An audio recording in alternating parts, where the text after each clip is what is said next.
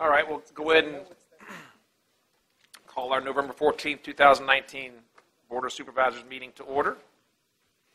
We'll start off with our invocation by Mr. Black. All rise, please. Heavenly Father, as we come here tonight, please help us make the decisions that are best for the citizens of Caroline County. In your name we pray. Amen. I pledge allegiance to the flag of the United States of America and to the republic for which it stands, one nation, under God, indivisible, with liberty and justice for all.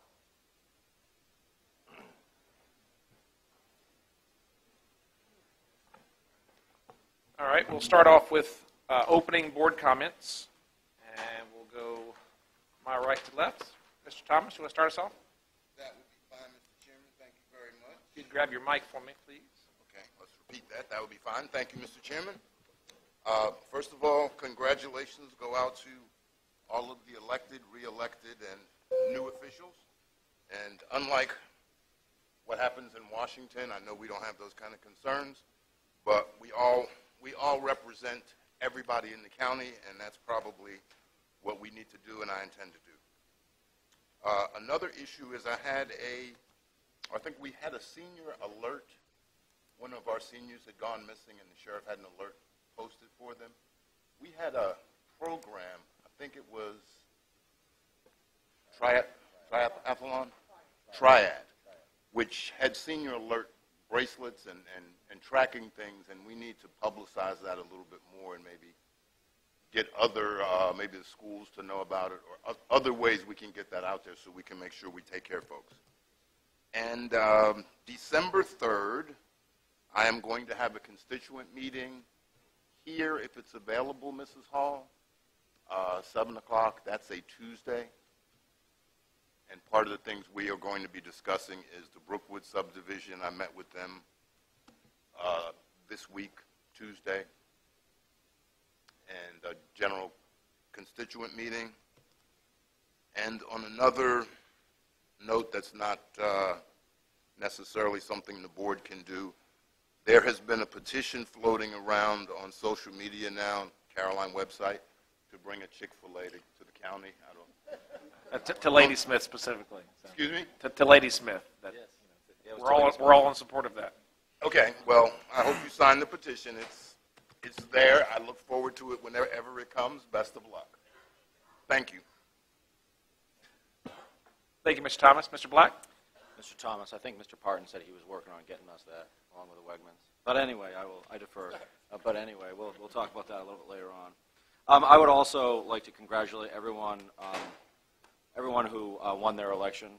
I was at the polls, as many of you, I know all of you were, for basically the whole day, and giving out letters, information that was going on in the county. And it's really nice to be able to see your constituents. It's one of the times the constituents kind of all will have to come to you. So it's nice to be able to sit down and talk with the constituents. One of the things I heard during the campaign, and I didn't say anything about it until I'm going to say it now, is I heard that we all need to work together. And, one of the things, and I was thinking about that, is there is going to be differences of opinion on a board. I know there are certain members of this board up here that we go toe-to-toe on different issues. But at the end of the day, I personally feel like I can call those same members of the board at any time, and we can have a discussion and move on with what would the business that we need to do for the county. So I don't think it ever becomes personal, and I feel like it's that same way with the school board as well. Sometimes we're going to have differences of opinion, but that's part of democracy. If everyone just rubber stamped everything, then I'm not sure you'd have a strong government in place. One of the other things I'd like to talk about is I had the opportunity with Mr. Forehand to attend the VACO conference over this past weekend. And this is the third time that I've attended, and it was probably the most I've ever gotten out of it. There was really two really wonderful sessions that Mr. Forehand and I attended. One was on broadband, and the amount of money that the Northam administration plans on putting into broadband. I think 2 years ago it was $4 million, which is a drop in the bucket when you start talking about rural areas. This past year they got $19 million in the budget for rural areas, and they've used that 17, 19. But the point is they've connected about 60,000 Virginians in the last couple of years that have not had it. And the plan now is to increase that dramatically over in the next budget. So we'll see that happens. That has to go obviously through House of Delegates. But that was really good news. The other thing that presentation that we got which was fascinating to me, was the impact of recreation and recreational opportunities in counties, the economic impact that those places have on the tourism and county budgets as far as helping your county. So I think it's something that we really need to continue to look for in Caroline, kind of make it a destination of something that people want to do. And finally, on Election Day, and I think Mr. Cully, I think I've talked to you about this, I do want to thank the Electoral Board. There was a sign on Ladysmith Road as you went down Ladysmith Road, coming off 95, going towards the Western Caroline District, and it said, "Citizens, vote here." And the problem is it confused a lot of my constituents, because a lot of my constituents were calling me, do we vote at the Lewis and Clark? And it was just confusing, so I think the Electoral Board has taken care of that. The other thing, too, is on Election Day, and I don't know, I did not see it, maybe I missed it, but as we get closer to elections, especially for next year because it's a presidential election, if we could have on the registrar's website, I don't think it was there, sample ballots, especially on local elections when it comes in 4 years, but sample ballots where people could see, hey, if I'm in this district, who are the candidates for office? I think that's something that we need to, because I couldn't see it on our registrar's website, and it was on the state website, so I had to kind of direct them towards that. So if that's something we could work towards for next election to make sure it's on our website. Thank you. Thank you, Mr. Black. Ms. Long? Good evening, everyone. Nice to see everyone here today.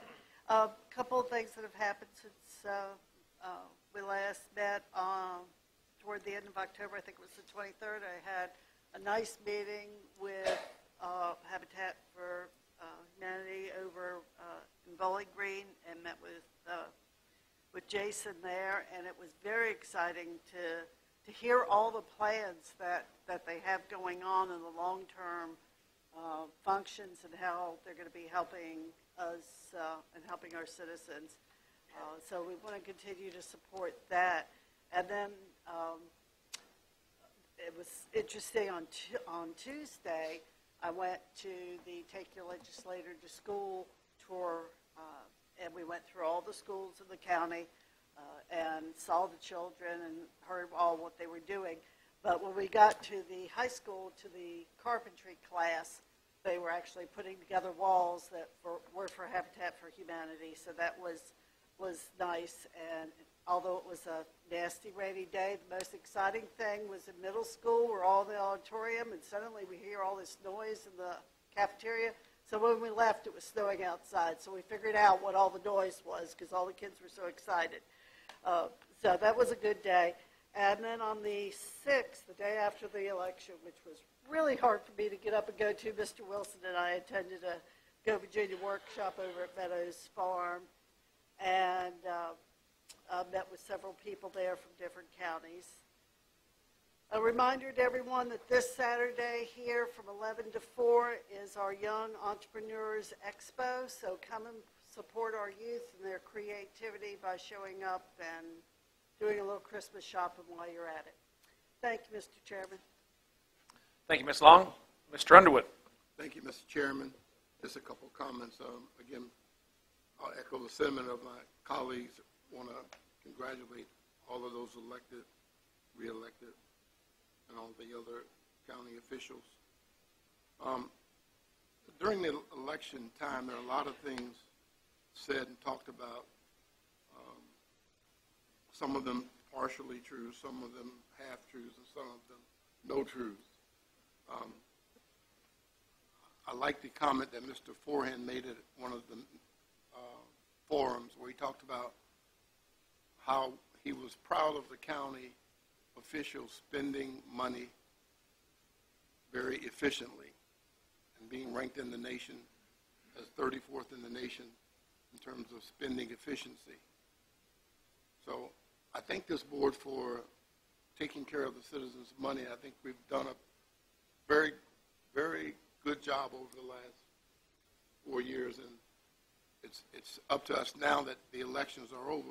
It's up to us to continue that fragility and make sure that we take care of the funds that are given to us through our tax revenue. Secondly, I want to extend my sincere thoughts to all of our veterans. I have 3 brothers who are veterans. But more importantly, my father was a veteran who actually served in World War I, not World War II, World War I.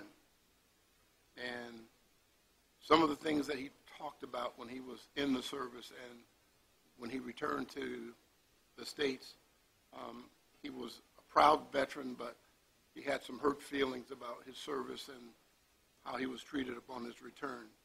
So let's not forget our veterans, and let's not forget what they have gone through, both in terms of support and not support, and make sure that we give them all the support that we can. Finally, Mr. Chairman, I know we have the 2-on-2 meetings with the school board, but I don't think we ever get a report of what's discussed or what's talked about or things that we should put on our radar. And I'd like to see some type of report coming back to us, if we could discuss that in some type of presentation so that we know what was talked about, what are the critical issues that they're looking at, as well as what our comments are toward that. That's all, Mr. Chairman. Fair comment on the 2-on-2. We'll get that in some way reported back to you. Thank you, Mr. Underwood. Mr. Seeley? Thank you, Mr. Chairman. First, I'd like to talk a little bit about my constituent meeting. I was able to have Atlantic Broadband come and talk about the Sparta Road connection. They are working to hopefully have that up and running in the December-January timeframe, which would come all the way down Newtown Road and up Sparta Road. And they're looking at all the facilities that can connect to that, as well as homes. One of the messages was, when the installers call, it is probably the best deal you're going to get to connect to that system. And they urged everybody when they come to actually take advantage of them while they're there doing mass installations to actually connect. The second thing they talked about was the grant application that 6 other localities did with Caroline, and we all contributed to that. And we're hoping, if we heard anything Mr. Cullion scoring, they were hoping to hear something.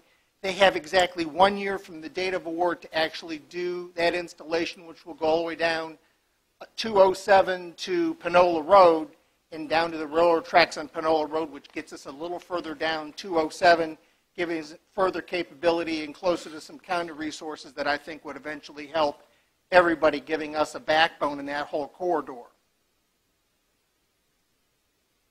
Secondly, I'd like to talk a little bit about the email that we got from the Bowling Green Fire Chief on marking of fire trucks. We're in the final phases of actually getting the Bowling Green truck, and they would like to discuss being able to put the volunteer placard on the front door. Spotsylvania has learned that it actually boosted some enthusiasm in their volunteer ranks and has actually moved forward with doing that. And they would like us to reconsider, even though there was a policy passed last August on that of moving it to the rear door and making it smaller. I'd like us to take another look at that maybe in December and talk about actually doing that for the volunteers again, because volunteerism is something we're going to have to depend on, and Spotsylvania is learning, I guess, probably the same way we are, that you have to do something a little bit extra to get volunteers to come out, and pride in a vehicle, I think, is one of the things that will actually help that. And those are my comments, Mr. Chairman. Thank you, Mr. Seeley. If they were to look further up the interstate, they would see that some departments in Prince William and Fairfax also have it on the front. So just a data point. So maybe we can reconsider that whole policy in December. I'm open to talking about it, but just one of 6. I understand. My comments, I did was able to attend the VACO conference, again, with Mr. Black and Mr. Cully. Also got a lot out of the presentations and the education sessions that were there. I took a lot of notes. I think Mr. Black did as well. One thing that I will just let everyone know that's out there, Prince George Electric Co-op received a grant from Prince George County.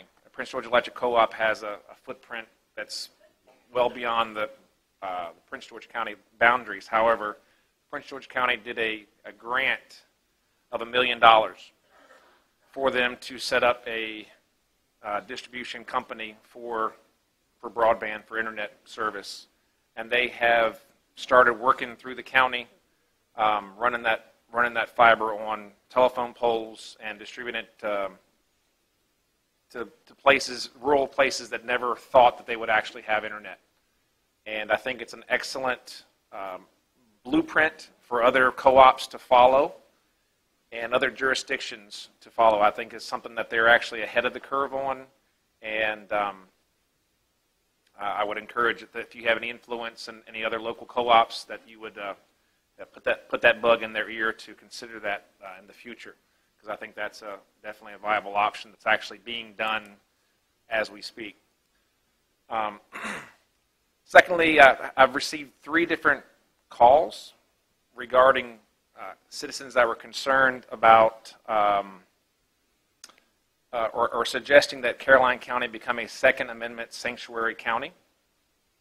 I've inquired with our legislature, or at least our representative, on what it's involved in that, and we're just doing some homework, but there is some concern regarding Second Amendment rights that are in the county at this point. And lastly, I was fortunate enough to attend a naturalization ceremony about a month ago of a friend who was European, been living in the country most of her life, went through everything the right way, and I was absolutely amazed at the process, the ceremony itself, the oath they have to take. And if you ever get a chance to attend one of these ceremonies, I would encourage it. It was powerful, and it made me reflect on the status of the country at this point, because you swear an oath to defend the country, to sever your allegiances to where you came from, to go to war for this country. And I was really, I didn't expect the language, that type of language to be in it. I was actually happy it was in it, because we need that. We need more people to value this country and be willing to defend it. So anyways, it was a powerful experience for me, and that's why I decided to share it with you tonight. But that is all I have right now. Thank you. All right, with that, we'll move on to amendments to the agenda, and I think we have a few. Mr. Chairman, we'd like to remove, sorry, I have that speaker over there for you. Remove number 10. Try to bring that back in December. Okay, we're moving number 10 under new business. Correct. And I think we've already stricken the first item under presentations and reports. Is that correct?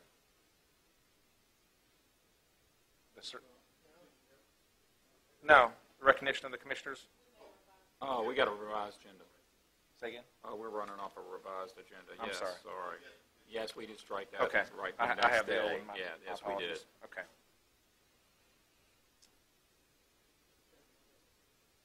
Mr. Underwood? I have a question regarding agenda item, text amendment 6/16/2019.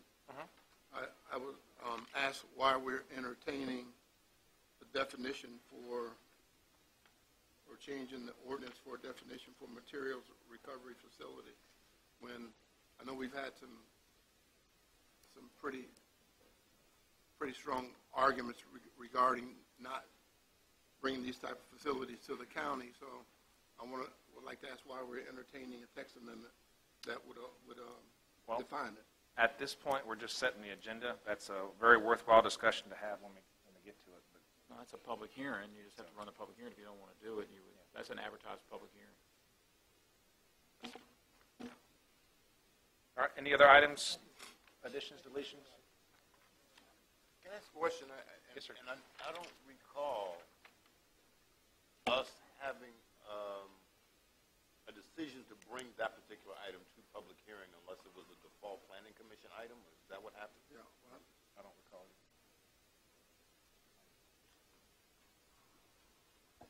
Mr. Chairman, it was sent, normally the board has a summary of planning commission actions from previous. I believe that was on a previous agenda. I don't have, in which case after the board, It was a default planning commission. right, it's a default action of the commission. I don't remember seeing it. I don't either, but I can look it up.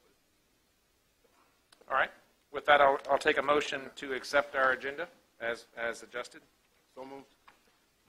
Get a second? All right. We have a motion and a second to accept the agenda minus item 10. All those in favor say aye. Aye. Any opposed? Motion carries. We have our agenda for this evening. With that, we'll go into our presentations and reports, and it will be their discussion on the return of the Caroline County Senior Gala. Who's got Can I start that, Mr. Chairman? You very well may, yes.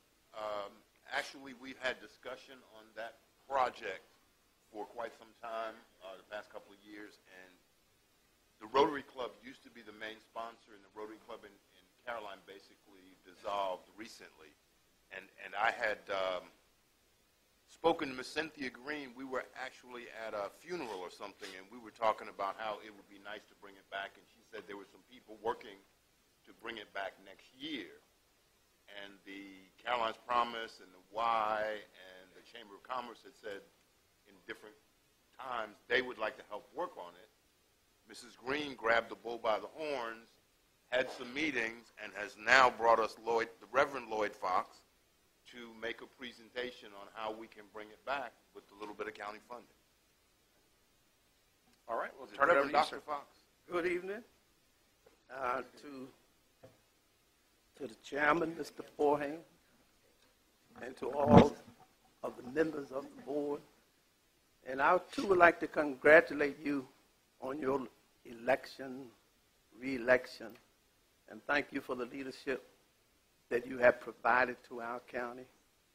I've been here 70-some years now, and I've seen a lot of board members sit, and I've seen a lot that happened in the county, and I think we're at the ultimate as to what Caroline can be, and I believe that it will be much better as you all continue to work and work together, as someone had already mentioned in your presentation. And I want to thank you for allowing me just to have this opportunity to share a little bit of the idea of the Rotary. And of course, this presentation is to try to get some support financially.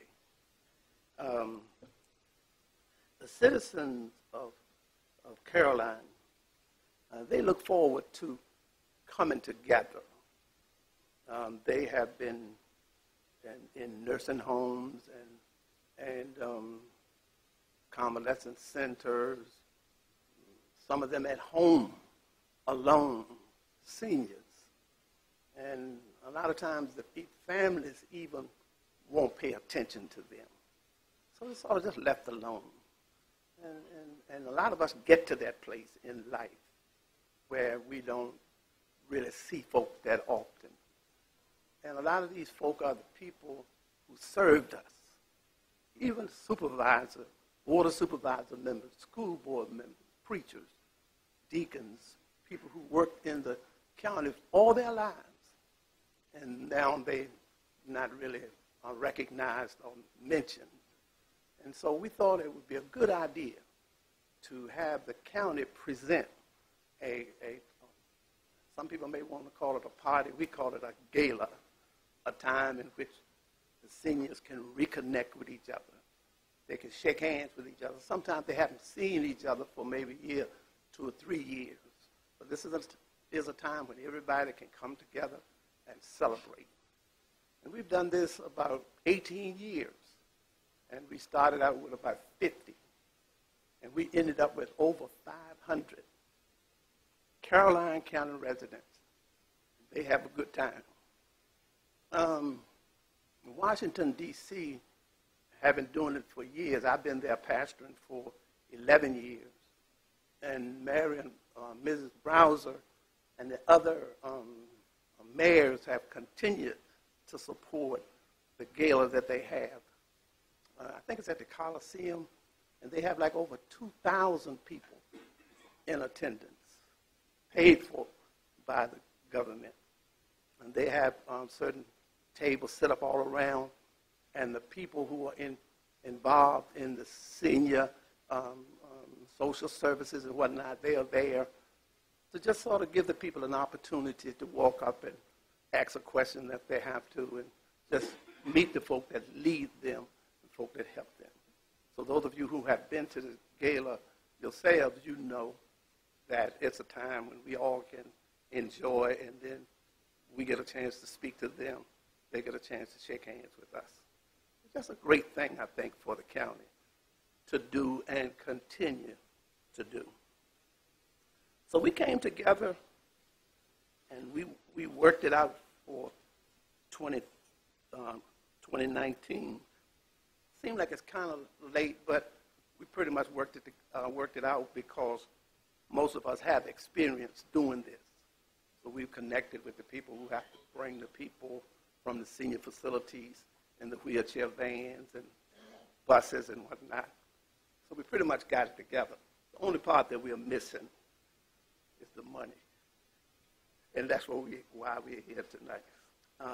People on our committee, L.J. Moyer, Alan Ramsey, Chandra Atkins, Patricia Wright, Will Gravitt, Cynthia Green, the YMCA director, the Carolina County Promise director, and the Chamber of Commerce director. And so we pretty much got everything ready and set to go. Looking to have another grand time, and I hope that you all will help us do this. Mr. Fox, you have arranged, or I know Mrs. Green has arranged with Chef Jazz to provide the food, and that's actually an event that he does for credit for the students, so they're all happy to do that? Yes. And that's the major expenditure? And yes, he is with us, and maybe I should have brought that in, but it does give the students of Carolina County High School an opportunity to practice their craft in the culinary area of the school system. And they get a chance to serve like 500 senior citizens. And so it's just a beautiful sight to see the young people serving the seniors of the county. And the chef, Jazz, I think is his name, he's on board with this. And I think they have everything pretty much in place. And the ROTC they present, and the other areas of the school, the color guard, if they come, they present. So the school is very much involved with what's going on here. And we've made all the school arrangements? And yes, everything is in place. We talked to the principal, and he has given us the date, and it's okay, and everything is fine. okay. What is by the way of expense, proposed date? What is the proposed date? 13th, December the 13th. December 13th. By way of expense, food runs about $15 a person, and we expect about 500 people, so we're looking at maybe $5,000. Party Perfect, the group that brings the tables in and set up the chairs and whatnot, we estimating them to be about $6,000. Of course, we have to have a DJ. We estimate that to be about $800. We want to set up a photo booth this time. Set up a what? But we have a photo booth. Photo booth. Yeah, so we haven't gotten an estimate on what we think that might cost. I don't think it will cost that much. It will be either having someone there who would take pictures, or someone just have a spot where folk can come up and take their own pictures, which wouldn't cost just a minimal amount to set that up. And we'd have to get some decoration and whatnot, and we have some giveaways. Will probably be another couple of $1,000. Now, when we were working with this from the Rotary standpoint, the Rotary Club was going out getting money from businesses to pay for this. Now, Ms. Moya, she did most of that, but she's kind of occupied now with illness and whatnot, so she doesn't really have the time to go out and do this. And the rest of us, we don't have the skills that she had, so we can't really collect the money like we used to. And before, you all did give a generous donation towards it. Right, and it seems like at this short notice, the fundraising efforts that you would normally do aren't really available, so we may have to do a little more to help reinstate it. But next year, you would have a full year of saying we're doing this again, and we could get. That's why we wanted to have the chamber involved and other folks like that. Exactly. Okay.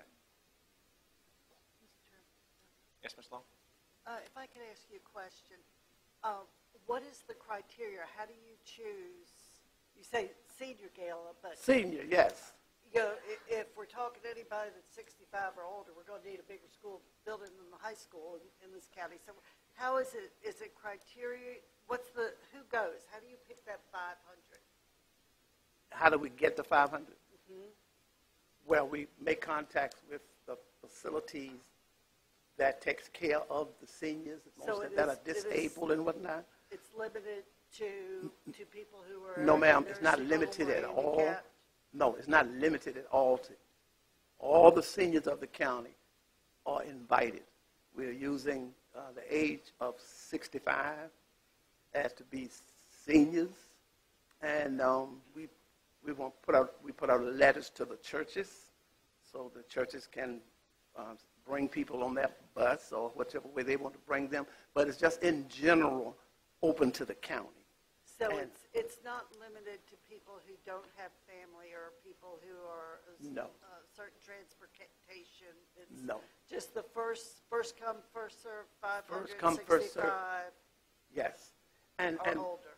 And what we found, see, the word is getting out and has gotten out, because when we started, we had 50 people, but then we came up and for real, we had up like 700 people. But now, since we haven't done it for a couple of years, we anticipate maybe like 500 people. But this is because this is what the experience has been in the past. Mr. Fox, can you get a little closer to your mic? My speaker's not working, and neither is Mr. Seeley, so I'm having a hard time hearing. And then You're having a hard time? I was having a hard time hearing Miss Long, not you. Okay. So we were I was trying to subtly tell her to pull her mic down so I could hear her better. Yeah. But So she she was asking how we go about getting the seniors involved. Who are we targeting and what have you? It's open to the general public of Caroline County, 65 and over. The way we get the people there is through the wheelchair vans and different vans that the senior facilities have for those persons who are confined. And then we put the word out in the churches to let them know it's on such and such a day, and the pastors and whatnot, they would use their transportation to get some of the people to the event. And sometimes the people that are well enough, they drive themselves, or sometimes one of the children of the person, because it's going to be dark when they leave, they will drive the people there and take them back home. So the reason I said that we are looking at 500 is because that's the past experience that we've had. And we have gotten as high as 700, but since we've been not doing it for like 2 years, we're kind of putting it back at Reverend Fox, have you ever 500. considered there are certainly plenty of 65, 66, 68-year-old people in Caroline County who could buy a ticket and help support some of the people who can't afford to come? Sell a ticket, you say? Sell tickets? Because if you're, that's my only concern, is that we're going to prepare for 500 people, you're going to have 1,000 people show up. Possible, yeah. And We'll divide the plates up, I guess. And, you know, everybody's going to have sandwiches instead of dinner. Yeah. But since this is new to me, because there hasn't been a gala since I I've been understand. on the board, I just had questions. Oh, you're right. That's a very good point, and I understand exactly what you're saying. But the experience that we've had, that's what we're going on right now. And if it's more, then we'll maybe try to make some adjustments to that, even on the 13th. But in the future, we'll try to make more adjustments for the number of people that may come and respond to what we do. And Matt, if I can add one more thing that Mrs. Green said to me, which was a great idea. We can use this as a county information time too. I see the Commissioner of Revenue. We can ask the Commissioner to come and set up a booth or hand out senior citizen tax relief programs. We can have the Triad program come and, you know, pass out that kind of information. It's a chance for us to actually get information out to people, especially our seniors who don't necessarily have access to the internet or don't check their Facebook page on a regular basis. Absolutely. And I've been going to the gala in D.C., and like I said, they got like about 2,000 people attending. And they have this, not booths, but the tables set up with the banners on them representing each senior area of service in the city. And those persons who are in leadership are there. And it's like about 4 hours that they are there. And people can just walk right up, shake their hand, and have their questions answered. Or at least feel like they are part of Washington, D.C., even if they don't get the questions answered. Believe it or not, when you call senior facilities in Washington, D.C., they'll tell you, I'm going to call you back in 48 hours, and sometimes that doesn't ever happen. It's just almost chaos up there trying to get in touch with people who needs to help you continue a lifestyle that's reasonable. And so the people being there, standing there, it breaks down a lot of feelings that the people have. I tried to call you, you wouldn't respond to me, I didn't get what I want, and the people get a chance to respond to what their situation might be. And even I think that when you all came to the gala and you all sit at that table, the people felt good that these are our leaders and you all care about us. And they can get a chance to shake your hand like you all are dignitaries, are rock stars or something, because they hear about you, they see you, but they never get a chance to shake your hand. They never get a chance to ask you a question or what have you. And the same thing with me. When I go to D.C., I can't talk to the mayor, but when I go to the gala and the mayor comes close to my table, I can shake her hand and say, how you doing, and blah, blah, blah, because we have that setting for this sort of thing to happen. And I think it's great for Caroline to do this and continue to do this. And I think if the Board of Supervisors would fund it, I think it's something great that would be good for us as a people. Can I tell you a little story? Actually, we have a comment. Mr. Black? Yeah, I have a couple of questions, and in the past, I get to make a fool of myself all the time at the senior gala doing stupid dances, and I really enjoy that. And I've always really enjoyed the senior gala, but there's a couple of things. I did talk to the director of the Y last night, and when I was on I was having a conversation with her, and she said, well, how many people can we expect? And when I told her, I said, probably around 500. I mean, there was like this total silence. My concern is we're 4 weeks away, and I happen to help out with a big event in the Polar Bear Plunge every year, and that takes a lot of planning. I mean, there's a lot of planning that goes. I mean, we don't. The Polar Bear Plunge starts in February, and people see, hey, look, let's go in the water. My concern is like that takes months and months and months of planning of all these different organizations that are involved. I guess my concern is we do have money in the budget. I think we have, Mr. Cully, 7,500. Let me check. That might have been 19. 75 is correct. So there's money in the budget. My only concern is the turnaround. She had mentioned last night, so we'll go into a different budget in July. But she had mentioned, like, I think Rosner up in the YMCA, they do like a Valentine's Day for the seniors, where they do like a kind of a senior prom, and that would give us more time on the planning aspect of it. Because do you have set up where like we're not going to have to rely on county employees to do all the setup in the gym, because there's a cost to that too. And I know in the past you guys have pretty much taken care of all that, and we're 4 weeks out from this event, or less than 4 weeks out from this event.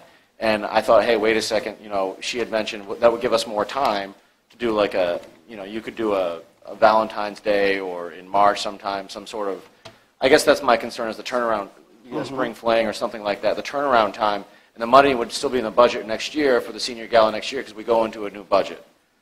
So can you kind of address those? I mean, because those are, Yes. that's the, because we are really, really on top of this event right now. Okay, we're really on top of it.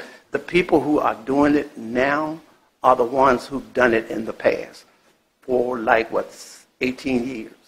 So all the connections are in place. So the only thing they have to do is pick up the telephone and say, it's on, and it's on. So you won't need county staff to set up, do any of the setup in the gym or anything? No, I don't think so. Party Perfect, and I mean, she has more information, so come on. The principal said we do need help with putting the mat down. So his janitor will be there, and it takes about 3 people to do that, at least 3 to 4 people. So if we could get some county staff to help us that morning, it takes about 2 hours to put the mat down on the gym floor. It would definitely help. Because Mr. Ramsey and we'll grab it, Mr. Ramsey's health is very poor now, so they were helping us do that. They will be there, but physically they're not able to do the work like they did in the past. And the Y is more of a new addition to the folks. Yes. I was trying to add the Y in to be an additional resource for you folks. And That's exactly, to be some helping hands. right. But everything is in place except the funding. We have made all the connections to all the organizations. They're ready to go. We have the letter ready to go to the churches. And if we get the funding, we've been waiting for the approval for the funding before we can move. But the committee has met previously, and our AAA is aboard. The nursing home we have visited, and all the contacts for the vendors that we need to supply us to make this a fun, festive entertainment for the seniors. They're ready to go. And most of all, the seniors are already ready. We will send a letter to the churches. We will put posters and flyers out. But it's been demanded by the citizens. We have got numerous calls. Are we having this event? The first thing the lady said to me at the nursing home is that, I have been here 3 months, and I've heard more about the senior gala. Are you having it? I said, we're trying to. She said, well, that's all the nursing home wants. I have heard more about this event since I've been here. Please have it for them. We have at least 75 participants that come from the nursing home. And it takes about 3 hours to get those 75 participants there. And Mr. Board from the RAAA said, I'm on board. One called to him. He said, they want this. The citizens are demanding that we do this for them. They want this event. What is it? What is the total amount you're seeking? Total amount of what? That you're seeking? Are we receiving? No. What's the total amount that you're looking for? Of money that we're looking for? Correct. $20,000. To be put out there so that we won't have to come back the second time, because I'm thinking that what we've totaled up already is maybe like about 15,000. But if we go 20,000, then that would adequately take care of what we're trying to do. Okay. Now I know that sounds like a lot of money, but it costs. It'll be about 15 is what the... Okay. 15, the last time we put on an event, it cost $15,000, the Rotary. Okay. The last time you put it, the county gave you 15? No. No. That's what it costs. That's what the Rotary We gave paid out, 20, then we went down to- $15,000. then we gave them 15, then we The gave county them- at that time, I think, gave us, was it 10? I think Gave they us $10,000. $10,000. Gave us 10, yeah. Mr. Chairman, can I make a comment? Yes, Mr. Underwood. Reverend Fox, Ms. Green, thank you for coming. You're welcome. We sit here and we talk about being of service to our county, and I think no better way to be of service than to recognize those seniors who have paved the way.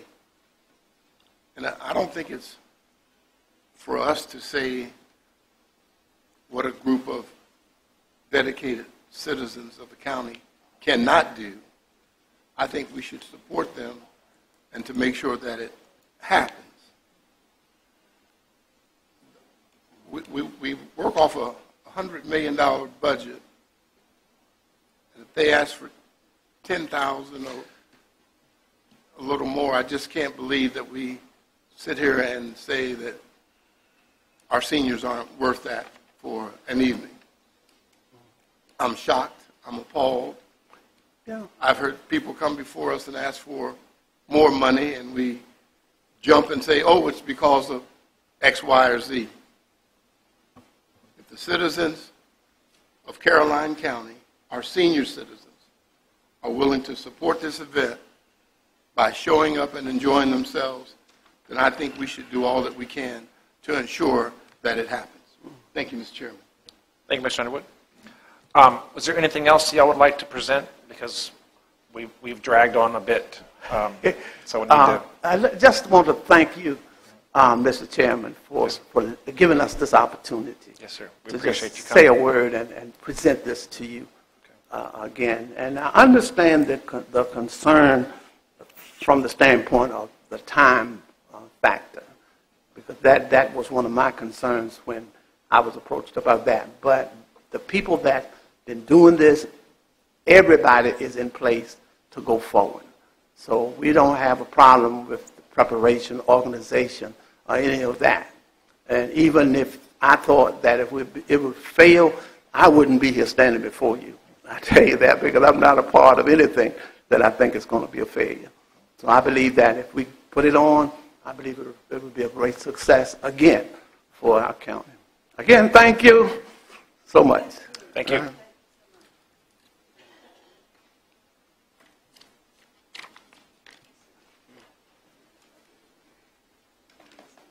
We might as well, before they leave, Mr. Fox, before you go, there appeared to be a little bit of shock when you mentioned $20,000. Is there any feasible way that the cost could be reduced? And I know we haven't done it for 4 years, and the board has $7,500 in there for this year. Is there any way you could do it for less than the $20,000? I think that we could do it for 15. And if we could do that, and if it's more, Using last year's money and this year's money. I'll personally go around to some of the businesses and try to raise some funds to make up the difference. Yeah, I commit to that. You can do 15?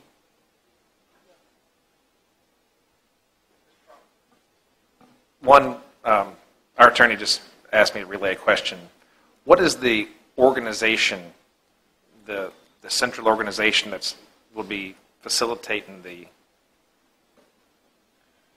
board. The board. We would like the funding to run through the county. It was done through the Rotary, Correct. of Caroline, but the Rotary doesn't exist. Doesn't Right. exist. So we would normally make a donation to Rotary, and Rotary would handle it. Is it possible that the county could handle all the funding, and then they would just present the bills to the county or present the request for funding to the county? And I know how Mr. Cully is. He would make sure it stayed within the budget limits that the board set. There are going to be some procurement issues with that, where we were spending $5,000 and $6,000 without getting other prices. They just talk to people and do it as a Rotary, but I mean, I'll do what you want. That was but the the problem. auditors are going to look at that. What we're doing with that, and the other issue would be then an insurance issue. We would have to take it under it. We would be insuring it before the Rotary was their event. It wasn't a county event. So I mean, there's some things you just got to think about. I'm not against it. It was a great event, but I think we would have to probably talk to our insurance to make sure that they knew we were running an event like that at the school where we were bringing 500 people in. And if we remember correctly, excuse me, Mr. Cully, but when we brought this up, and I hate to bring it up, but when we brought this up a while ago with I think Mr. Forehand remembers this, with the polar bear plunge when we were trying to do it as a county itself. Mr. Emerson, we had all kinds of legal concerns. It had to be through some sort of 501c3 or charitable, which made it a lot easier rather than go through the county. So we had to find a funding mechanism that would take that on. And so that's why it had to go through one of the Rotary clubs to do it. So I think there was that whole discussion. It was a small amount of money, but we spent a lot of money on lawyers during that time. I know Mr. Thomas had talked about how much we were to go through the county. So it was a lot easier just to fund it through a 501c3 if you're going to do it that way, because it got rid of a lot of legal issues. And those are the same issues that we're raising now. It's the same analysis. We would So, need, from a legal perspective, the chamber could be somebody who did it, Caroline's Promise could be somebody who did it, the Right. Y or somebody else, since the Rotary doesn't officially exist in Caroline. right, you need some kind of organization, a nonprofit If we have one of organization those three say, would- yes, they they can be the front. well, they would be the host. They would be in charge of it. You could write a check to them. We need to see that they have the appropriate insurance and things like that to host the event, akin to what used to be done with the Rotary. But if Caroline were to host it, there would be a suite of legal issues that we'd have to review before they could. Could any of those other organizations host it and the county provide insurance for them? I don't know if the county could take out its own policy. I mean, you could potentially maybe bake in the premiums cost, but I mean, that requires a deeper dive to figure out, and then talking to an insurance carrier to see what kind of policy would need to be taken out and what they would issue. So again, it would be a lot to do in under 30 days. What happens if I'm walking on school property and there's a crack in the sidewalk and I break my leg? I sue the school. The school board, yeah. That would be So if anybody walks on the school property for another event, that's a school insurance issue, right? Well, I'm sure that we'd want to consult with them about it as well. Their I mean, insurance policy. it's all our money. Don't worry about it. It's all our money.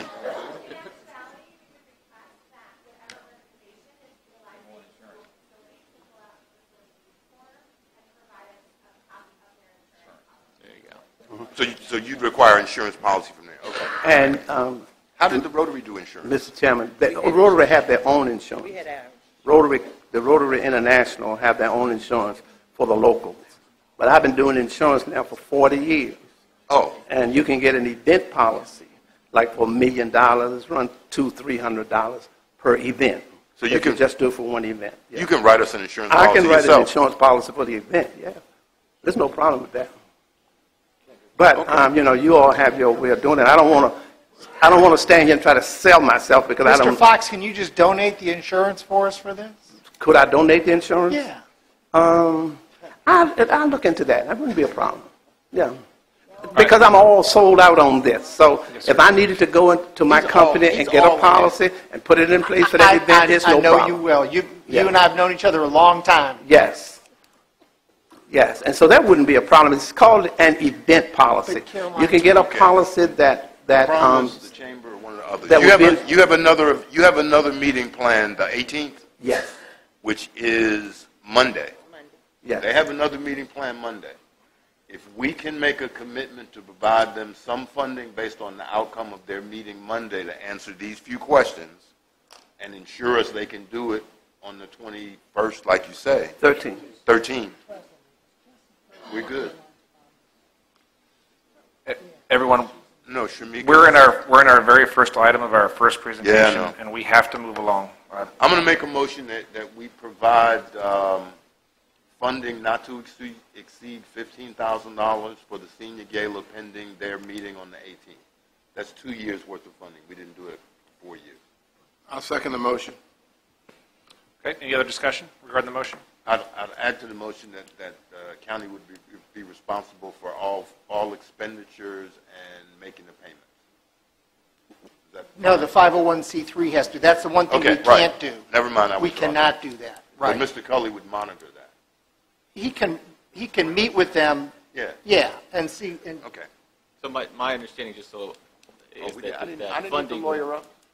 Well, I just want to make sure it's clear. The funding would go to this organization that's identified once Yes. they approve. That we identify the organization and they provide adequate insurance. Yes. Okay. And insurance would have to follow. I'm hoping that Caroline's Promise would do it. I see Jesse Rollins in the back, because I think with the county support of them, it would be the easiest organization to deal with. Mr. Fox, Yes. the highest we've ever had in our budget for this event is 10,000. Mr. Black? We got a motion on the floor, we're in presentations, and we have to move along. I apologize, I don't want to cut anybody off, but we're going to be here till tomorrow if we don't. Can I just keep ask going. one question real quick? Yes, sir, one question. Thank you, Mr. Foran. Is there a plan, if so, your plan is to move this forward from next year, I imagine, keep it going. Is there a plan from you guys next year to be raising the money, so that way the county, so that the 10,000, so this year it's 15,000, but the max it's ever been is 10,000. So is there a plan to move forward that you guys will have a money match for us next year? Yes, we can do that. And we were raising the funds in its entirety when we came to the place where it got more. Okay, that's all I needed to know. Oh, okay. Thank you. Okay. Thank you very much, Mr. Fox. On the screen. All right, any other discussion before we call for a vote? All right. All those in favor of contributing $15,000 to a 501c3 organization to be determined in the future, pending For Senior Citizens Gala. for the Senior Citizen Gala. All those in favor say aye. Aye. Any opposed? All right, motion carries.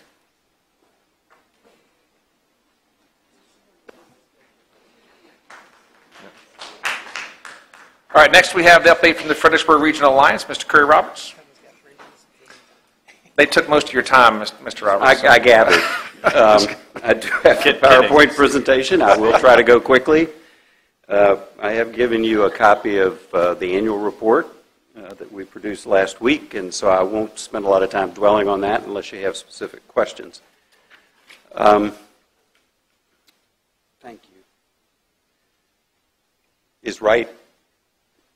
Hit right? What do I aim it at? Oh, I just turned the lights off. Okay, do I aim it at your computer? I'm trying to go fast, Mr. Chairman.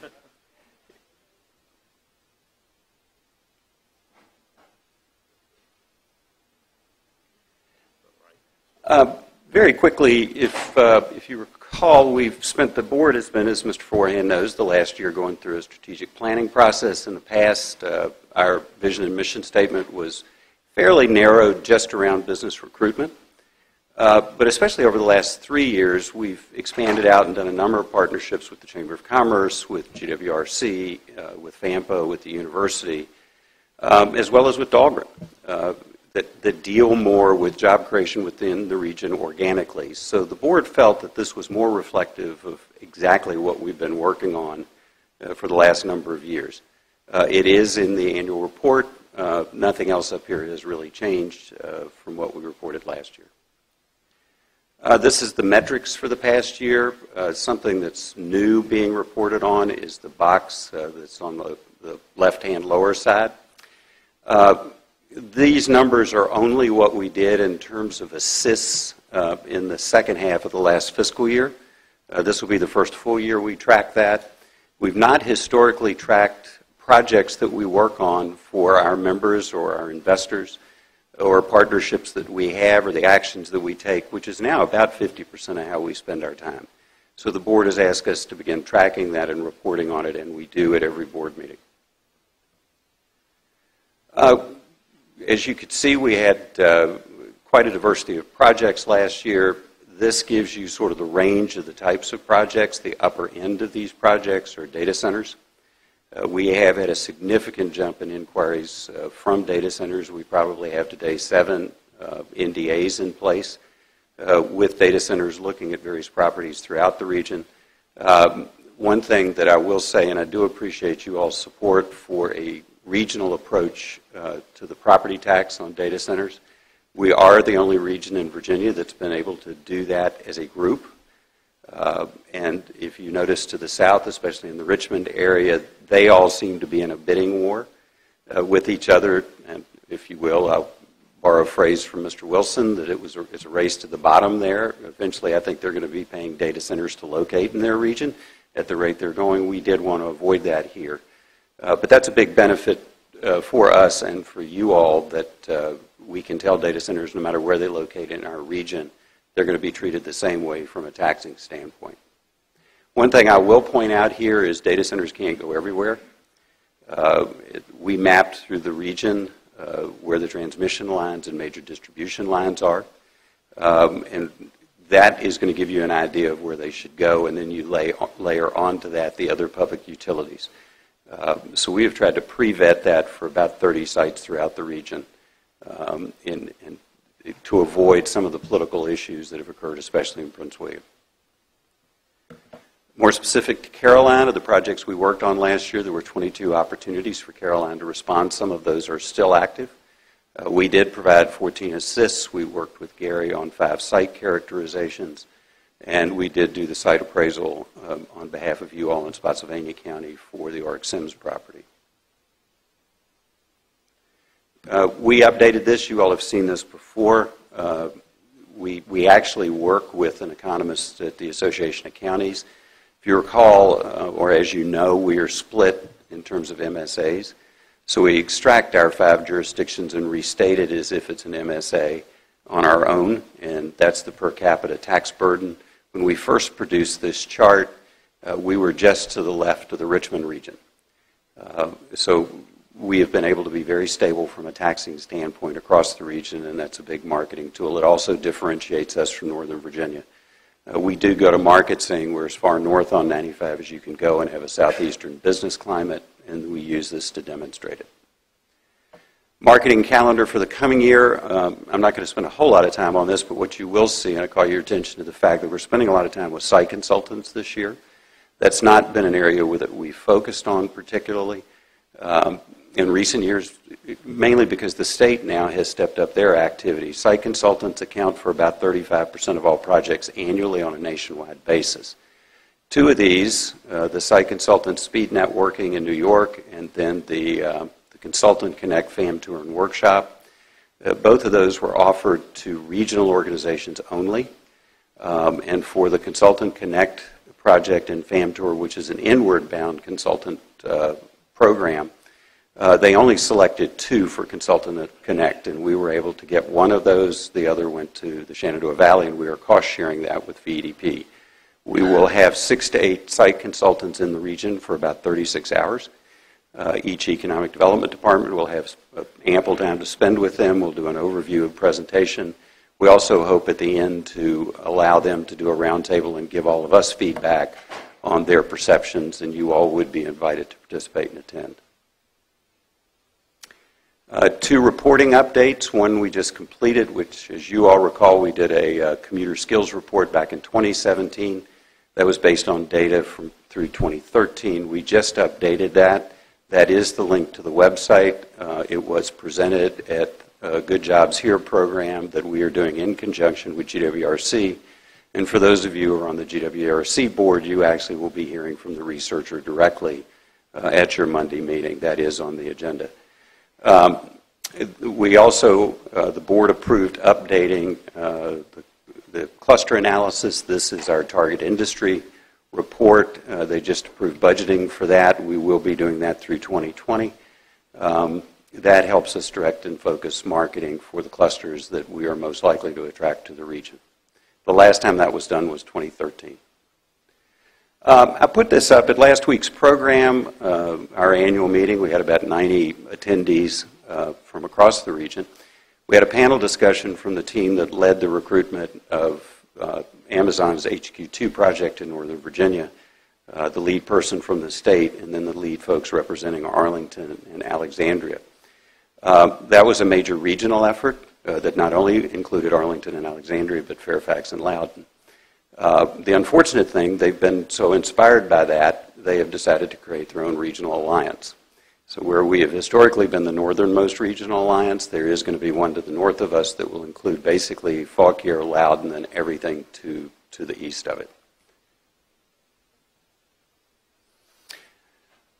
We have been working for a number of years. As a matter of fact, this has been talked about for probably 20 years. As you all know, Dahlgren probably sits on about 500 patents that have been released for commercialization. In their history, they've successfully commercialized one, which was Dahlgren Decon. Dahlgren Decon is basically a non-corrosive bacteriological cleaner for ships, where they could actually do an intervention at sea if there had been a bacteriological attack on a ship. They developed this after 9/11. They licensed it in 2012 to First Line, which is a manufacturing concern in Chantilly, Virginia, who initially produced it for the Navy only, but they found other applications for it, including for first responders to cleanse after exposure to fentanyl. That has outstripped their manufacturing capacity. They came to us about 6 months ago looking to expand their manufacturing in the region, and they ultimately chose a building in Stafford County. We'd like to see this happen more, where technology is transferred from Dahlgren to commercial developers, and then when they go to produce it, they bring it back to the region. So we have been working. As a matter of fact, we had a meeting today at Dahlgren that included King George County, the Virginia Center for Innovative Technology, and Mach 37, where they would begin reviewing these patents, help us find folks who could commercialize those patents, and then we would recruit them back to the region. Pipeline to Promise is a workforce initiative. One thing you all, and one of the reasons we needed the skills report, is the number one question from prospects that we get today is, where's my labor coming from? It outstrips what the tax rates are, or what the business climate is, or even what the sites look like. The University of Mary Washington and Germanna are partnering with the secondary school systems. This is all about speed to credentialing, speed to degrees, based on our high-growth occupations within the region. They've identified 3, the healthcare industry, growing our own STEM educator workforce, and as well as anything that is technologically based. Those are the high-growing occupations in the region. The university is seeking about a $2 million grant. It is one of the grants that was an outgrowth of the Amazon incentive, and it's primarily focused at universities and community colleges, not directly in Northern Virginia. We do have 2 upcoming events. We have a holiday open house on December 11th, and then we, in January, will have a morning coffee talk with Stephen Farnsworth, the political scientist at the University of Mary Washington, both looking backwards at the General Assembly sessions, what's going on in the General Assembly, and then looking to the 2020 elections. I do want to thank the county for its continuing support. With your help, we've actually been able in the last 5 years to double the number of private sector investors that we have in the group, from 23 to 46. Mr. Chairman, I hope I went fast enough, and I'd be happy to answer any questions. It's very good. Thank you, sir. Any questions from the board? All right. Thank you very much, Thank you, Mr. Mr. Roberts. Chairman.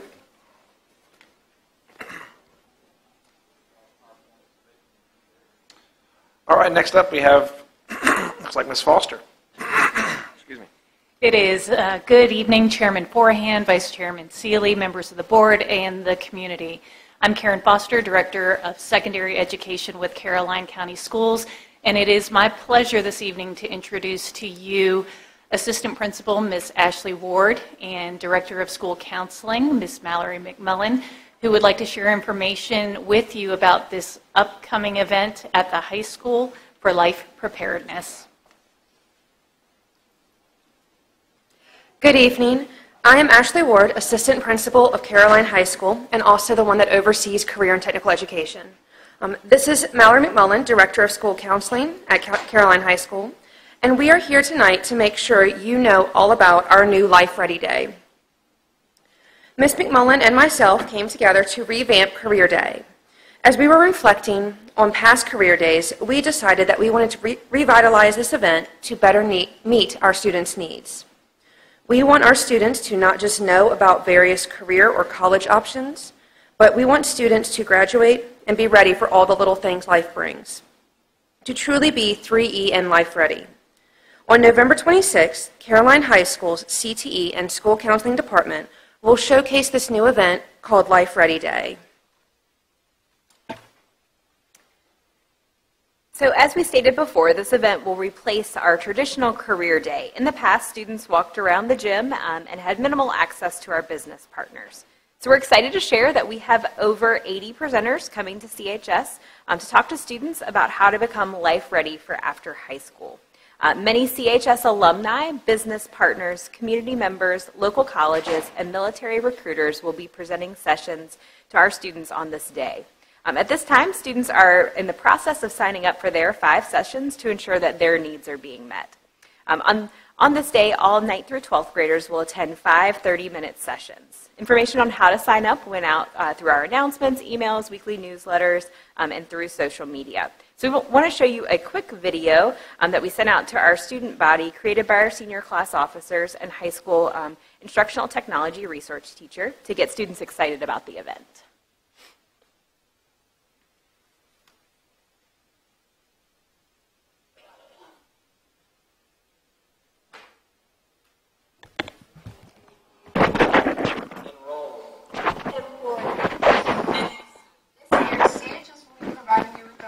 Sessions on November 26th to choose from.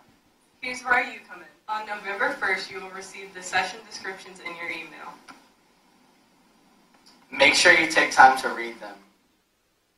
During the week of November 4th, you will pick 5 sessions to attend through a Google form. Sessions will close as they fill, so don't miss out because you're not regularly checking your email. See Ms. McMullen or Ms. Ford with any questions.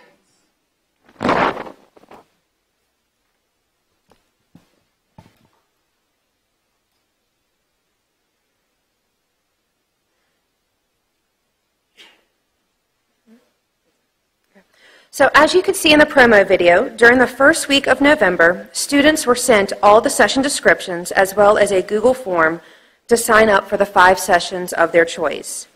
Topics range from budgeting session called Can I Afford Pizza and Hulu Tonight? To a scholarship workshop aptly named Free College. So we're anticipating a great event, and if you'd like to participate or see this event in action, we'd love to welcome you to join us. Please just email me if you would like to be a guest, a volunteer, or in a supporting role. Thank you for your time tonight, and we hope you will share this excitement of this event with us. Thank you. I did see the description of it. I think it's great. So I'm very happy to hope it goes as well as we think it will. So. Thank you. Any other comments from the board? Okay. Thank you. Mr. Chairman, in the interest of time, I would ask the board if we could go into closed session now and come back and pick up the agenda after the 7:30 comments. Any major issues with that, board members? Okay. I've got it. All right, with that, just so the audience is aware, we have a couple items in closed session. We're going to come back as close to 7:30. We're probably more realistic, be about 7:35 or 7:40, and we will roll right into our public comments. And then after that, we'll roll into our appointments and the consent agenda and the remainder of our lengthy agenda for tonight.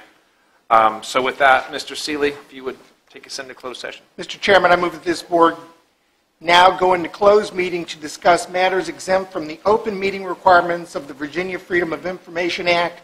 For the purpose of this closed meeting is discussion or consideration of the acquisition of real property for public purpose, where discussion in open meeting would adversely affect the bargaining position or negotiation strategy of a public body, which is exempt pursuant to Section 2.2-3711A3 to the Code of Virginia, and to consult with and receive legal advice from legal counsel retained by the county regarding proposed Caroline County contracts and agreements requiring the provision of legal advice by such counsel, which is exempt pursuant to Section 2.2-3711A8 of the Code of Virginia. Can I get a second? Second. Okay, we have a motion and a second. All those in favor say aye. Aye. All right, we're now in closed session. Again, for the audience, we'll come back looking at probably 7:40 just to be safe. We'll start with public comments. Thank you. All right, we're going to start back. Mr. Seeley, would you bring us out of closed session, please? Yes, sir, Mr. Chairman. I move that the Board of Supervisors certify that to the best of each board member's knowledge, only public business matters lawfully exempt from the open meeting requirement by Virginia law were discussed in closed meeting, to which this certification applies, and only such business matters that were identified in the motion convened in the closed meeting were heard, discussed, or considered by the board. Can I get a second? All those in favor of coming out of closed session, say aye. Aye. Any opposed? And we need to certify that only these items, Mr. Thomas, do you certify? I so certify. Mr. Black? I so certify. Ms. Long? I so certify. Mr. Underwood? I so certify. Mr. Seeley? I so certify. And I so certify. We are officially out of closed session. We're running a little bit behind this evening. We will go right into public comments and then catch back up with our appointments and consent agenda. So at this time, we will open up the floor for any public comments. Any individual is welcome to speak on any topic of their choice, as long as there's not a currently scheduled public hearing for a item that has been to public hearing already that is currently under advisement of the board. At the 3-minute mark, unfortunately, I'll have to interrupt you to ask you to wrap up. So please keep your comments fairly brief and within the 3-minute time limit. If you have an item that you would like to speak about, please move forward, and I'll open up public comment now. Good evening. Hello, how are we this evening? Very good, thank you. My name is Jessie Rollins, and I am from the Mattapani District. I have a concern about the lovely construction that's going on in my neighborhood and all the road work that has been going on the last couple of weeks. I'm a little confused on what our road, Edwards Road, is going to look like when it's all said and done. If Edwards Road is going to be open and we can continue south on Edwards Road like we used to, or is it going to be closed and the only way to go south is to go through Brookwood? It's a little confusing. And so, given the fact that if it's open, you're going into traffic that is merging to turn into Brookwood, and there's not a lot of space between the end of the road and Brookwood, and I feel it's an accident waiting to happen. And because, we didn't really get a whole lot of pre-information, we've kind of been watching it happen. We have a lot of young people who are driving, got a lot of senior citizens that are driving, pointing the gray hair a little bit, and we just don't want anybody to get hurt. And so if it's open, is it going to be a stop sign? Is it going to be lights? Just what is going to happen on Edwards Road? That's one of my concerns. My second concern is the pump and haul. Again, we haven't gotten a lot of information to know what's good for our community. Is it? I can't talk about that. But we will have a separate public hearing on that specifically. That's not a public hearing. I'm sorry. She can talk about that. It's not a public hearing. Continue. Okay. Again, it's the whole education piece of letting us know exactly what this means. Is it a big hole in the ground and everybody's sewer is going to go in there and a septic company is going to come in periodically and, empty it? Or is it temporary? Are there lines already there? And it's, just what is the truth and how is it going to impact us who have been there over 40 years? If it's going to be put in the ground, is it going to affect groundwater that's affecting my well? What are the pros and cons to pump and haul? And why are we discussing pump and haul? Why is it not just being hooked up to the lines that are already there? So those are my concerns. Thank you. Thank you. Mr. Thomas, do you have an answer on Edwards Road by chance? As a matter of fact, I do have an answer for Mrs. Rollins. As far as the road being open to the south, VDOT has decided to close Edwards Road permanently. It will be grassed in that section. I myself made a test run Tuesday before I met with the Brookwoods folks. If you wish to go south, you can make the turn and go through the Brookwood subdivision and then out to 301. That was a decision not made by the county, but made by VDOT. And the pump and haul we're going to actually vote on a little later in the meeting. Okay. Okay? All righty. I feel worse than you do. Yeah, because I did go down and meet with people, and they're kind of selling it as a private community, and it's not really open for everybody to use it as a shortcut. Which I understand. If I lived there, I wouldn't want an extra 50 cars coming, that don't have to come. But because of where I live, the traffic that's going to come in on the north end of Edwards Road to go into Brookwood is going to mean that I might need a stoplight to get out of my driveway. So I'm really concerned about the traffic on Edwards Road. And down the road, am I going to lose part of my yard because now we realize we need to widen the road? Well, they've decided to share their road with the rest of the community, so we'll be able to use that part. All right. All right. I'll Thank be you. back. Thank you very much. All right. Anyone else have a public comment they'd like to speak? Yes, ma'am. Hi, my name's Julie Paris from Port Royal District, and I'm here to read a prepared statement written by one of the business owners in that area, but representing 13 businesses from Port Royal. This statement's written by Robert and Linda Green in response to the recent proposal of a bypass in the town of Port Royal. In addition to the Greens, who own Port Royal Trading Post and Port Royal General Store, for the purposes of this statement include the wishes and stance of several other businesses in Port Royal, to include Arthur and Melissa Bourne, James Xiao, Brian Lin, and they're all owners of Horns Restaurant, Chris Flora of C&L Flora Construction, T.C. Hackett of 301 Burgers, Christy Street of the Minnow Bucket, Emma and Claret Lowe of L&L Truck Sales, Kenny Matute of Matute Auto, Rob Kidwell of Guardian Termite, John Stork of Port Royal Self-Storage, Paul Robinson of Let's Make a Deal, Carolyn Varley, she's a business owner and owner of several rental properties, Mr. Brooks of Brooks Funeral Home, and Jacob Junn of Remington Deli. So this is the majority of all of the business owners. In response to the recent proposal of a bypass in the town of Port Royal, as business owners, we would like to clarify and state our objections. As a business owner of just 5 years on Route 301, the main corridor to be affected, I believe it would be a catastrophic mistake to this town. The town has been somewhat of a ghost town, and in recent years, businesses have begun to form, and we've seen signs of economic growth and revitalization. Port Royal, which is rich in history, is coming to life again. The occasional slowdown in the high-volume summer months was and is useful to these businesses for economic growth. Taking the travelers a different route may get them to their destination 5 minutes faster, but at what expense?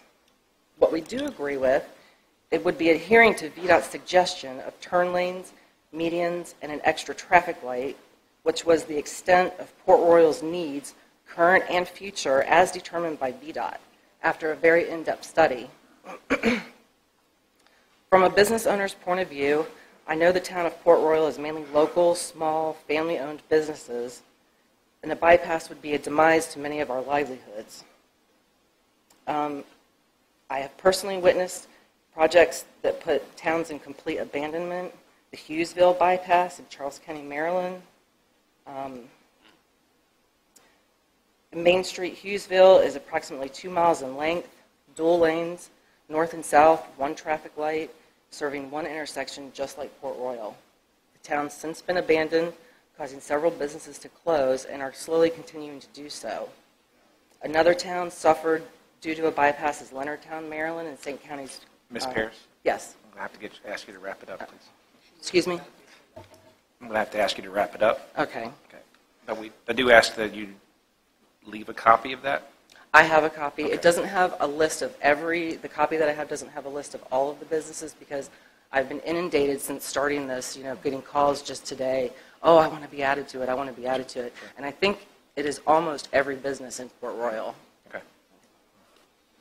Thank you. You can close if you'd like. Okay. I just need, we're at our... Just in closing, Port Royal is not your typical 2-lane with sidewalks, with shops lining it, like downtown Fredericksburg or even Bowling Green.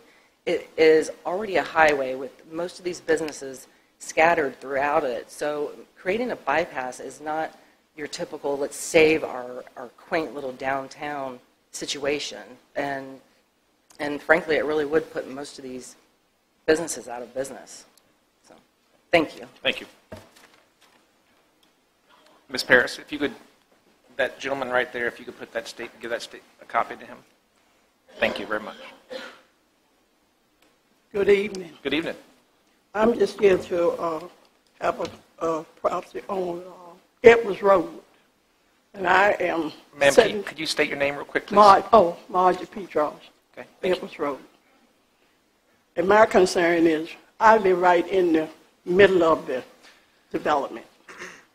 And I have had the traffic, when they come in, we were told we wouldn't be disturbed at a certain time. They come in at 6 o'clock, and they lines up right direct in front of my drive. I have, my grandbaby comes in, they can't get in. They got to back all these trucks back. All we hear is dun. And I thought it was the rescue squad.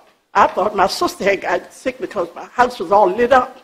I jumped up and went to when it was a line, track, up with the dump trucks.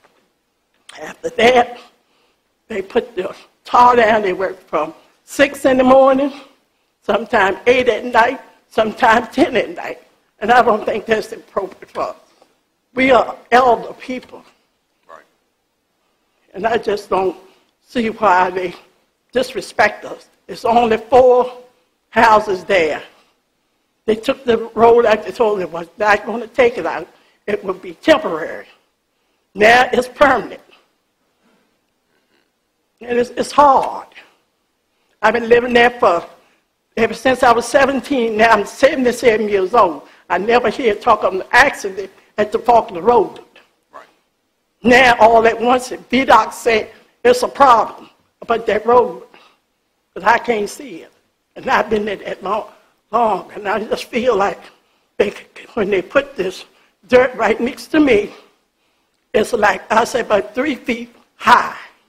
And they can raise houses on it. If it rains, it's going to come off. They don't have anything there. And I just don't feel like it's going to be safe. I'm not trying to stop them because I know I can't. But it's just the idea they should have been respectable. They could have sent us a letter, said they was going to start, and never send us anything. Just came in, and that was it. So we're just fighting a battle that we shouldn't have to go through. And we have a lot of the traffic comes out of Stagwood, comes through there, Brasswood come through there, back in the back, the Mellows come through. Now everybody coming, they either hitting this little spot, they had a spot there they had dug up. Someone came through there, it hit the tank. The oil pan left a whole streak of oil. My brother's car, he drove, it hit his gas tank. Actually, it didn't put a hole in it, but just the idea they could have put some sign, says a bump, a hole, or whatever. They didn't do that. They didn't clean up the road. My daughter got a big stone, looked like a piece of cement, went through her tire. Ms. Petros, we're at I'm going to ask you to close it up. I'm getting ready to close. Thank you, ma'am. And I just think it's just not right. Can I ask you, Ms. Margie, have they done better in the last week? They're not starting as early in the morning? They've been doing the same thing. You said in the last week. Right, this week. Starting this week because they're down in the back. We can't see back there. Okay, I met with the planning director. And I'll call you. Excuse me, I called you to tell you it was an emergency, but I didn't get a call back. Okay, I'm not sure how you called me, but you may have called on my house On your home phone. Okay, that's not the best way, but anyhow, I met with the planning director and the people at Brookwoods this week to address those. I think I talked to Ms. Rollins before and Betty Brown, who's back there, and said the same thing about starting too early. And the Brookwoods developer said they would start later, and that meeting was Tuesday. That's why I'm trying to make sure they did it now. But I'll make sure I give you my. This your daughter? Who called me? That's fine. And I've got pictures of your exact... Yes, you do. Because I spent some time and I talked with your sister and some other folks down there on Saturday. So I brought pictures of your concern and plan to bring those up. Okay, and I think Mr. Hicks has them too. If you would like to make a comment, you would have 3 minutes as well. Good evening. My name is Babette Cooper. My daughter attends Bowling Green Elementary. In the mornings, she's dropped off at Ms. Petros's home. Like she said, they're there early in the morning. We've addressed that. But the school buses, the school bus has to come in and pick her up and drop her off after school. Oftentimes, the trucks are there blocking the way for Ms. Hudson to pick up or drop my daughter off. She's 5 years old. And I just really feel as though, because they know that this is a daily thing, the school bus comes at the same time every day in the morning to pick her up. It drops her off at the same time every afternoon. I think that it would be a safer environment if they were to realize that and schedule the trucks accordingly. I don't want anything to happen not only to my child, but to anybody else's trying to get off of the school bus to get into the house. I witnessed one of the truck drivers asking the school bus driver, "What is she doing?" And that was what she said. And the tone was, like, "What are you doing?" "Excuse me, she's dropping my daughter off." That's exactly what she's doing, what she's supposed to be doing every day at this time. What are you doing? I just think that overall it's been very inconsiderate in the way that they've handled the whole process. To me, there are only, like she said, 4 houses on that end of the street. And to me, it's almost as if, like, well, there's only 4 houses. They're old people. Who cares? Just go ahead and get it done. I know that there are ordinances. I know that you can't be out in a residential area at that time in the morning with sirens on and working, and to those late hours in the evening. But nobody has even come to her and said, "Ms. Petros," or to any of them, "Do you mind if we come a little earlier? We're behind schedule. It will help us out." No consideration whatsoever. Another one of the residents that lives on the street, they totally blocked in their driveway. They literally had to drive over the grass and around the barricade to get out. They had to call the police for them to move that out of the way. So inconsiderate. I just wish somebody would speak to them or do something about it. It just shouldn't be that way. I know my time is up. Thank you, Ms. Cooper. Mr. Hicks, would you wave your hand? All right, that's the Brookwoods developer. Mr. Thomas, these ladies know me. I visit with them and keep in contact with them constantly. All right. This is not the forum to do this. I just wanted them to see him. Okay. Yes, ma'am. Good afternoon, everyone. My name is Joni Rollins Davis, and I am from what we call the back road. So you've heard from several people that subdivision is called the back road, okay? It is well known throughout the county and our community. We are a very tight-knit community. Floyd Thomas, you are a representative. And so I'm going to hit it hard so we can go home.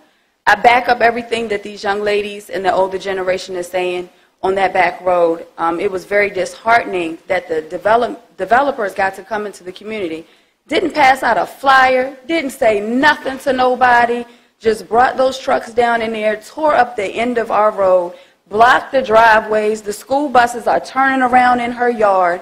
Nobody said anything to anybody on that road. We received that as being very disrespectful. That back road has been back there for a very, very long time, and so has the people. 2, another issue that we're having back there is the names of the subdivision.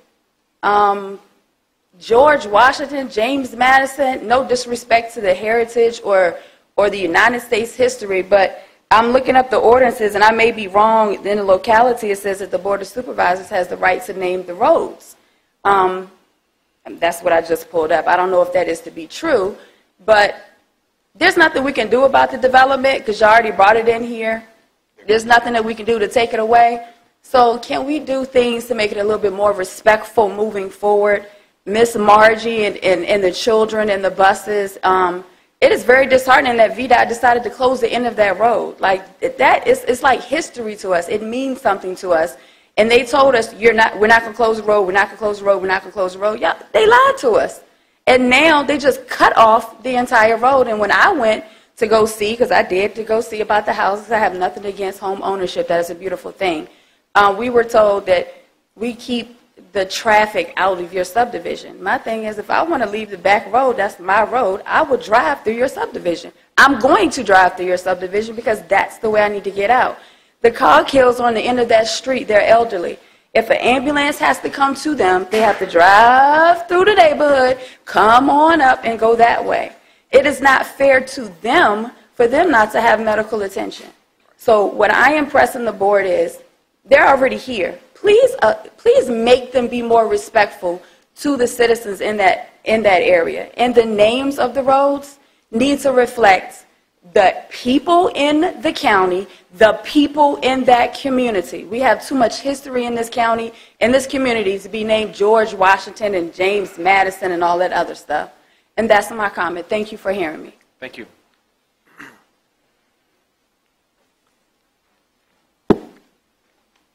Good evening. Good evening. My name is Laverne Coghill, and I'm the wife of Taft Coghill Sr., who lives at the very end of Edwards Road. I concur with all that has been said, that it has been very frustrating.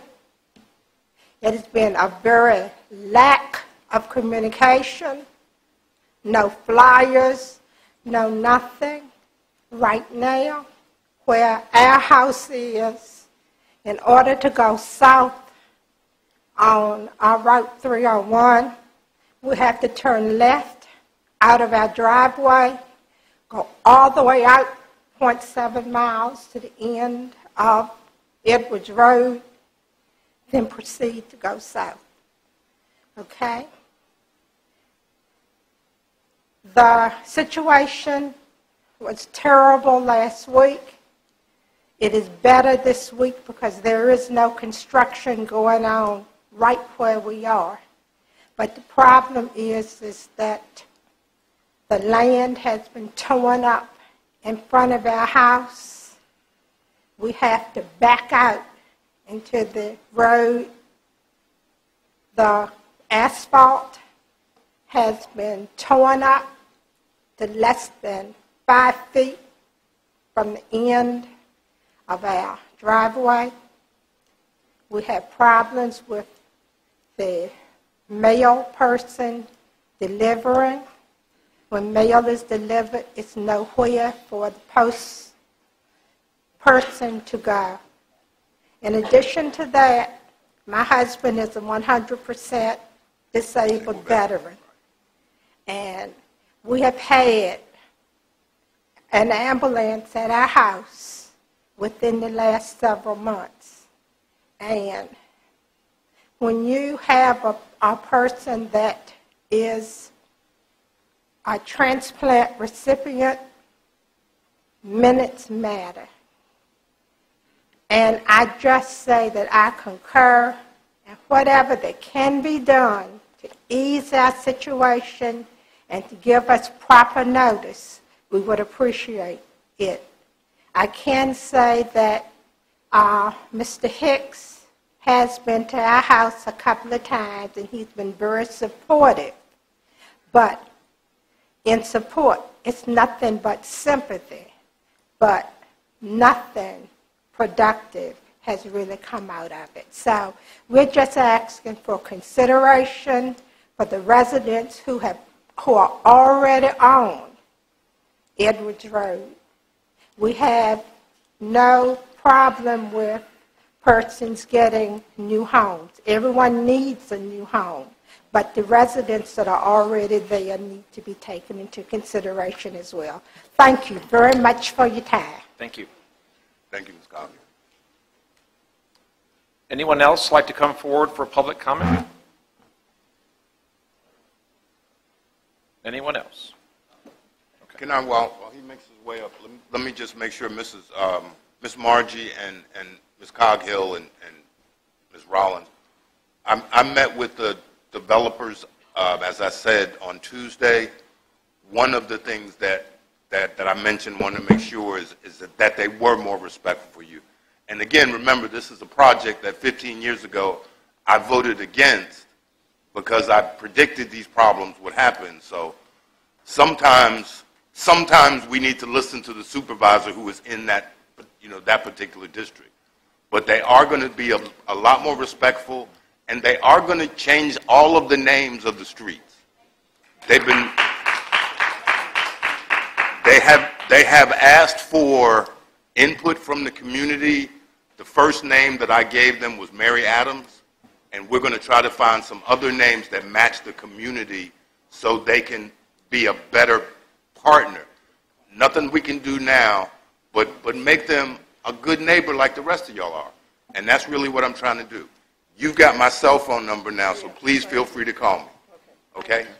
Thank you, folks. And Mr. Thomas, you know I drive a 2500 Chevy pickup extended cab 8-foot bed, and I was in Mr. Coghill's driveway on Saturday and had to go into four-wheel drive to get out, backing out of their driveway. So we have another issue with VDOT, right. Not just the developer on actually fixing, because the mailbox had already been hit by VDOT and was leaning pretty good, and I don't know how the post office is going to deliver and get out of there either. But that's a VDOT issue that we need to address. That's another one. And Mr. Hicks is trying to be come on forward, helpful. Mr. Sheriff. Are we good? I hope you're here to talk about the same road. Well, I need all the help I can get, so okay. You know how I feel about VDOT. They did it to us in Carmel Church. They might be doing it to us in Ladysmith. They've done it here in Bowling Green, and who can control VDOT? So, I understand that. And I understand what Port Royal was saying, too, because it hurt Bowling Green when we did the bypass. And I was with the state police then. Well, good evening, board. Y'all already started on me, and I'm not even into my presentation yet. Can you see my timer? Yes, I can. Oh, we got a timer down here. Oh, I didn't realize we had it Mr. out there. Forehand, I can see over this. Right. I don't know if you can see me, but... okay, I think it's a great idea. But anyway, I come... Thank you, Mr. Underwood. We'll yield back some of that time for you. Okay. I come as the sheriff of Caroline. It's not my office. It's not your office. It's our office. It's for everyone here in Caroline. And we're in a crisis. We cannot fill the vacancies that we have. The 4 SROs, which were much needed, we can't fill those. And now we have an animal control position open. Now, I'm here asking you for help. I've sent everyone a letter back in September talking about the salaries that are around us. And I know we can't compete with a Stafford or a Spotsylvania. And even they have gone up 6,000, 4,000. But King George, 48,000. And ours only started 38. And I'm not sure if you're aware of these things, but on behalf of this office, and I want you all to understand when I look at the comparison, in the comparison of the teachers, well-deserved, and our fire and rescue. But I'm not so sure if you're familiar with some of these numbers in fire and rescue, and I left Mr. Parton some information on that. But the average, and I'm talking about now the whole office, because like I said, we only started 39, but we actually started 36, and this was something that we did at 10% difference while they're going through the academy. Because if they fail out of the academy, then we've saved some money. And as soon as they graduate from the academy, they get an increase. So they go from 3, they get another 3,600 or so. But when we look at the averages, average road deputy is only 43,000. And the average is everyone. This is including my salary in there. Average salaries for the road deputy with specialties and certification, FTO, SWAT, or a CERT team, general instructor, and I can go on with that, is, again, only 43,000. The average salary for a firefighter with specialized EMT paramedic is 50,000. And you know, we wear many hats. I mean, Lieutenant Stacy Carey's back there. He's also an arson investigator. And they don't get paid any extra money. And again, I'm not taking anything from fire and rescue because at my age, that's what I need is more fire and rescue than I would schools. The average rise in salary for firefighters for the last 5 years is $8,108. The average rise in the salary for a sheriff's deputy in the last 5 years has only been $2,576. And when I saw this, it made me say, what in the world is going on? So I think many of you aren't aware of it, and I just want to make you aware of that. The last fiscal year budget for fire, $5.4 million. In the county foots the whole bill, if I'm not mistaken. When we look at the last fiscal year for the sheriff's budget, $4.6 million, but $1.3 million is from the comp board. So really our average is only 3.3 is what the county puts towards us. 2 things and I'm done because we were talking earlier. And I'll save it for the budget too. But again, I want you all to please take a look at that. Because not only are we losing people, we can't retain people. And that's the part that I'm seeing. We're in a crisis. It takes us over a year to train a deputy. So with that being said, and we look at the total budget for firefighters, for the number of employees, their average is $51,641, yet for the sheriff's deputies, it's only $47,000.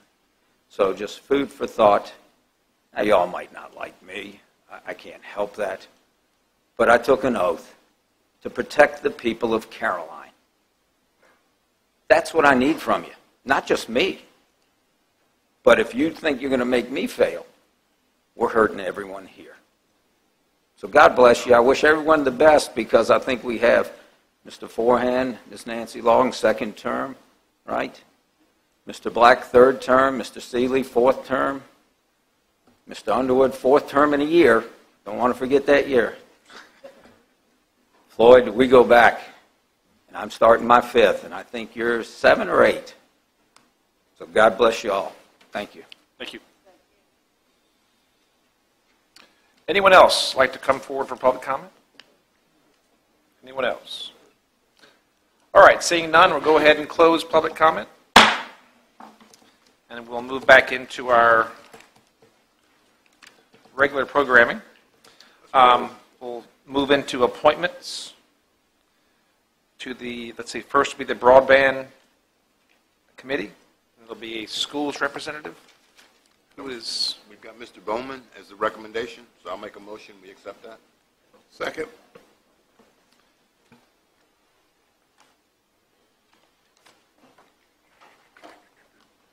All right, we have a motion, a second, to nominate Mr. Charlie Bowman to the broadband committee. Any other discussion? He's here. We can. Okay. That's him in the back, just so you know who he is. All right, excellent. All those in favor say aye. Aye. Any opposed?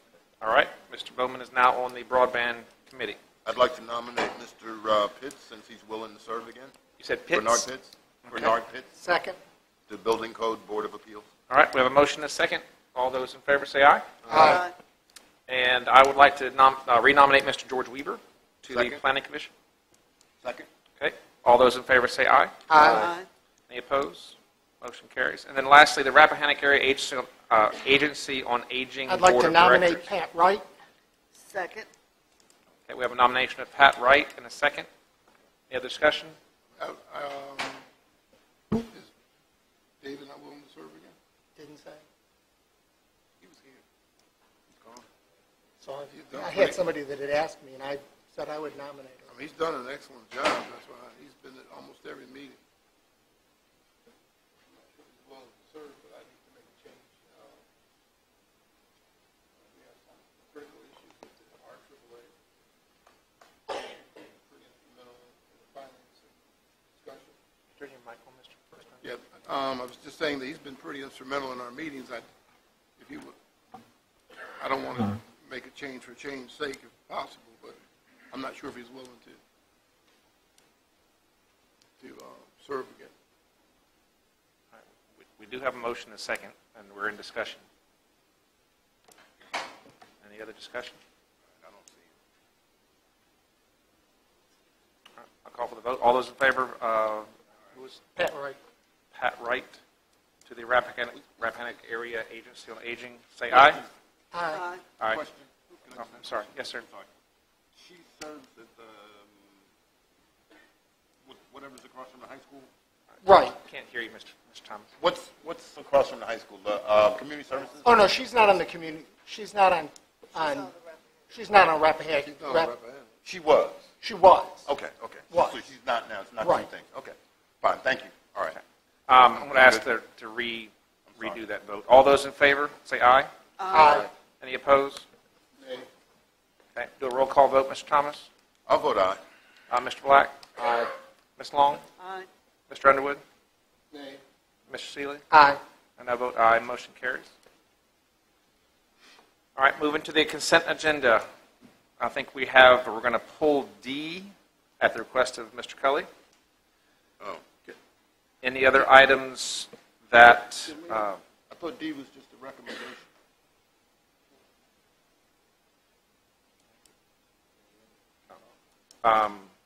any other I'd like to pull G G and H. and H? Then I'll make a motion that A, B, C, E, and F be approved. Okay, we have a motion, a second to approve A, B, C, E, and F. All those in favor say aye. Aye. Any opposed? Okay, we'll move into item D. I just wanted to, we have ranked the reassessment firms, but we're a little bit behind, and I was wondering whether instead of having to wait till actually December 10th, if we could negotiate a contract not to hopefully lower the per cost price from the $15.50 down. We're already working with them to remove the what I would call dormant lots. They're all the same at Four Winds because there's several thousand parcels up there, just parcel in name only, to lower our cost. But if you would give us authority with the approval of the contract through the county attorney, we could actually maybe get them started a little bit sooner to get to work, other than just ranking them. If you give us authority to not to exceed. All right. So that's what you want on D? Not to exceed, I lost the page. The per parcel price that he quoted. We could try to get him to come down, but if we can't, we still recommend that firm that we believe they would be the best to do the job. All right, I'm going to make a motion that we accept D based on Mr. Cully's recommendation of a not to exceed as he has listed in the packet. Second. Okay, we have a motion and a second. Any other discussion? Yes, sir, Mr. Chairman.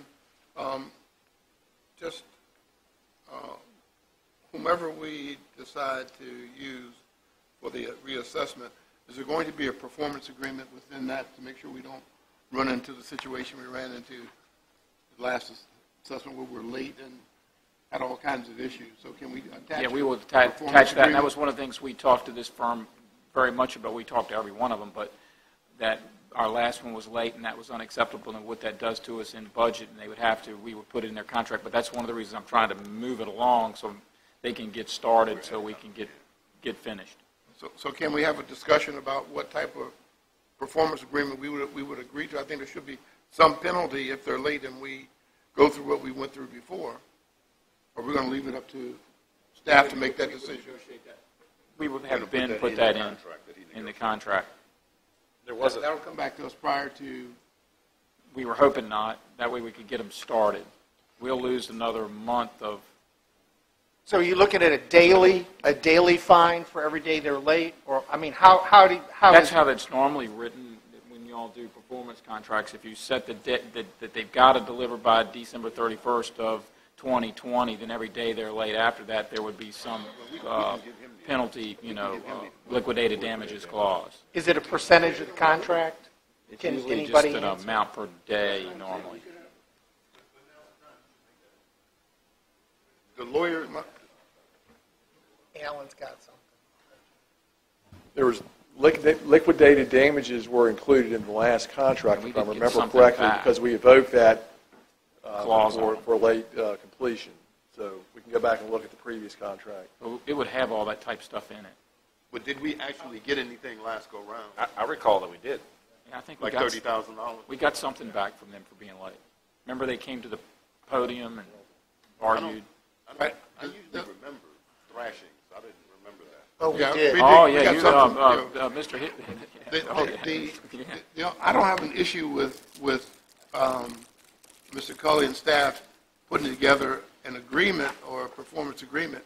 I would just like to know what's in the agreement so I could at least have input if I disagree, or say, yea, I agree. We could certainly run it by everybody before we signed it, or otherwise we just have to bring it back in December, but they're not going to start if they don't have, some sort of, if we can get it done in 2 weeks, they'll start. Turn your mic on. Is there a problem with any board member if Mr. Cully agrees to the contract or gets the contract language done and then sends it to the board and says, is there a problem? And if there's a problem, you can, state it then. Because then it's moving fast at its fastest. I think the board should make the decision in terms of what it says. So I think the whole board should have opportunity to read it. Yeah, I don't want to that's say. What I'm saying. He's going to send that's it. What I'm saying. Well, then we'd have to move that all the way to the December meeting. Then. Not if he sends it out to us, and then we send it back to him and say, I concur, I have an objection, whatever. We can certainly send it to you. If that's okay with you. But we still have to do a do not exceed. That's what we're saying. We already voted on that. We agreed there. We already voted on that. Right. I agree there. We're just saying he wants the liquidated damages part to see. So do we need to make another motion that you move forward with the understanding that you will send the contract to the board for a email review? And you'll proceed unless there's an issue? I mean, you can look at it. If you want to discuss it or make changes to it, it would have to come back to you. End up having to come back to the board, but that's all we can do.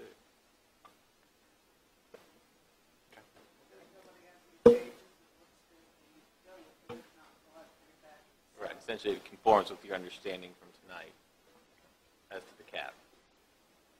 All right.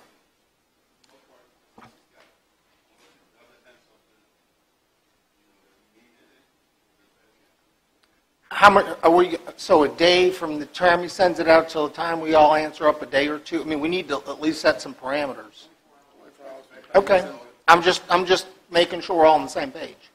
You want to form that into a motion so we can? I don't think we've formed it into a motion at this point. I mean, we're just agreeing here. Okay. Yeah, we're just agreeing. I think correct. We have to do a do not exceed, right? Silence is consent. Is that silence is consent? Yes. Yeah. Okay. Right. I'm just making sure we're all clear. That's all. Yeah. Silence is consent then, by agreement. So a not to exceed and. You voted on that. Right. Right. Okay. And we'll have the performance language in there. As soon as I get that developed, I'll send it out. Okay. Looking at G, proposal to purchase over $50K in Department of Fire and Rescue training simulators. Mr. Garnett. I have a couple of questions because I understand the training aspect of this and have all admiration for training, but I understand that Fort AP Hill has this vehicle and we've never used it, and I'd like to at least have seen us use this at AP Hill and understand how we're going to use this.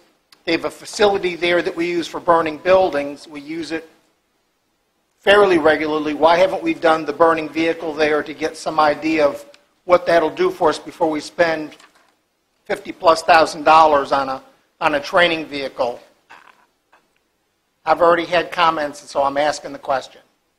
Good evening, sir. And I'm sure Chief Loftus apologizes for not being here this evening. He's dealing with a family issue with some medical issues.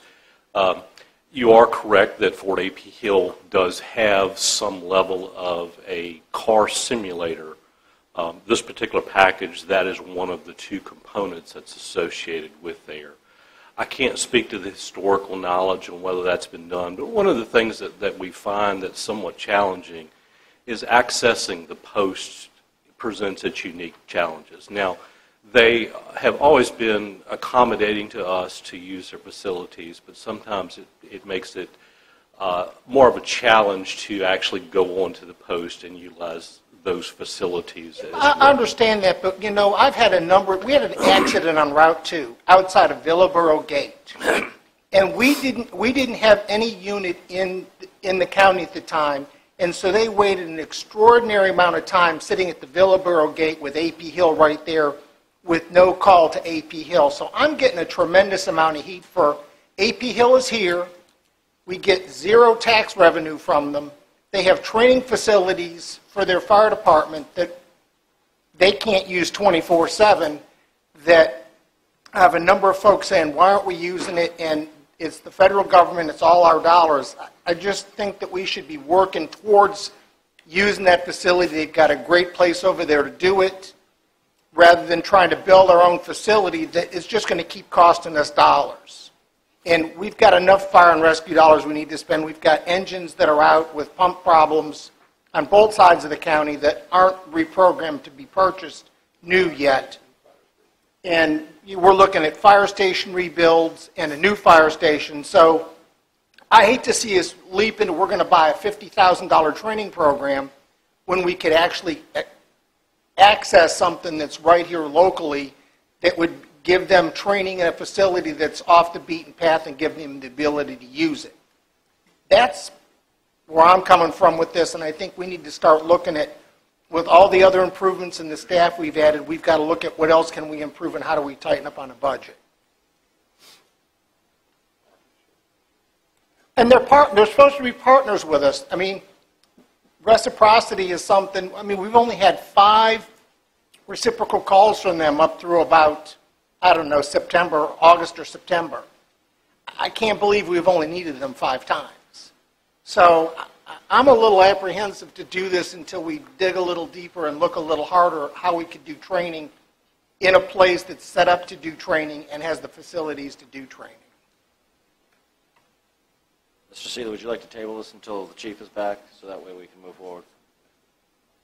I'm fine with that. Tabling this would be just fine. Can we table this to the December meeting? Will Chief Loftus be back with us in December? To my knowledge, he will be. Yes. Okay. Thank you, Mr. Black. Okay. Thank you, fellow board members. All right, we'll table item 8G and move to item H. Mr. Chairman, I know that we have proposed the purchase of 14 sheriff's vehicles, and he's indicated that he'd like 12 vehicles, well, 14 vehicles, but 12 patrol cars and 1 Ford F-50 for the animal rescue and 1 for the for patrol. I'm just wondering, what's the fleet now, and is there a special need for the F-150, or is there some special need that we need it for? One of the pickup trucks is for animal control. Of course, they operate out of vehicles to put the dogs in the back of the truck. The other pickup truck is for a school resource officer who's also a fire investigator. And when they dig fire and they get all that stuff from the fire in their vehicle, they can't breathe it in. They're not supposed to. Just like the state police has moved to all pickup trucks for fire investigators.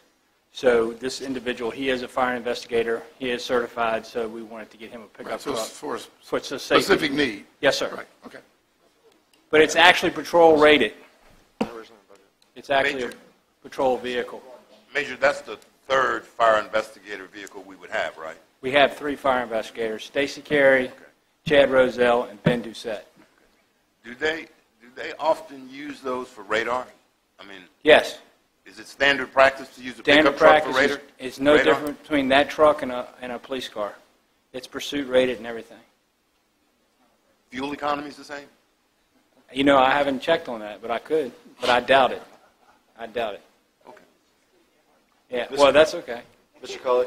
No, I mean, people are going to run as fast behind that as they are a Charger, but I'm just curious. This is coming from the budget, right? All we're doing is implementing this. Yeah, this was budgeted This was for in the budget. FY20, And and we yes, borrowed. it was- We've So borrowed. there's no extra cost. We borrowed the money for it. Right, I got you.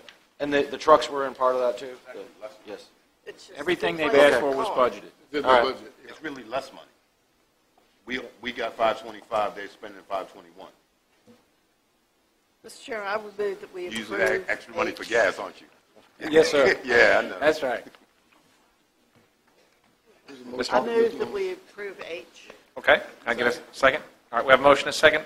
Any other discussion? All right, all those in favor say aye. Aye. Any Thank opposed? you. Thank Thank you, sir. Motion carried. All righty. We will move into our first public hearing of the evening. Item RZ 04-2019, Jordan, Lillian, and others, owner applicant request a rezoning from rural preservation to rural residential 2 to rural preservation RP. Easy for me to say. Mr. Chairman, members of the board, your first public hearing tonight is RZ 04-2019, Lillian Jordan and others, owners and applicant. They're requesting a rezoning from rural residential 2 to rural preservation to allow a family subdivision on tax map 54-A-82B consisting of 8.53 acres more or less. The property is located at 17222 North Roy Lane, and further identified as 17203 North Roy Lane. That's based on 2 structures being on the existing property. The 2030 Comprehensive Plan designates this property as being rural preservation. The subject property actually has a long history, both zoning and development-wise. The property was rezoned by the county to what was called AR1, or Agricultural Residential, back when we had that zoning district.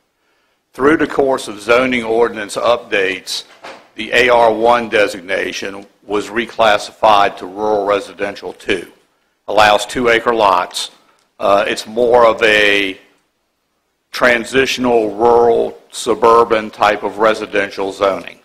And used to be predominantly designated in the county's comprehensive plan many years ago.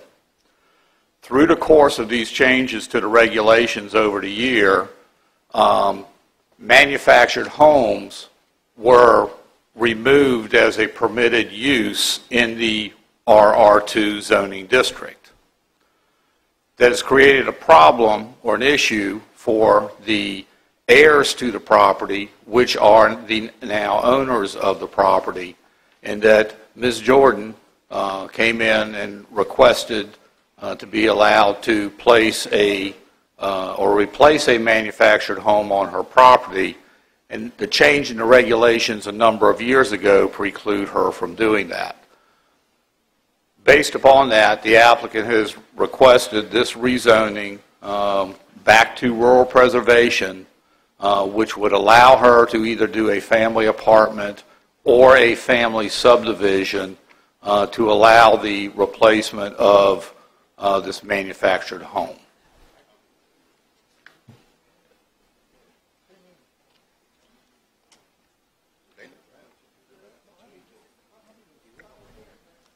Yep. All right.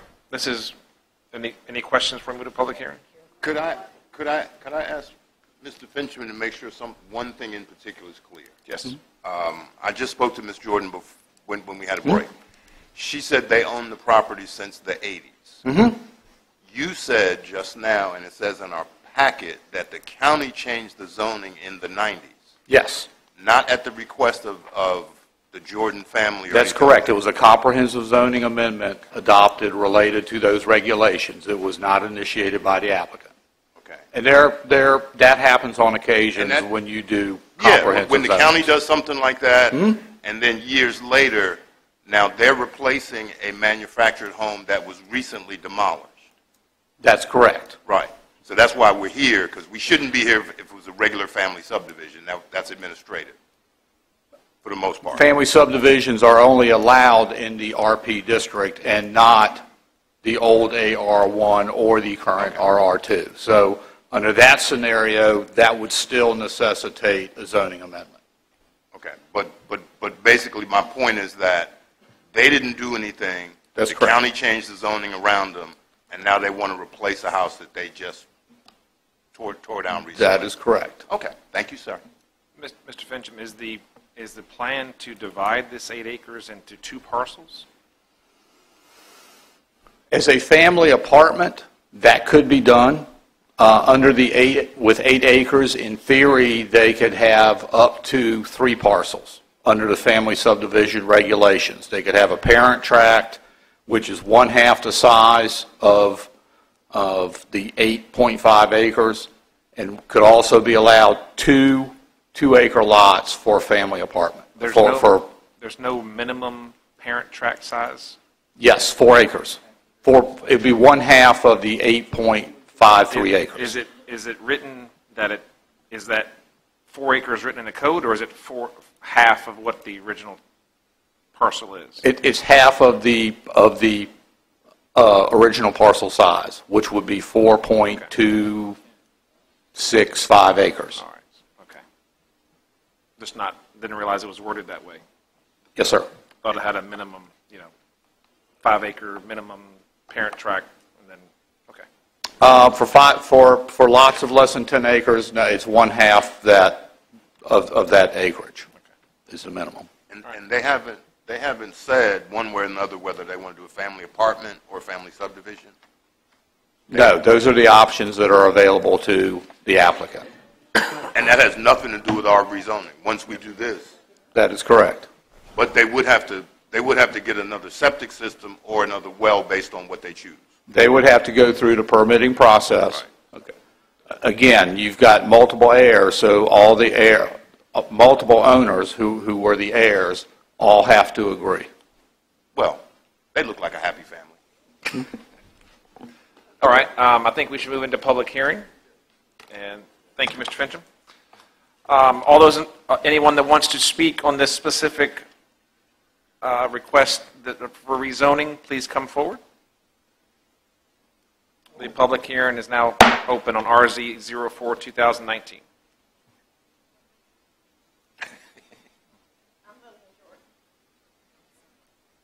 I'm Lillian Jordan.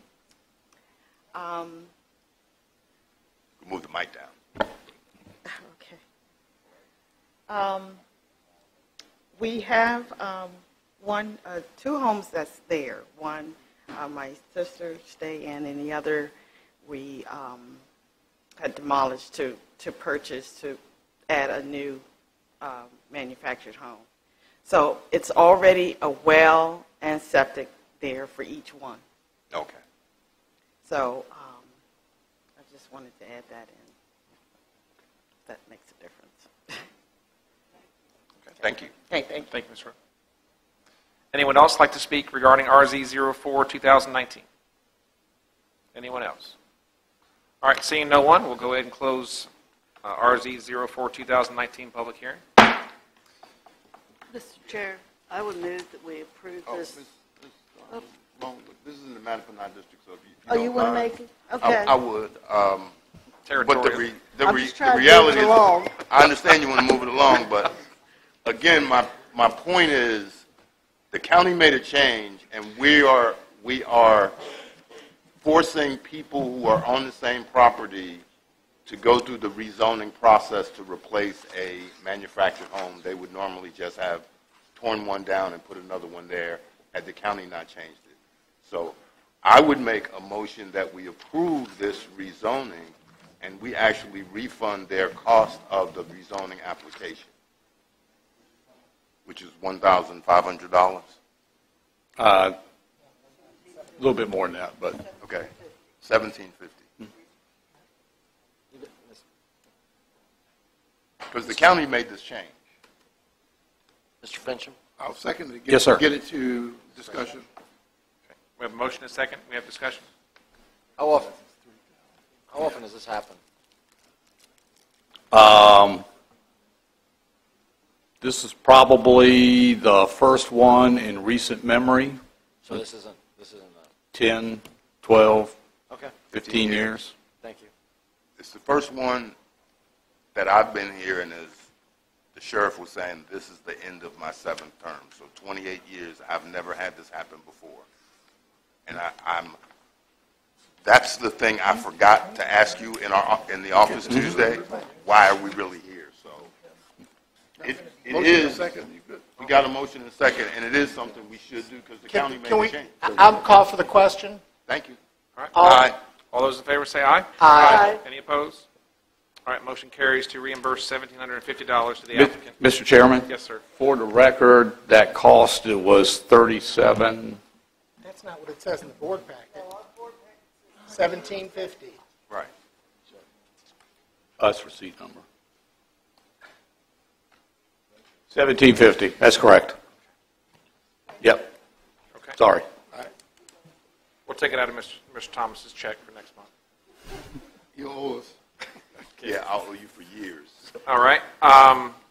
Any other discussion before we move on to number 5? Okay.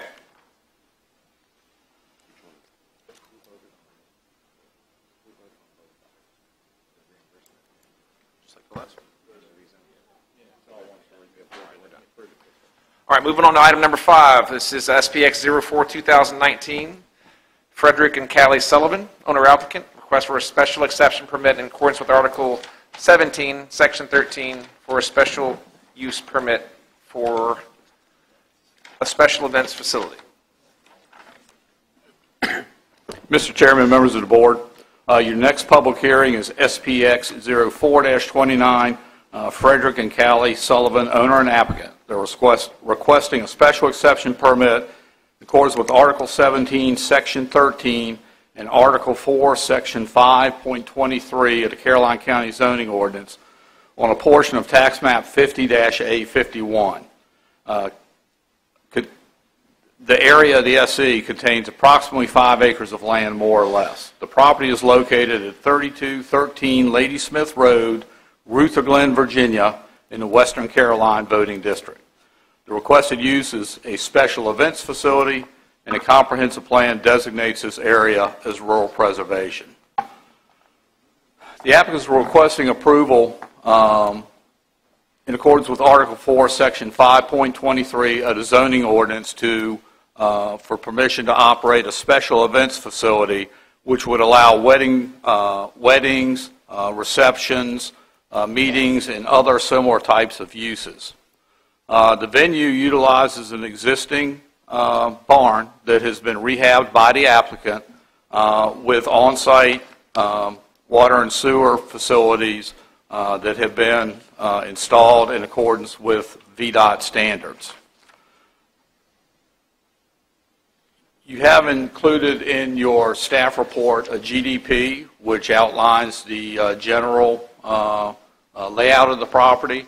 You also have in your report the suggested conditions forwarded to you by the Planning Commission, of which there are 24, relating to the number of events, the hours of operation, music, parking, landscaping, etc.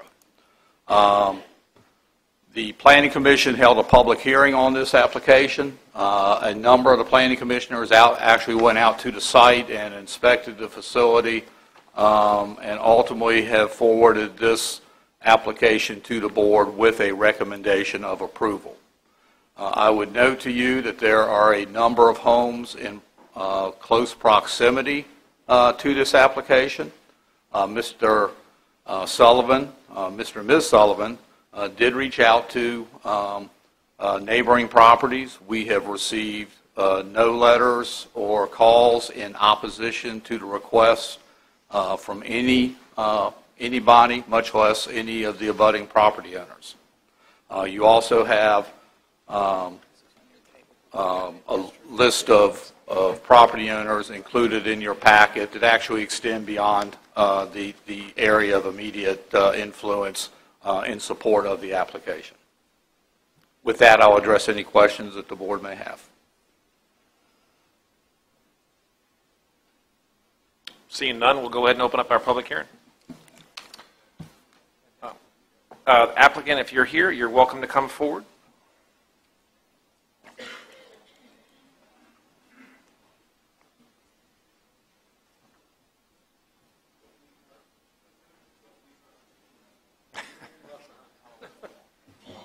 Good evening. Good evening. Good evening, Supervisors, Chairman. We do have a presentation. I know we're, I think, behind schedule. I could go through it relatively quickly if you'd like. What's your definition of quickly? Probably, I think we've got 13, 14 slides. Okay. 3 minutes. All right, perfect. Sure. Okay, so Special Exception 04, 2019. My name's Scott Sullivan. This is my wife, Callie. We live at 3213 Ladysmith Road. I'm not sure how many of the people have, on the board have been through the area, but we purchased the area 2 years ago in 2017. It was in really rough shape to the point of, do you tear the house down or not? We put a lot of effort into it. We renovated it, brought it back to what I remember as a kid going through there, 40 years ago. So total special event area includes 5 acres, limited to 200 guests. We do have a lot of support from the community. People stop by constantly, want to go through tours, and we did provide the petition for support. So potential economic development impacts, it aligns with the Caroline County 2030 Comprehensive Plan. We believe that it will bring additional people, prospective business owners. It'll increase existing businesses in that area. There'll be more traffic there. It provides jobs. We believe that we can also do some partnerships. I listened, I guess it was the last Board of Supervisors meeting, to Dr.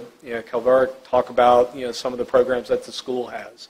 And I think that we can partner with them and have an impact there. So venue layout, this is what it'll look like. We have it in our packet. Okay. And then the house, there's a bridal suite there. It would be available for the bride and groom to get ready, prepare for the event. The barn, the right-hand wing of it is heated and air conditioned, and there's a small kitchenette, 2 restrooms. That's heat and air, so your pipes don't freeze and such. The lower area and upper area for seating, outdoor patio area to the left of that structure.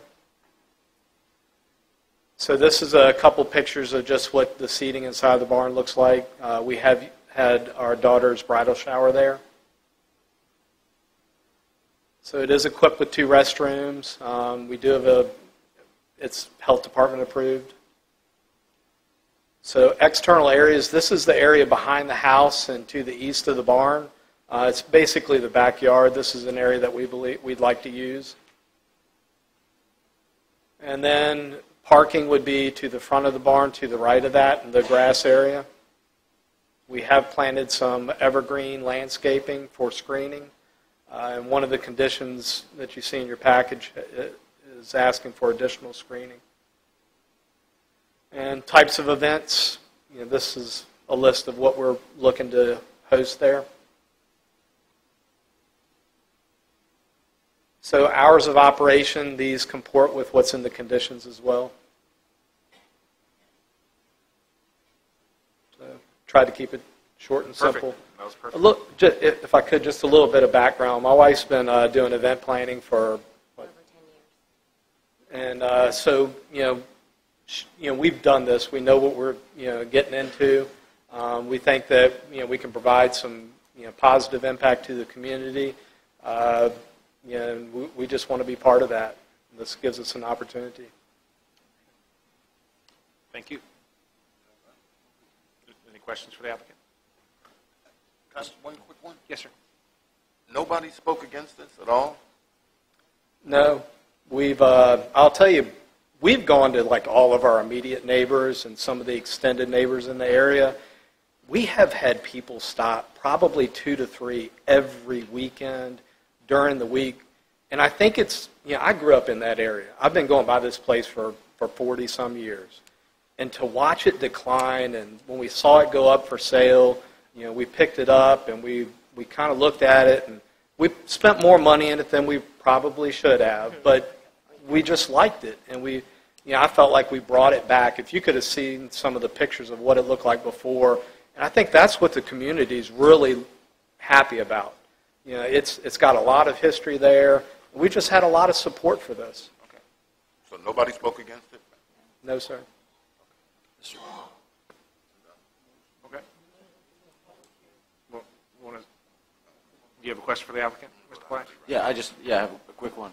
Just out of curiosity, how much have you spent on it? So we're close to 490,000.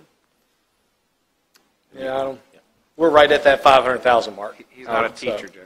That's between the house and the barn and all that. Yeah, and we still have to, so, if you looked at the conditions, there's still more that we need to spend if we're going to bring it up. We stopped doing work on the barn until we would find out whether we'd be approved. Right now, we can use it for family functions, things like that. But, we'd have to bring it up to ADA standards and, different things. For ingress and egress of traffic, we'd have to put in a different entrance. Until we know whether we're going to be approved, we just didn't want to dump more money into it. Understood. All right. If y'all would stay close, we're going to open up our public hearing. Sure. All right. We're going to open up public hearing for SPX 04-2019. Anyone like to speak regarding this matter, please come forward.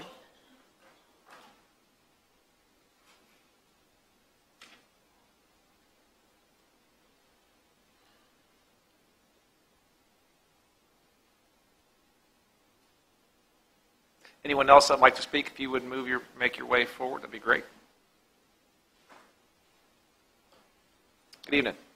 Good evening. My name is Robert Horner, and this is my wife, Susan Horner. We live at 3251 Ladysmith Road, which is our property directly abuts their property. We're right directly behind them.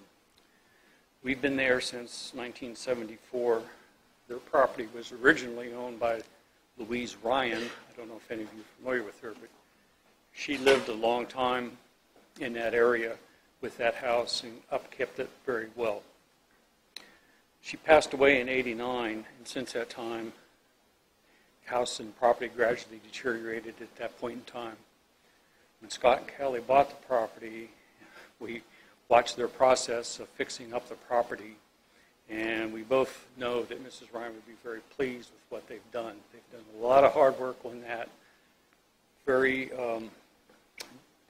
detailed on that. They have plenty of room to handle with the requirements that have been set forth so far, and do not believe with Ladysmith Road that any of the traffic would be adversely affected there. It is a larger road that can handle additional traffic in that aspect. As far as any noise problems with that, I do not foresee any of that, as a lot of their party and events would be inside the barn or around that area as well. And we're probably one of the closer neighbors to them, being directly behind them in that aspect. And we'd like to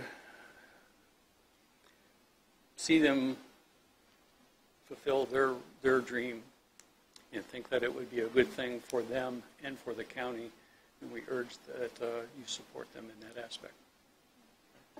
I'd also like to add that we have a right-of-way coming down on the edge of their property, so I think we're probably physically the most affected by their presence there. And I would usually worry about that, but I've met Scott and Callie. They have won me over as a friend and as a neighbor. I'm very excited to have this happen, and I'm with him. I want to see their dream come true. But I also like to say that these guys are hard workers, but they're also very considerate of the people around them. They've come and asked us questions, how we feel about it. They've gone to every neighbor within a couple of miles and have talked to them. So if I had an issue, I don't feel any problem going to them and saying, hey, what you going to do about this? I think they would respect my feelings. These ladies earlier were talking about respect. It's a dying art, but I think these folks have learned it well in their upbringing, and I'm very happy to have them as neighbors. Okay. Thank you very much. You're welcome. Anyone else like to speak regarding this SPX 04-2019? Mr. Chairman, members of the board, my name is Kenny Moore. I'm in the Western Carolina District, 19083 Partlow Road. Also own property and businesses in 3 of the 6 districts in the county. Just like my comments, of course, at the Planning Commission, I own 4 home-based businesses here in the county. I've known Mr. Sullivan. We went to Carolina Academy together, so we've got quite a long history there. But it does my heart good to see somebody who's born and raised, although he was just in Spotsylvania, but to see somebody close by, want to start a dream. He spent a significant amount of money. I see Mr. Bassoon taking notes when you asked the question, so I'm sure he'll keep that in mind. But I would like to see this proposal go through. Mr. Sullivan's came to us a couple times about questions and concerns, and we've gone over our concerns. He's addressed them, and I think it would be a good thing for our Western District in the county, and I hope that you approve it. Thank you. Okay. Thank you.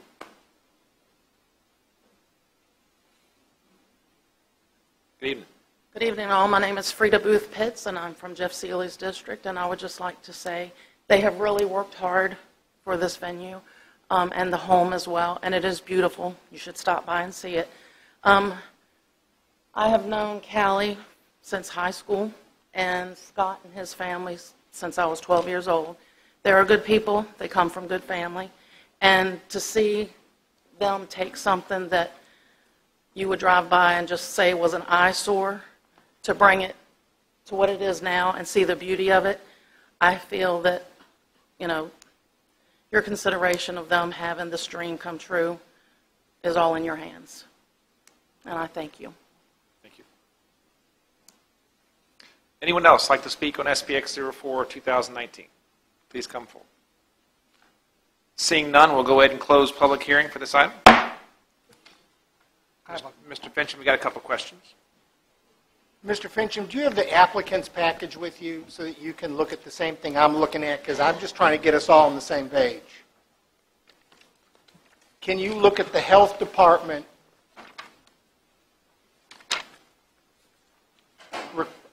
response? You get there.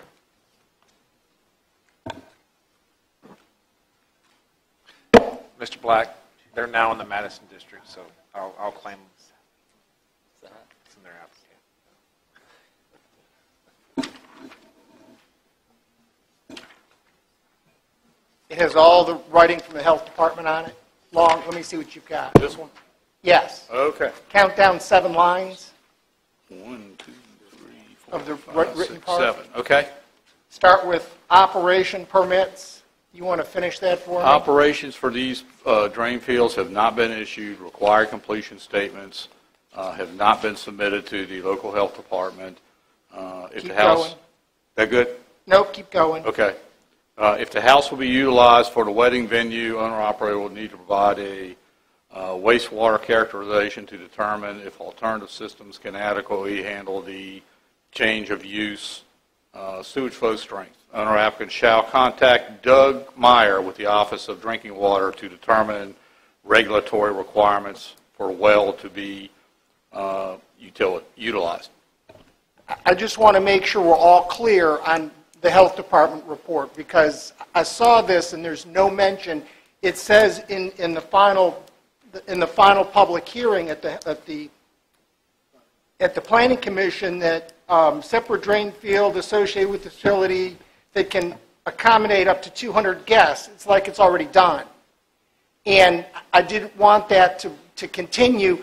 Also in the application, it doesn't mention anything about the house. It does earlier in the Planning Commission notes, but it never gets mentioned again in the final public hearing, which I don't want somebody to later go, hey, they're using the house, and it's not in your application.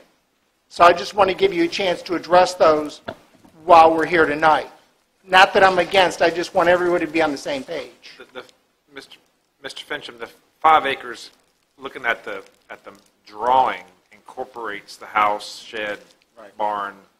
Yes, yes, sir. Is that included by reference by including the map, or? Yeah, that's the area of the special exception permit. And it would. And let me go back while Mr. Sullivan is talking and look at the conditions related to the structure. Okay.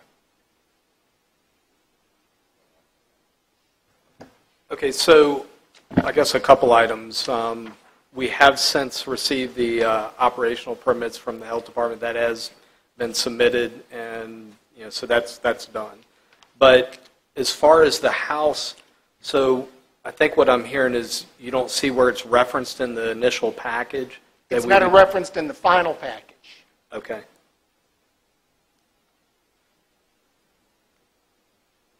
It's referenced in the early planning commission hearings, but when they get to the final, it's not here. Okay. And so that's something I'll need to work with the... I just want to get a... See, once we do this, you're done. Right. Somebody complains later, hey, they're using the house, you have a problem with the neighbor, hey, they go pull this and the house isn't in there, you'll be back here. Okay. But it's not listed, it's talked about early on, but it doesn't follow later on. Because our intent is to use the back end of the house for, we've got an area for the brides to get, do their makeup, get dressed, those types of things. Right. Don't know, it's a special exception, been here before, just want to make sure it's all clear. It's his house.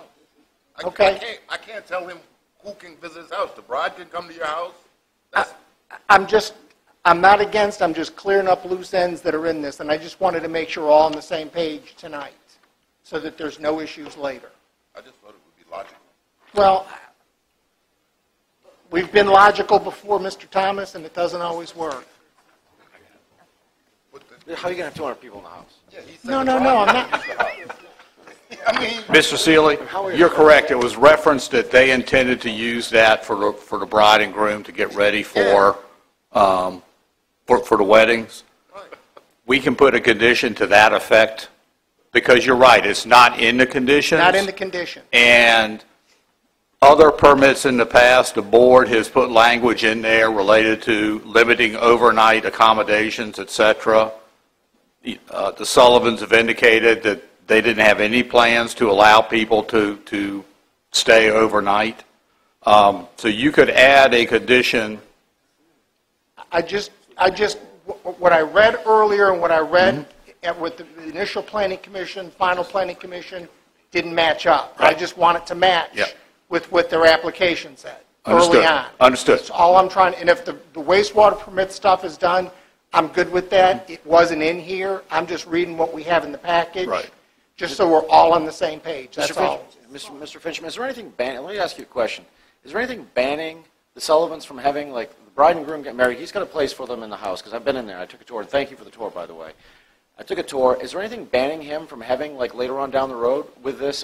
I mean, if the bride and groom if he has a place for them to stay overnight, because there's going to be alcohol and so forth, I'm sure, and if they want to stay somewhere overnight, is there anything in this application saying that they can't do that? Now, well, then you're getting to the use of the dwelling. You're potentially crossing the line into a bed and breakfast, which is a separate type of issue. We call it Airbnb. Airbnb? Yeah, it's another problem that we have. I mean, and that's fine. If the board wants to leave it as is, that's fine. Yeah, I don't think there's anything we need to do. They're just questions. And it's a good question, I understand, but I'm saying logically, if the husband and wife or the bride and groom Mr. Thomas, we just talked about a road that got ripped up that logically we should be able to get it out of somebody's driveway. That was VDOT. We're talking VDOT versus the counties, like, I'm just asking, again, just pointing out the inconsistency in this. It's not a problem. You make a good point. I think it's over managing their facility. Just making sure that it's covered so you don't have an issue later. I'm fine with it either way. I'm ready to vote. Mr. Sullivan? Mr. Sullivan? Or Mr. Finch, maybe Mr. Finch can answer. Both of us. When I toured it, you have the septic field you put in. Is there one septic field or two separate ones there? There are two separate septic fields. Yes, there's two separate ones, okay. And the capacity, one's for the house? One's for the house. And one's for and one would be for the barn? Correct. Correct. Okay. And that was actually a health department requirement. Right. Mr. Seeley is correct. At the time, there was an epistle written by the health department related to the drain fields when we met with the Sullivans, we advised them that there were still issues that needed to be addressed, and they've taken care of that. The other question I have on the conditions, kind of getting away from it, I saw in condition number 2, the screening. Yes. The Planning Commission said that they had to be like 3 feet tall, and these trees, and then they had to be double layered. One of the things that I guess baffles me about the whole situation is, and that's the kind of one of the few things that, in talking with Mr. Sullivan, how much do those trees cost, each one of those trees? So we have planted some that were 5 foot. They were $82 a piece. So there's 120 of them that we planted for screening. So if you look at a 3-foot tree, you're probably half of that. So, at least $40 a piece for the trees themselves. So another 120 times. And I saw a couple trees that were dead that were out there already. Yeah, I've lost. This year was a real drought, very dry year, right. So we've lost some. Now, and what was the reason, Mr. Fincham, for having them do? I understand 1 layer, but 2 layers? To create a buffer to the parking area sooner rather than later, based on the growth of the trees. Evergreens do grow quicker, faster than most hardwood species. So in a matter of a couple of years, you will begin to see those trees filling in.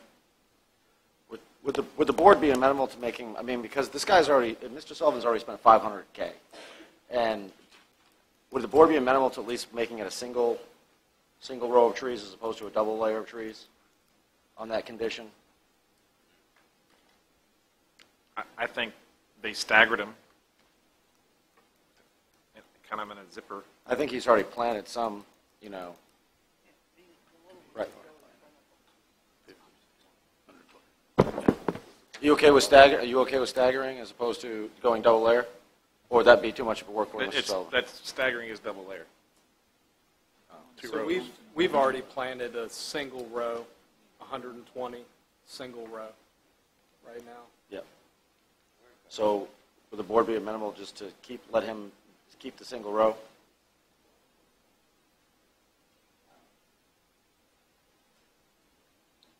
Change that condition? If I could add just a couple things. So the trees are for screening. Some are down the road frontage and then to the west of our house or east of our house. The properties to the east of our house, there's already 1 row of shrubbery there on the other side of the easement that Mr. and Mrs. Horner spoke of. The vehicles that would egress, if it was after dark, would be egressing toward our house, not toward those homes. So the lights that would be cast in our home, not that they'd be in that direction. Plus the other thing too is, and he had brought up, and I think some of the other people have spoken here, that house before he got it was just not a fun place to drive by. And it's actually now something I think some of the neighbors actually will not like not being able to see the house from the buffer. Okay. All right. So we can do single layer then? We're okay with single layer? Okay. All right. So we'll change condition number 2 to single layer. I would strike double, put single, and after where it says landscaping around the parking areas, strike that next sentence except to say as planted at the time of approval of the special exception permit. Okay. Sounds good to me. Mr. Sullivan, you okay with that? What's the species? Are these Leland cypress? Or? Yes. Okay. All right. I move that the board approve special exception 04-2019, Sullivan, Frederick, and Cali, owner applicant. Yes. That's subject to good conditions as amended. As amended, yes. All right, we have a motion and a second. Any other discussion? All those in favor say aye. Aye. Any opposed? Motion carries. Thank you very much.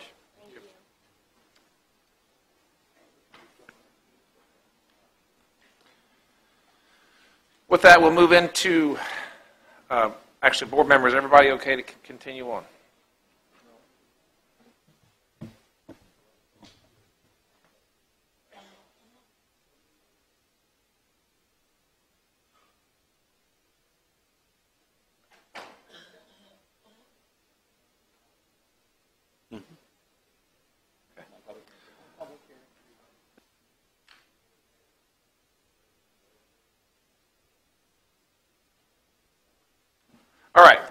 Text Amendment 16, 2019, Text Amendment 17, 2019, and Text Amendment 18, 2019 regarding materials recovery facility. Mr. Fincham. Mr. Chairman, members of the board, these three text amendments were drafted by staff in support of an economic development, potential economic development project that presented itself to the county. The amendments collectively would create a definition of a materials recovery facility or recycling center, allow that as a special exception use in the M1 zoning district only, which would give the board public hearing an opportunity to review any such application, and then establish certain minimal standards related to these facilities, which the board, of course, can add to those standards during the special exception permit process. The county actually has a long history of not allowing private waste disposal facilities in the county. A little bit of history. Back in the early 90s, there was a commercial landfill, because he's the longest-serving one, and this is his 7th term. There was a commercial landfill proposed off of 207 near Carmel Church in the early 90s, which the board ultimately denied. After that denial, the board then directed staff to amend the ordinance to not allow any of those private commercial waste disposal facilities in the county. The board is also, or some members of the board are probably also remember that in the not too distant past, there was a proposal for a large-scale recycling, commercial recycling facility and associated landfill that approached the county, and the county again said, no, we are not interested in this type of facility.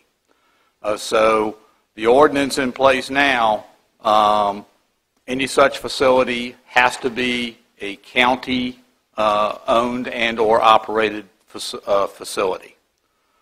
These ordinance amendments would be a step that would allow, on a limited basis, the commercialization of waste facilities potentially in Caroline County.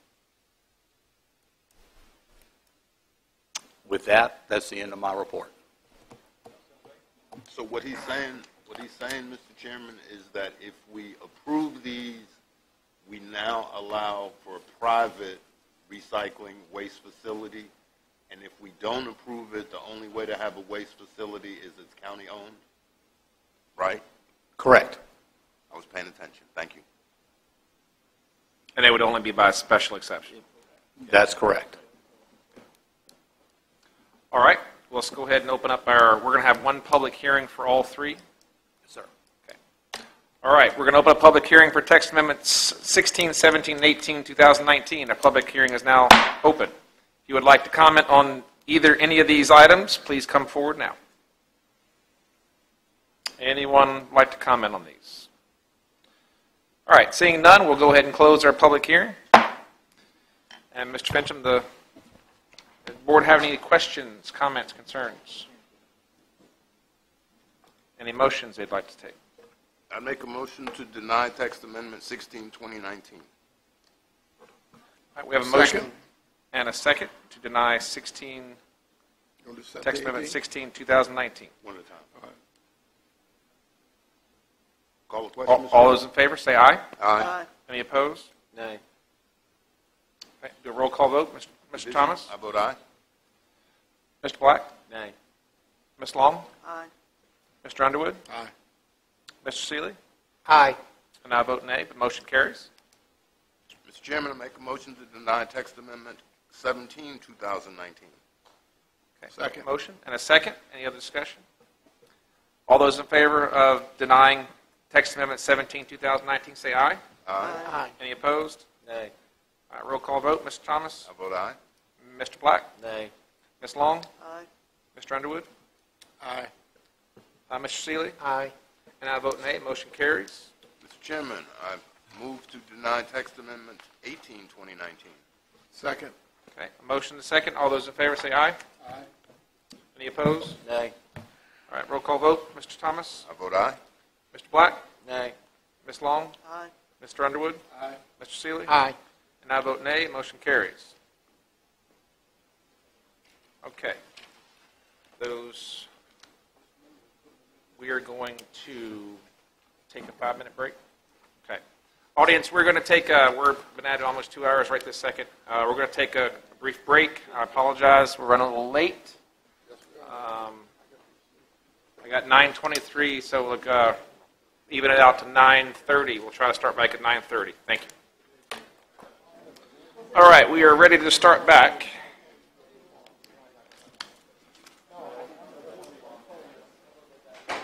And we will move into our unfinished business for the night.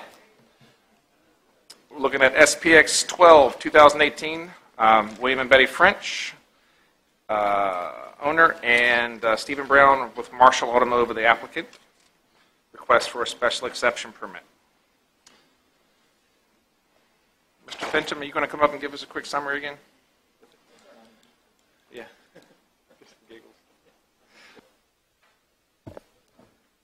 Mr. Chairman, members of the board, this application was public hearing was previously held by the board on both of these special exceptions. Action was deferred until tonight's meeting. You have the revised or updated staff report. The applicant did request several changes to the conditions. The applicant has reduced the overall number of vehicles that would be stored on the lot, and we have adjusted the numbers of the types of vehicles based upon the reduction from 321 to 175.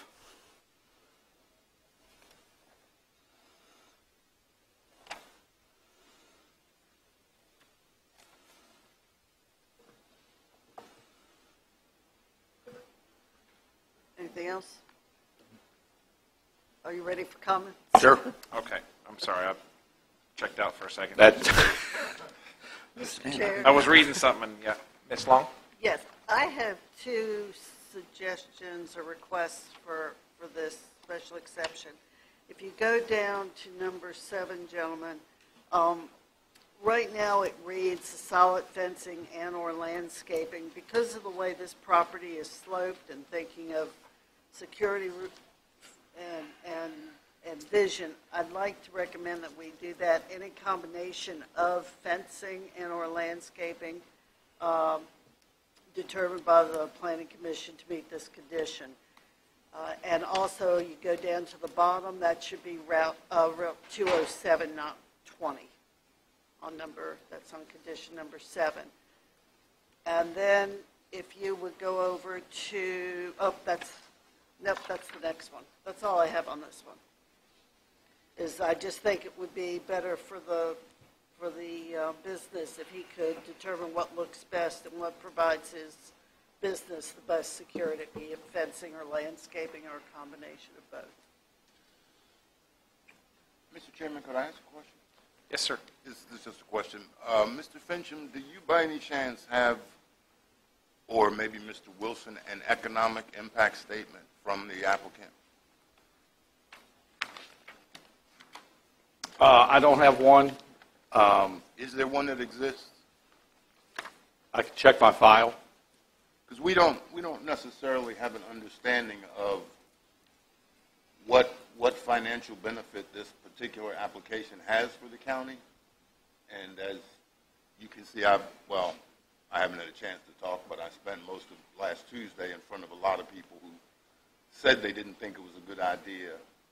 And as you could see from the public comment before, with all the people who are having problems at Brookwood, which is another project that I was against, I think we need to make sure we understand the impact of this to the Mattapanai district as opposed to the benefit of this for the county.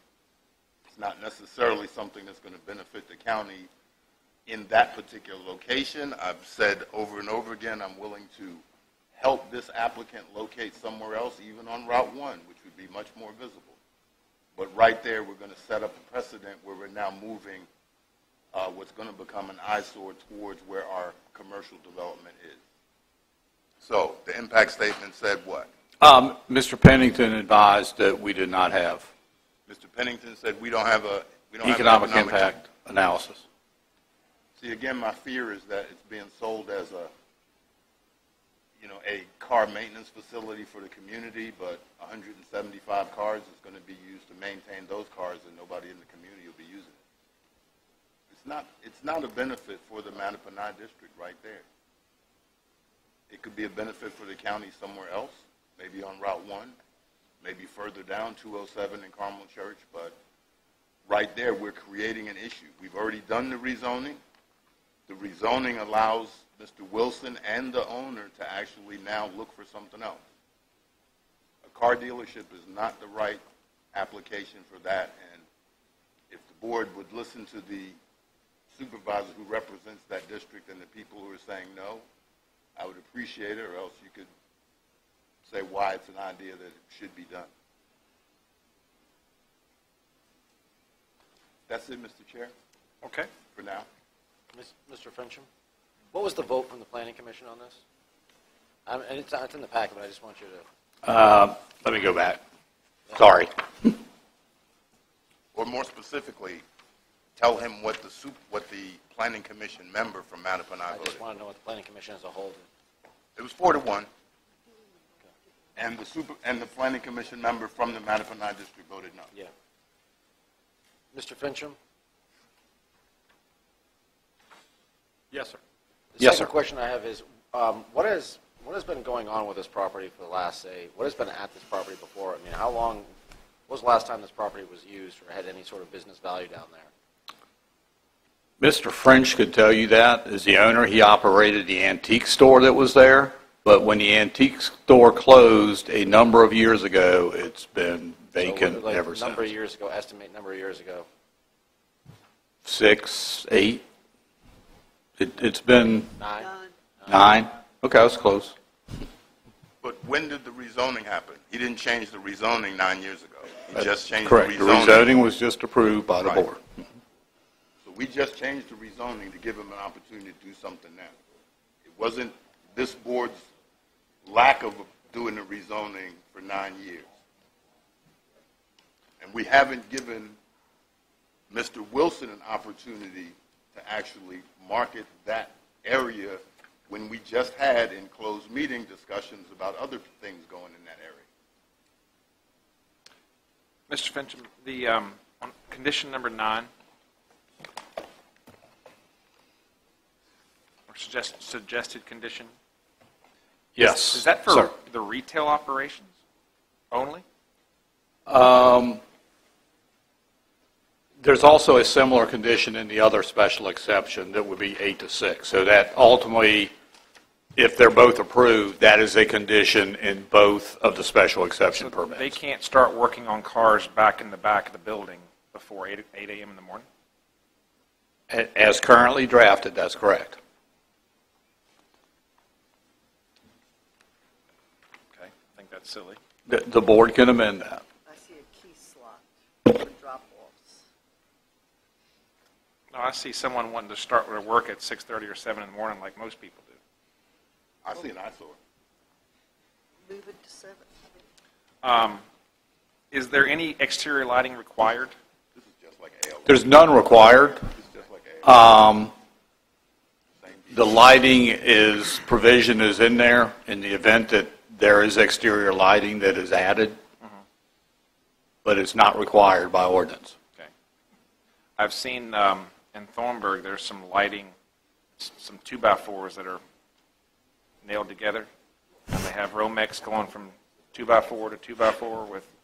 Is it something necessary to address, or would that? I think I've seen the same thing, and it does not meet our current lighting standards. Okay.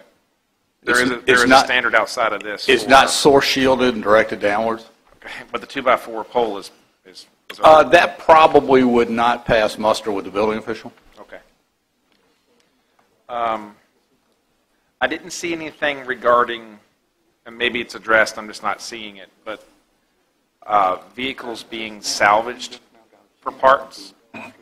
Like I'm working on a 2012 Hyundai, and there's a wrecked one that I can go buy for next to nothing and part it out. Yes, sir. I actually made a mental note of that myself the other day as I was reviewing the conditions, and that might be an appropriate one to add, that the salvaging of vehicles is prohibited. Okay. And the only thing else that struck me was 98 inventory vehicles. That these are vehicles that need work, presumably bought at auction, being turned around to sell. 98. That's almost 100 vehicles. That seems like a big number. Yes, sir. To me.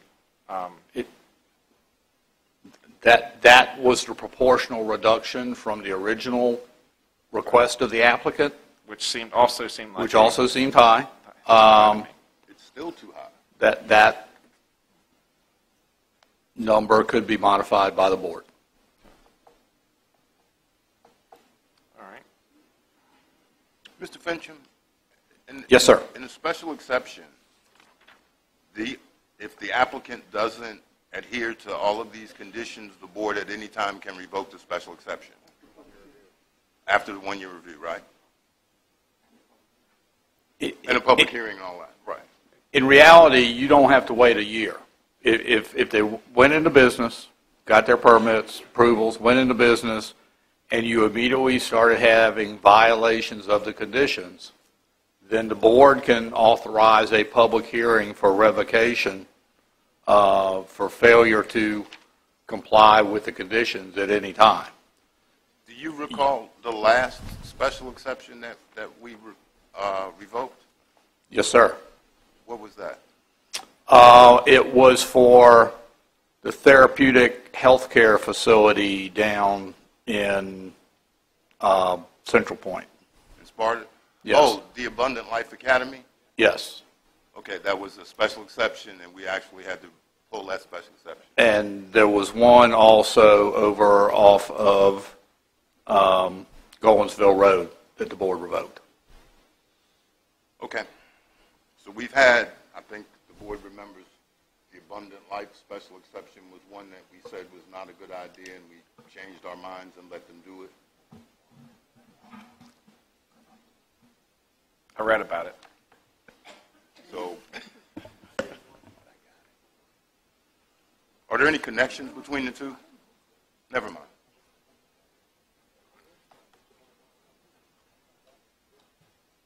All right. Okay.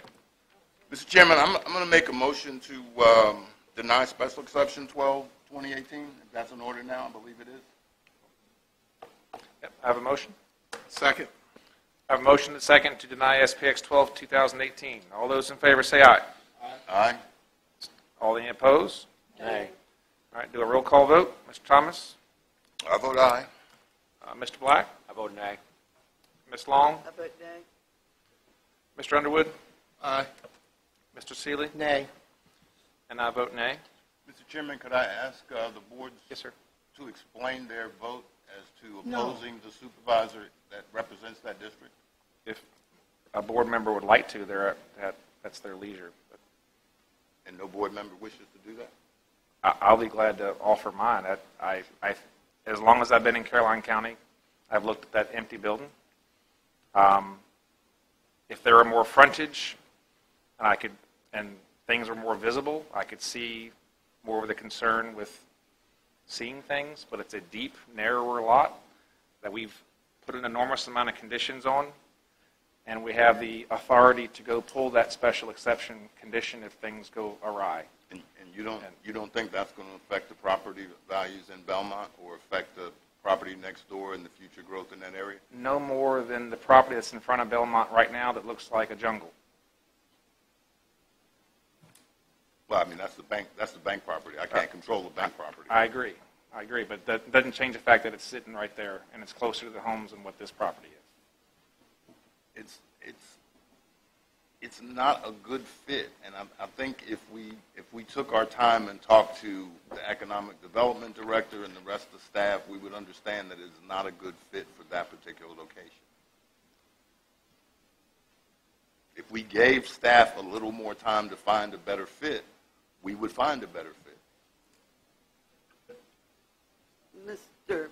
Thomas, that building has been sitting empty. If there was another business that had been interested in it, the owners would have come a long time ago and asked for rezoning.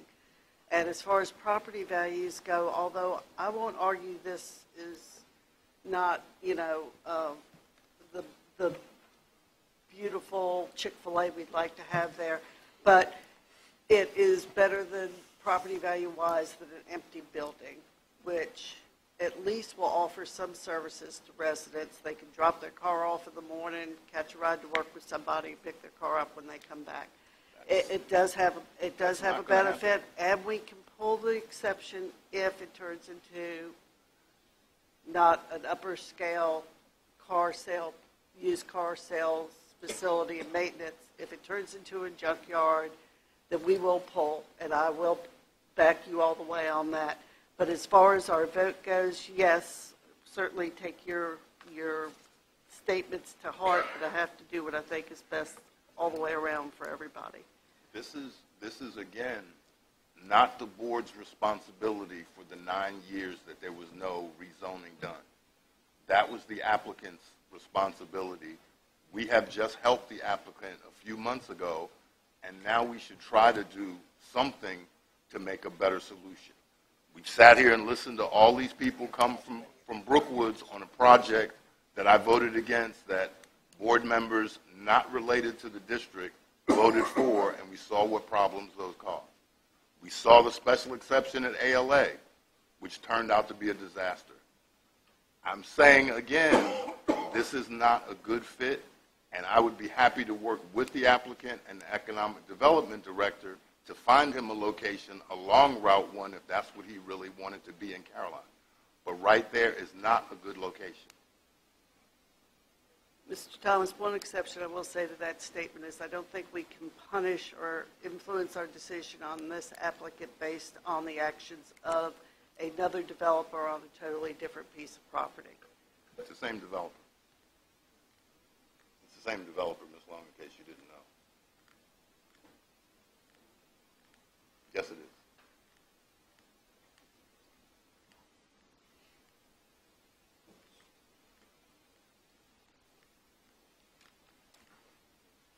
I hear you, Mr. Thomas. I just. It's not a big. I don't agree. That's all. The other point is, there are decisions that are district decisions and they're county decisions. What we just approved, Mr. Black had a case that was purely a district decision. There was no impact. Nobody voted against it in his area. It was his choice. I went along with him. Mr. Thomas, though, that's not unfair because I had a district decision before on a previous one, and I was in favor of it. And that was a district, what I consider to be a district decision, and I lost 4-2. So I had to take that and say, look, I disagreed with it. So I lost 4-2. That was a district decision. And then we're not applying. We got to compare apples to apples here. That was a district decision, a small wedding venue that was turned down by this board on a 4-2 vote. So we vote. I think all the supervisors who voted against that thought that was not good for the county. And so I had to go with it. I mean, I was not happy with it, but I had to go with it. There are, and in that case, there were people who voted against that. In this one, there was nobody who voted against it. People from Hanover. There were people from Hanover voting against it, sure.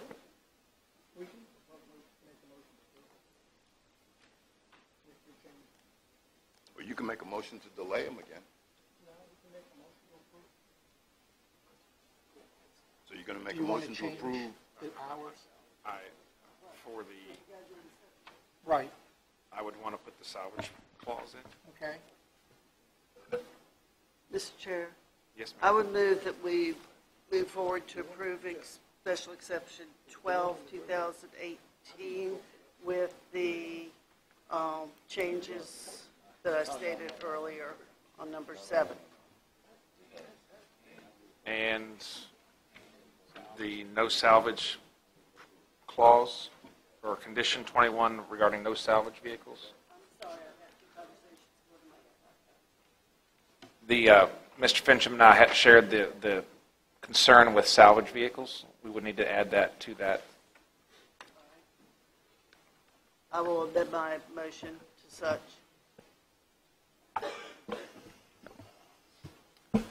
Hours should be on the Mr. Forehand? next one, I believe. Do you want to amend the hours of operation in condition 9?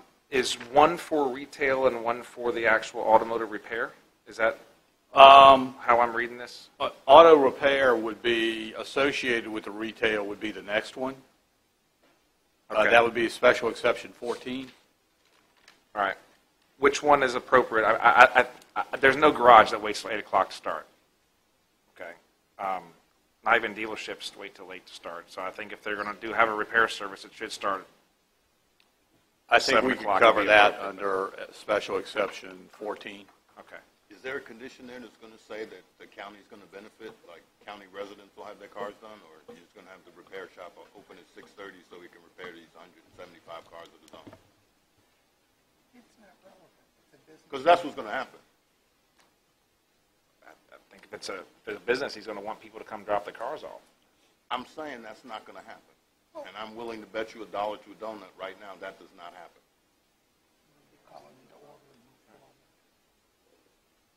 I got a 20 in my wallet, but we'll talk about that later. Do we have the motion? All right. Can we have a condition that says there will be some county vehicles repaired there? I don't know how we would enforce it. You can't do that. Okay, I'm telling you, that's how it's being sold, and that's not what's going to happen. It's not going to be any county people benefit from this particular facility. Do we have the motion is my question. We have you never got a motion. Mr. Fincham, do we have at least the makings of the motion? I had one more question. Okay. Mr. Forehand, you had indicated concerns with the number of vehicles in condition number 5. Yes. Do you want to modify that number? To like 50? I don't know how his business. 100 seems a lot. However, I don't know what is a 50?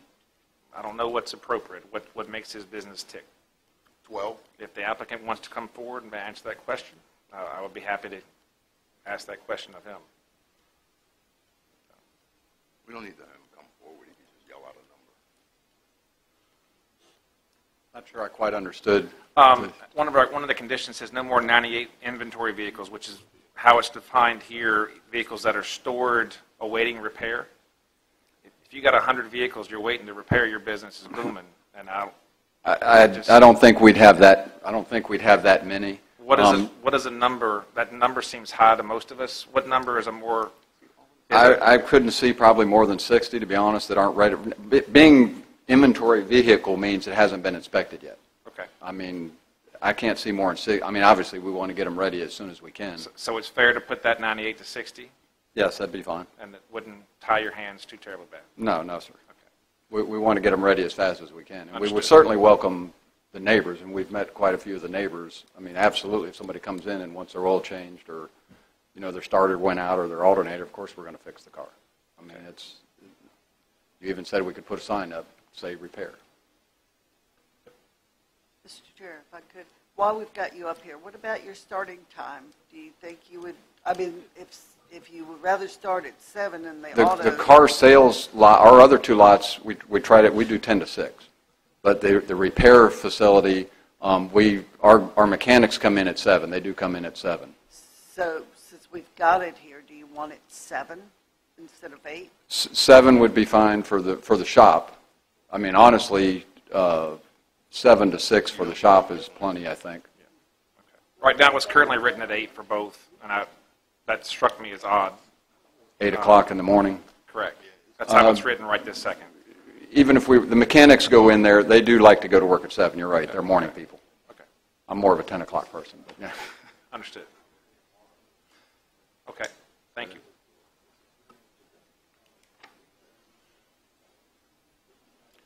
So, Mr. Fincham, 98 turns to 60 on item number 5. Yes, sir. Item number 6 has already been reduced from 13 to 8. Yes, sir. We clarified fencing and/or landscaping and added the 7 to the 20. Yes, sir. And When do we schedule a hearing for revocation? and we added condition 21 regarding salvage vehicles. That's going to be next. Shall be prohibited. I'm telling you, Yes, you sir. have to live up to this. And we'll schedule You've seen this sign with before, this my the friend. 1-year review for Mr. Thomas. Yes, sir. Oh, we'll be talking about this before the 1-year review. I'm sure we will.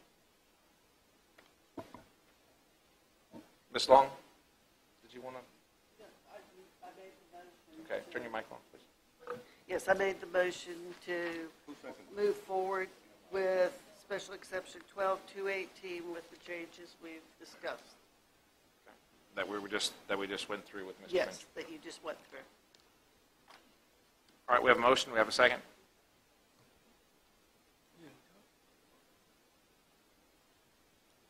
I'll second it. All right, we have a motion and a second. All those in favor as approving SPX 12-2018 with conditions as revised, say aye. Aye. Any opposed? Nay. I do a roll call vote. Mr. Thomas? As a representative of the district this particular project is in, I vote nay once again, and implore board members to understand that. Mr. Black? How about aye? Ms. Long? Aye. Mr. Underwood? Nay. Mr. Seeley? Aye. And I vote aye. Motion carries. Item SPX 14-2018. The only comment or adjustment that I saw was the starting time moved from 8 o'clock a.m. to 7 a.m. I would suggest that you add the salvage condition again as well. Okay. So item 16 will be the no salvage vehicles. And Mr. Chair, if I could, I'd like to add, there's nothing in this that speaks to disposal and storage of things. So I called Mr. Fincham earlier. What we came up with was to add, he has it as number 5 here in the notes. He inserted it there, for all hazardous, and then adding and/or liquid materials, tires, damaged or used parts, or other items related to repair of vehicles shall be properly collected and stored in an enclosed structure or container or screened from view in conformance with condition 7 of special exception 12-2018. All hazardous and/or liquid materials, tires, damaged or used parts or others items shall be properly disposed of monthly or such earlier time as may be in accordance with DEQ and EPA regulations. So some of the wording is additional to what's there right now. Okay.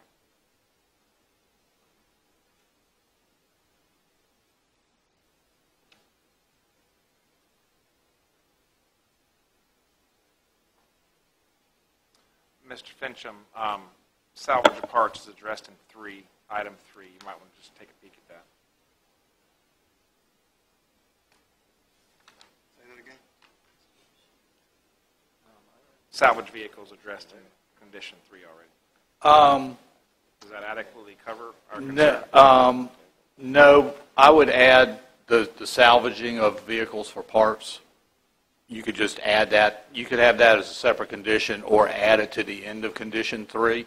They're inoperable vehicles. Well, no, I take it back. I think we're covered there. Okay. With that last sentence. So no need for any additional ones besides the time change and the clarification that Ms. Long just read?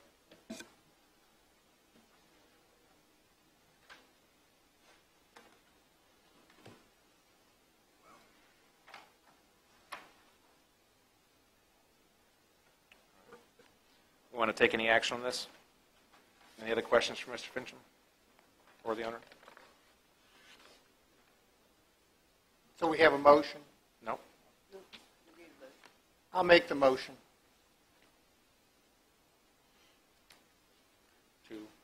To accept special exception, I just lost my place. SPX 14 2018, special exception permit with the discussed changes. Conditions as amended? The conditions as amended. So that's amendments to condition 5 as stated by Ms. Long and revision to number 6 to move the opening hour to 7. Correct.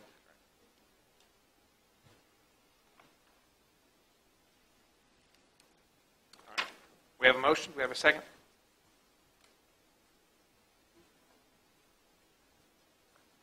I'll second it. All right. We have a motion and a second. Any other discussion?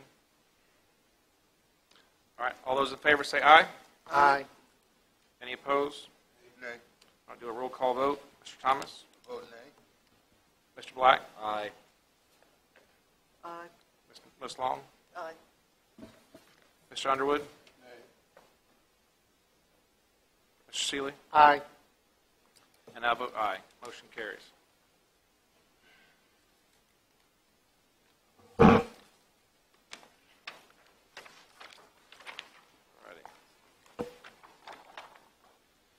All right. Item number 8, continued discussion on transition of existing 911 services to next generation 911 and emergency services internet protocol network. The last time we visited this, there'd only been one RFP that had been awarded, was for Fairfax, and we were waiting for Virginia Beach to write up theirs and put theirs out. That they did, and they actually selected AT&T, which is the same carrier that was selected by Fairfax. The major difference with theirs is they actually have a 15-year negotiated rate for the fiber service versus a 10 in the Fairfax, although I don't know that you'd really want to lock into a 15-year rate on fiber. With prices of fiber have come way down just since I've been here for what we are, data we get across fiber, so it continues to go down. Virginia Beach hadn't finalized their wording in their contract for anybody to ride on that yet, so they really couldn't start if you picked that one. As was in your packet, there are a number of counties that have already gone on and given their letter to VITA that they're going to go on and move. The thing that we do have to do the mandate for this stuff, but they're going to eventually turn off that copper switch. And so we're going to have to move off of this infrastructure at some point in time. And so our only downside of this is that once we move, then we have 24 months where we have an increased cost that the state's going to hold us harmless and pay for that, and then from then on we'll be paying a much higher rate for the service. But at the same time, dispatch will be getting data, pictures, texts, video, these other services that come along with next gen, which is basically next generation 911. So it's staff's recommendation that we proceed with the Fairfax contract and notify VITA that we, in acceptance of that, and they will then, they pay for everything and do it all the scheduling and that type of thing to get this stuff upgraded. I think Lisa is here from dispatch, that the dispatch supervisor can maybe answer more technical questions about this proposed service, but it's coming. I mean, we do have the option to bid your own out. We would have to hire a consultant to write the bid out, and they won't pay for any of that. We talked to VITA when they were here, and it was inevitable. We just wanted to wait. At least my recollection is we wanted to wait and see what other contracts got let and if anybody got anything better. But I do agree that a 15-year lease on fiber is not a good idea because that technology is even going to change probably in a lot sooner, a lot faster than that.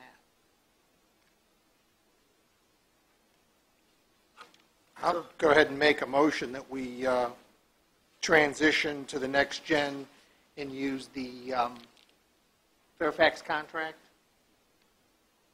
and seek services that way. Second. All right, we have a motion and a second. Any other discussion on Item number 8. Hearing none, we'll go ahead and take a vote on the motion. All those in favor say aye. Aye. Any opposed? That motion carries. We all agree on one. Item number 9, first reading of proposed amendment to Article 5, Section 103 of the Code of Caroline, the vehicle license tax.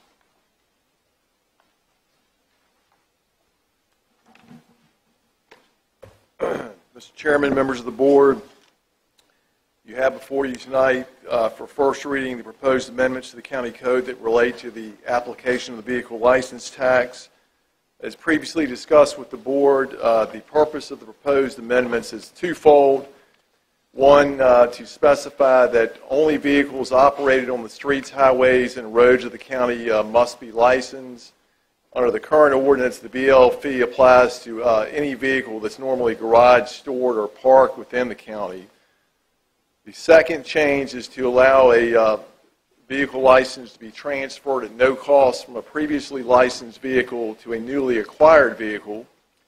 The previously licensed vehicle must be sold, disposed of, or deregistered by either surrendering or transferring the registration and making application to the Commissioner's office within 10 business days following the acquisition of the replacement vehicle. Under the current ordinance, you would pay a new VL fee under the scenario that I just described. The estimated loss of revenue to the county for the first change is roughly $108,000, and the estimated revenue loss for the second change is approximately $21,000. You have a red line version of the amendments proposed in your packet, and staff is seeking direction tonight as to if you want to advance to a second reading and public hearing with or without amendments. And we have Commissioner Bassoon here to help answer questions should you have any. Thank you.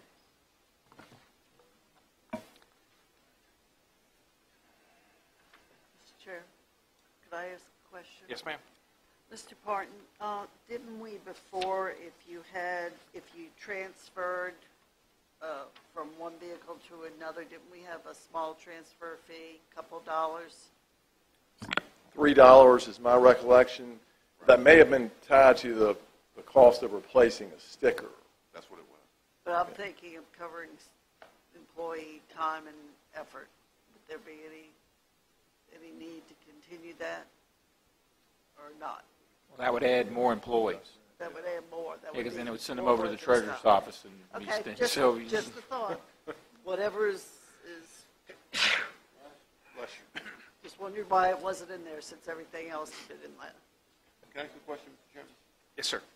Mr. Thomas?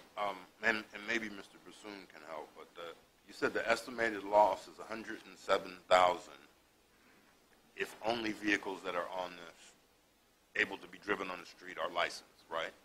Yes, sir. That number was compiled from last year's vehicles, because it's a full year of 2018, of vehicles that got the VL fee that were not plated or registered. So that's where that number came from. And I was trying to guesstimate how much or how many vehicles that was, and I figured it was like 220 or something like that, more or less.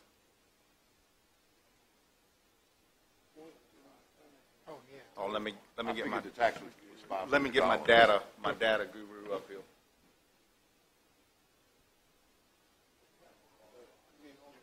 Yeah. You said that you divide that number by 30. 108 by $30. Oh, so we're talking 600 and some vehicles. Okay. And isn't there a time that vehicles basically roll off the state roll? There is a time where they do roll off of DMV's rolls. Yeah. 3,500 for that purpose, but for tax purposes, so long as they still own it and it's on our rolls, they're going to stay on there. Yeah. But if a person had like a 1965 Corvair that's got a zero value from DMV, you won't charge it anything for Right now, our ordinance, tax tax-wise, we have a flat value for vehicles that fall into that category of $600.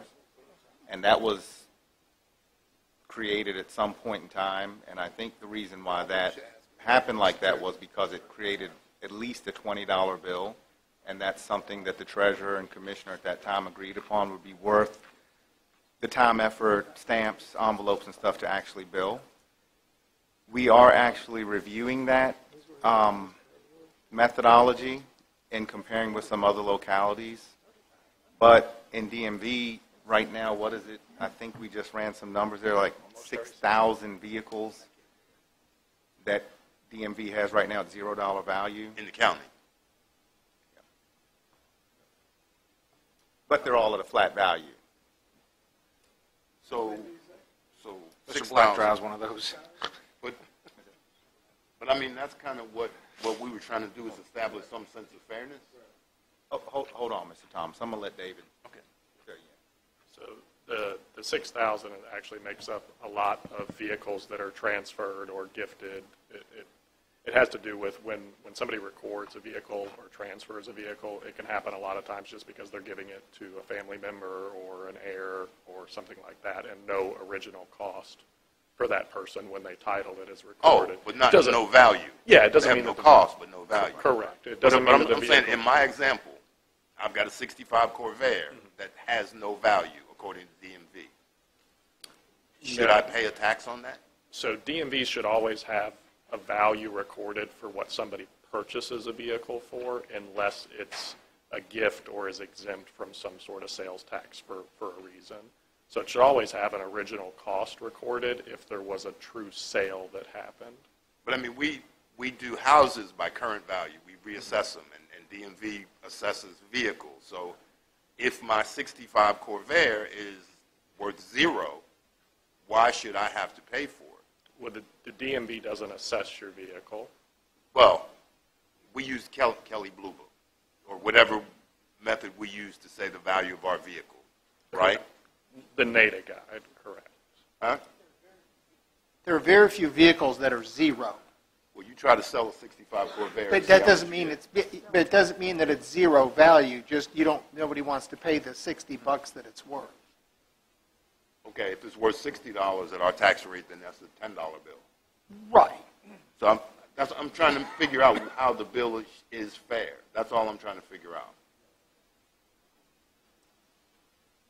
You know, if I've got a car that's really a piece of junk, it's not even worth $20, should I pay $20 every month?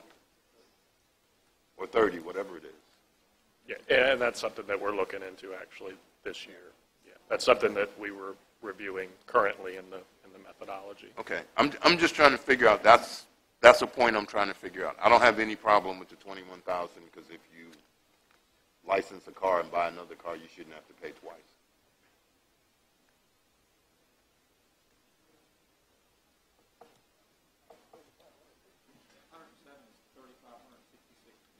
That's what I was going to say. 3,500 was my recollection of the number. That's the number of untagged vehicles. 3,500. Right. Untagged, 3,500, almost 3,600 untagged vehicles. Yeah, why am I going to buy tags for my 65 Corvair that doesn't run? It's basically a piece of junk, no longer a car. There's a point where cars turn into sculpture. Recycling value. They turn into sculpture. You know, it doesn't run.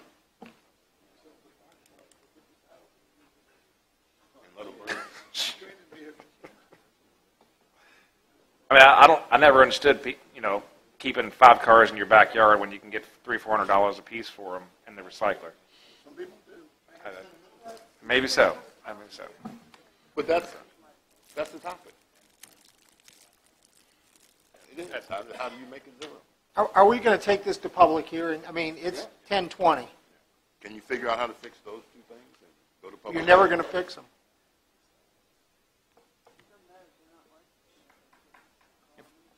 If we're going to make this effective for January 1, we need to get it to public hearing in December. Now, these were the things that we really kind of decided that they wanted to do from a fairness issue. These people that didn't have license plates and had cars in garages, and these people that sold a car and replaced it with a car and still had the same number of cars, that they shouldn't have to get one. I think staff would recommend we move that so we could fix that. If there's something else we got to work on, we'll just have to figure that out. But if we go back to figure that out and come back in December, then we'll be in January holding a public hearing, which is sort of would be mess up the commissioner's office again.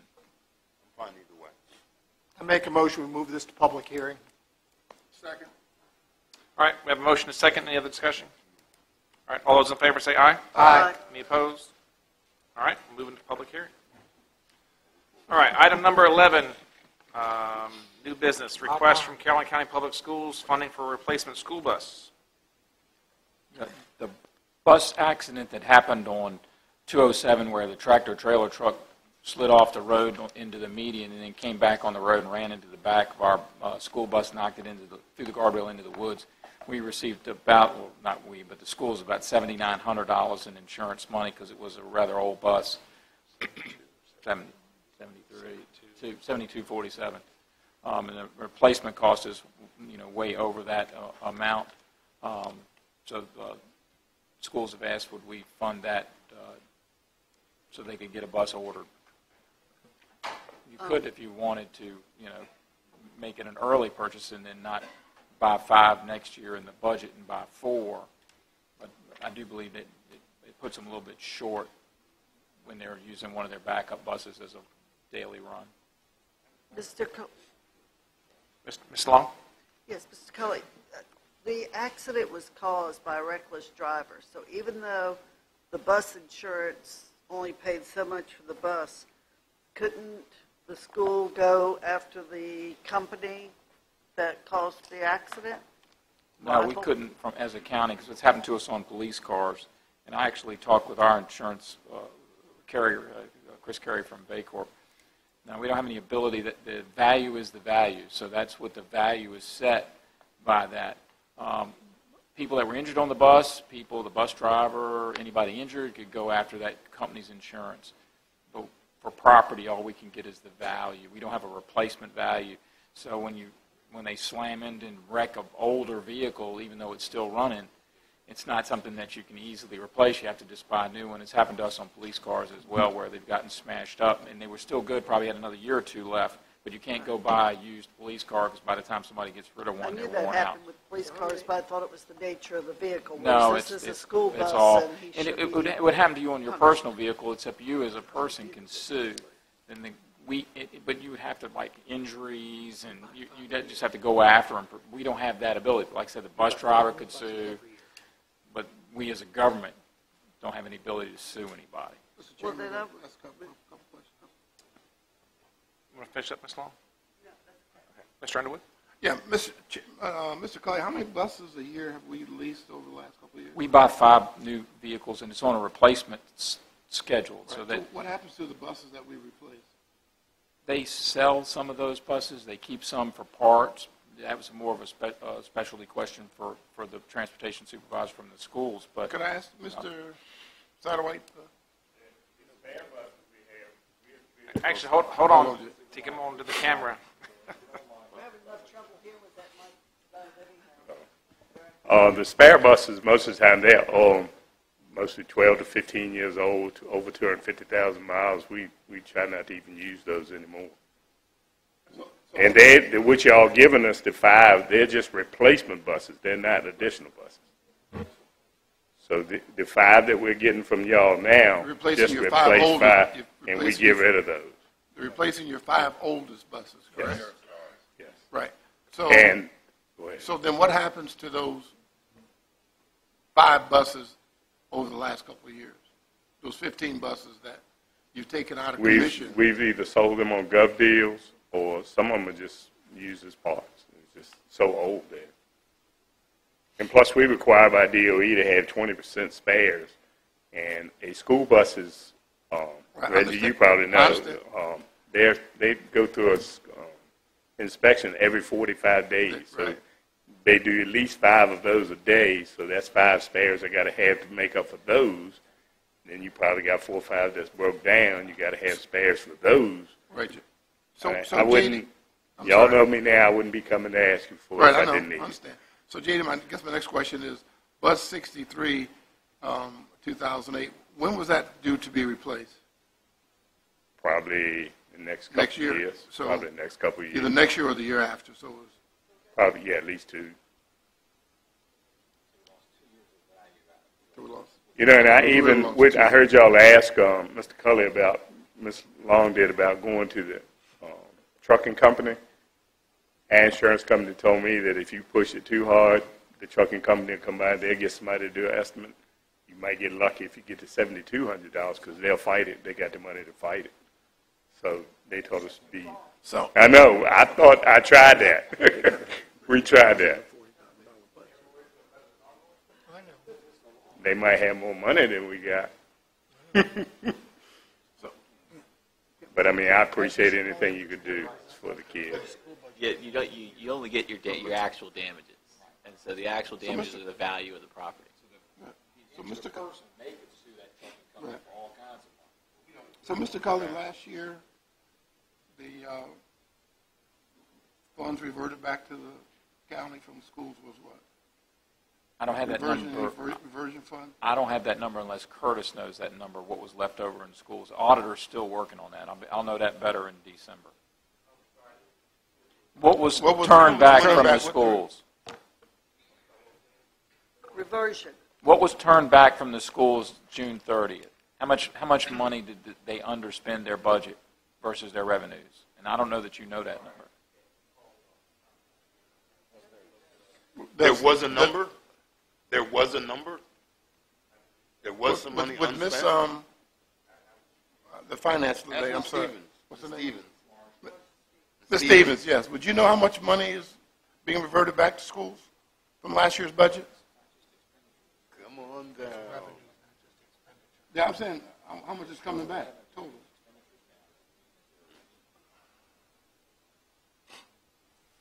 Good evening. Good evening. Good evening. The audit is not finalized at this time, but we are looking at approximately 450,000. Okay. Is that expenditures and revenues balanced out, 450, not just expenditures under? Correct. Not budget authority. Okay, so What does his question mean? So- What does your question mean? What do you mean by asking?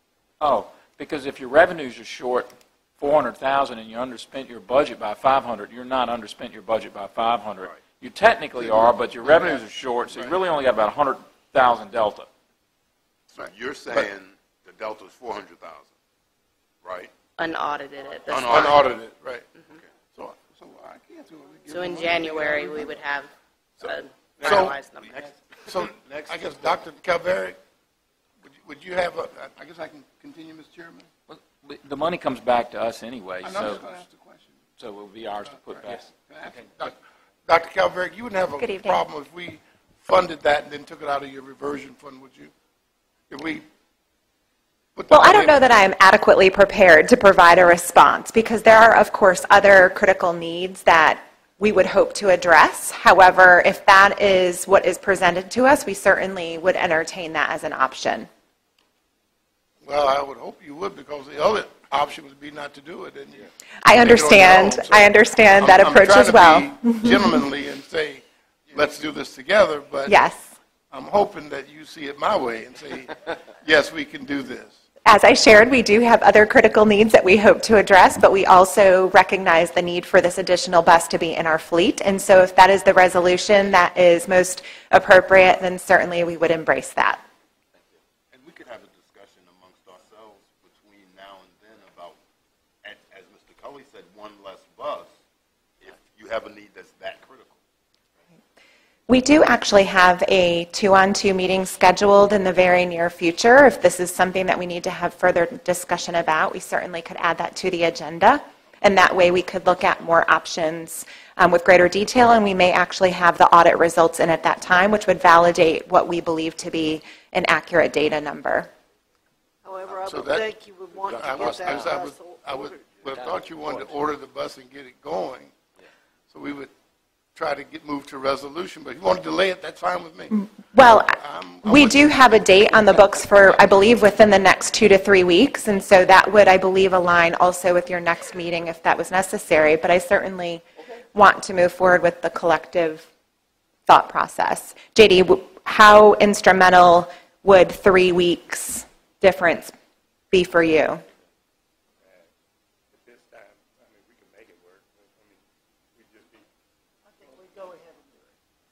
Yeah, I think go ahead. Let's just do it. We go ahead and do it.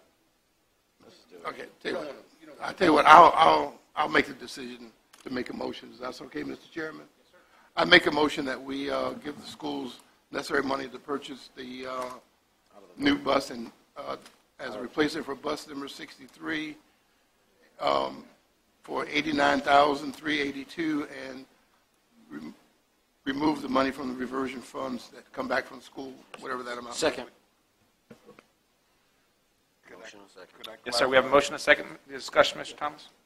The actual reversion funds are not with the county now, so we would have to take it out of the unencumbered balance and replace it with reversion funds. Correct. Once they're determined. Correct. Mr. Cully.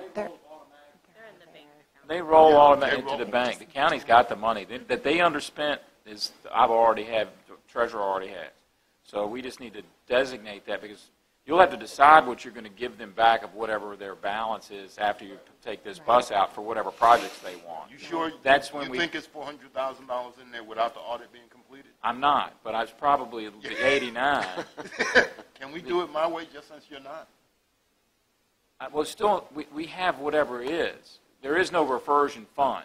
Their money ends June 30th. It all rolls to the general fund. It's all already in the bank. We'll have to create a reversion fund. Thank you. Fine. All right, we have a motion and a second. Any other discussion? I'm sorry? Yes, sir. And we are confident that there is $89,000 in the reversion monies. Yes. Got a great COO. All right, all those in favor say aye. Aye. Any opposed? Motion carries. Thank you. Order the bus. Let me ask you.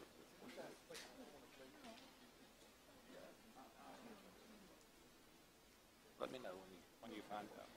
I think we talked about it briefly. I remember. Dr. Calvera, can you step up just for a second for an unrelated question?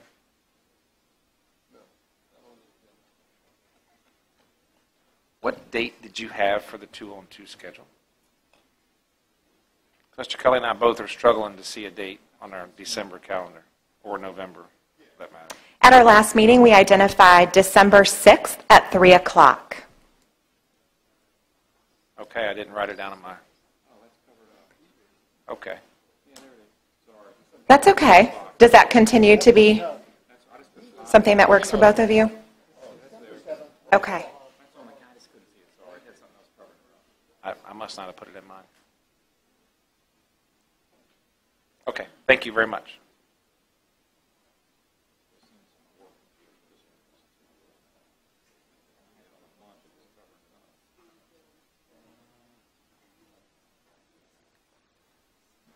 All right, December 6th. Okay, all right, item number 12, request from Brookwood Development Corporation for temporary wastewater pump and haul agreement. Mr. Schiebel. Good evening, Mr. Chairman, members of the board. The Department of Public Utilities has received a request from Brookwood Development Corporation for a temporary pump haul permit for up to 27 homes in the Brookwood subdivision located off of Edwards Road near the Community Services Center.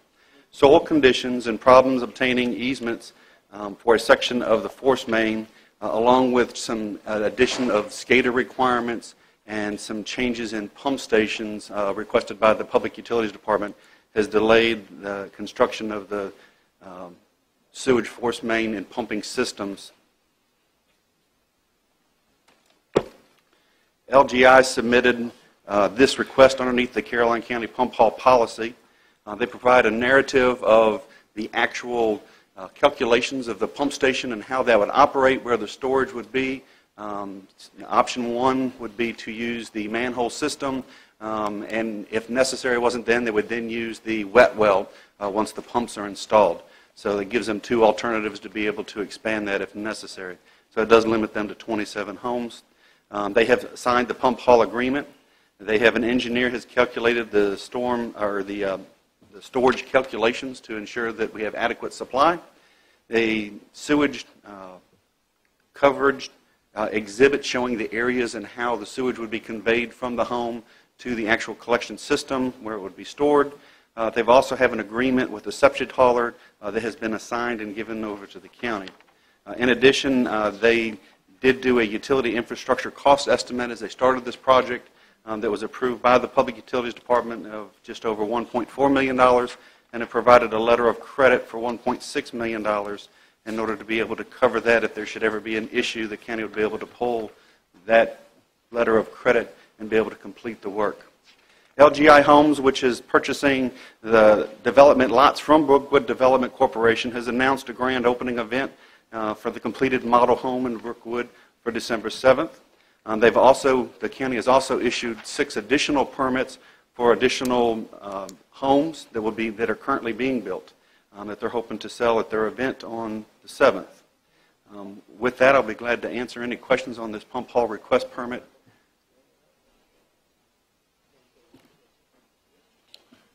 Board members, do you have any questions, concerns regarding this? Mr. Thomas? Would you like me to talk about the letter of credit? So the letter of credit that was referenced, just for the board's information, there's a letter of credit from October 2018, and so you understand the way that works. It states that in the event that there's a breach of the development agreement by Brookwood, the county can, this is standard for all letter of credits, they can submit a statement to Union Bank, and Union Bank, finding a breach of that agreement, will issue funds from the $1.6 million total, and then the development agreement details how that money is held and how that money is used.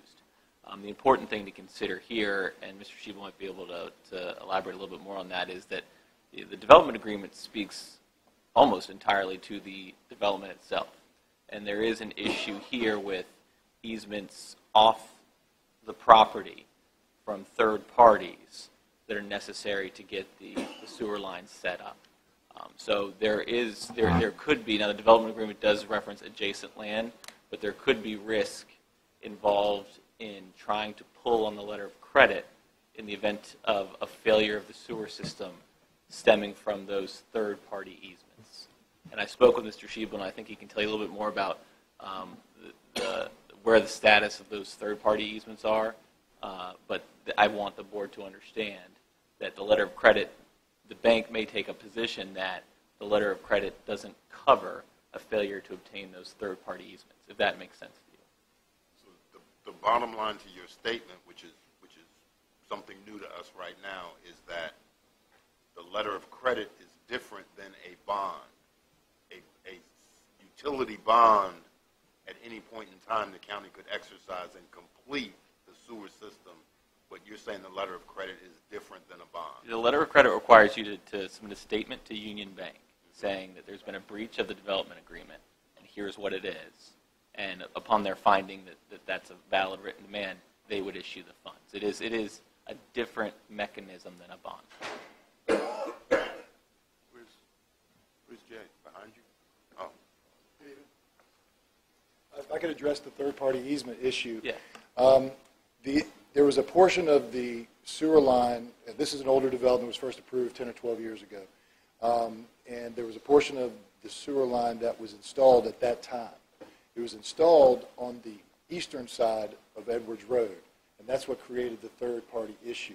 There's a right-of-way on the west side of Edwards Road. If we were having a problem in securing those third-party easements, of which we've secured 4 out of the 5, at this point we have 35 feet left that we don't have a conclusion to, but we have a familiarity with the party, and we've saved them for last as we were trying to see if we could get these harder parties. But if in eventuality, if we were not able to secure Mr. Woodward, Mr. Donovan, and Mr. Dunnington and their third-party easements, we had the right-of-way on the west side to install the sewer line, so that was not going to be an inhibitor for the completion of the whole system. and so to clarify Does to my that point, make sense? yeah, then if those third-party easements are resolved, then the letter of credit would encompass anything happening within the development, because that is very clearly within the parameters of the development agreement. And again, what I want to make sure the board understands is the way that you would pull money down from Union Bank is through a breach of the development agreement, and then you would submit a claim to Union Bank under the letter of credit. So if we set aside the third-party easements, which I would have a question about the bank there, if we're not considering those and we're considering failure of some kind of sewer system within the development itself, the letter of credit does cover that quite unequivocally. Okay, I had a meeting with the planning director in Brookwood, like I said, Tuesday, to discuss several things: street names, the road closure, the way to get back to 301. And I mentioned to them this was on our agenda, we would be discussing it, but it was the board's position, I was predicting, the board did not want to be exposed to providing a pump and haul forever. And once we did that for a short period of time, we would be exposed forever unless we could pull down money from a bond or whatever and complete the sewer system. So are we basically saying we're not exposed, or are we saying we are still exposed? Yeah, I mean, we can't ever say that you're completely insulated with it. The fact remains that there are,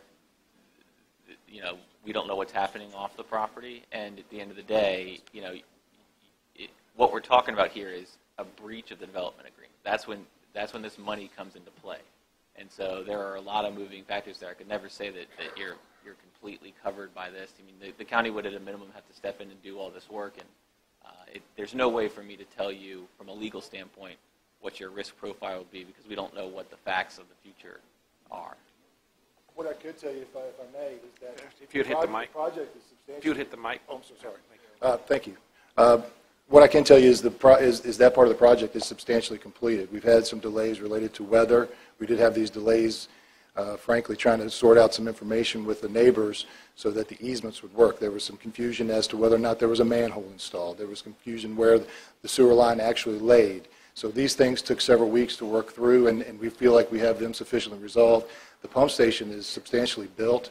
The well house is, I think, nearly in place. Those are technicalities I can't get into because I'm not that engineer, but I can tell you that we're pretty far along, and if we were to walk away today, the county would have very little to do to complete the sewer line. Would you agree, though, that there appear to be issues that the neighbors are very concerned, and you really, from what I heard tonight, I don't think you've been a good neighbor so far. So why would I want to be lenient with you when it appears that you've been less than respectful to the neighbors and the folks who live there and not amenable to their needs? I thank you for the opportunity to answer that. I think that we've tried very hard to be good neighbors to the persons on the end of Edwards Road. I think Ms. Vernie Coghill spoke very clearly that I've been to her house and spent time in her living room. She has my phone number. She called me at 10:30 one night when the machines were running, and I answered the phone, and I heard about her complaint, and we fixed that problem. Judas also met Jesus in the garden and gave him a kiss. Oh, I don't know what that has to do with my answering my question, but that's what I'm telling you, because you went to see her. And but I'm not done. Things were. I'm not done. But she gave me credit for it after Miss Margie Petros came up here and said what she said. I've been in her living room 5 or 6 times. The fact of the matter is, I've told everyone that's ever asked me that road is going to be closed, and it's going to be closed because VDOT wants it closed. So if they took other people and had conversations with other folks that thought they knew what they're talking about, I can't help that, and I'm really sorry that occurred, but we were doing our best to communicate, especially with those folks at the end of the road. One thing you didn't hear tonight was any complaints from Mr. Satterwhite, the bus department, and that was something I just spoke with him about. I've been on the up front. There weren't any problems with the buses because we communicated with them up front about when the road was going to be closed, and they were well aware of what was going on. We didn't do it. Ms. Rawlings was kind enough to come over and speak with me, and I think we resolved the issues that she had. I certainly, in my position as Director of Community Relations, will do a better job in the neighboring communities to get out ahead of time and try and inform them of the road closing and things of that nature. As for the parking on the road and the machinery and things of that nature, we attribute that to the work being on VDOT. That didn't have anything to do with us. They didn't have anywhere else to park or go, so those people lined up and down the side of the road. As soon as we were made aware of it, we took care of it that night, and we know that there hasn't been any problems. And in addition to that, the work is going to proceed further away from Edwards Road, so it would be less of a problem as we continue forward. But as soon as those things were made aware of to us, we took care of them. The first time I heard of Ms. Petros' issues was when I was sitting in her living room Monday afternoon. She has my phone number. She calls me all the time. She'd never once mentioned them to me. I would have taken care of them immediately. Now, the neighborhood itself, and Ms. Rollins is right. We didn't pay enough attention to them. We'll do a better job going future, and I can't fix that now. We can only continue to try and do a better job moving forward. I took my time tonight to explain to her the pump and haul situation and how the pump station was working and what we thought we anticipated as far as the installation of the sewer line, and I can only report that she seemed satisfied with what I told her. And we're going to continue to be good neighbors. We're not the big bad developers. My family's from Caroline County, west of Charlesburg. We're from deep in Spotsylvania County. We're going to be in Fredericksburg for a long time. We expect to be the best developers in Central Virginia, and we're going to prove it to you. We've continued to work through this program. We've got issues that we continue to work through with the county. And this is going to be a great project for Caroline. We're excited about it for you guys. We're excited about it for us. And we're excited about these people that are going to be able to come in and have their starter homes and be able to buy them right out the gate. Thank you for your help. Jay, what question? Ms. Seeley? I was at the property for an hour and a half on Saturday.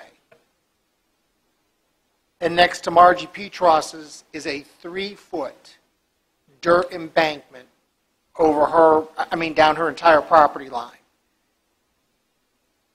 What in the world is that, and what's the solution to that? Since you've already done it, it's been graded. It's not at grade anymore. It's now 3 feet higher, and I don't understand. So explain that to me. I will.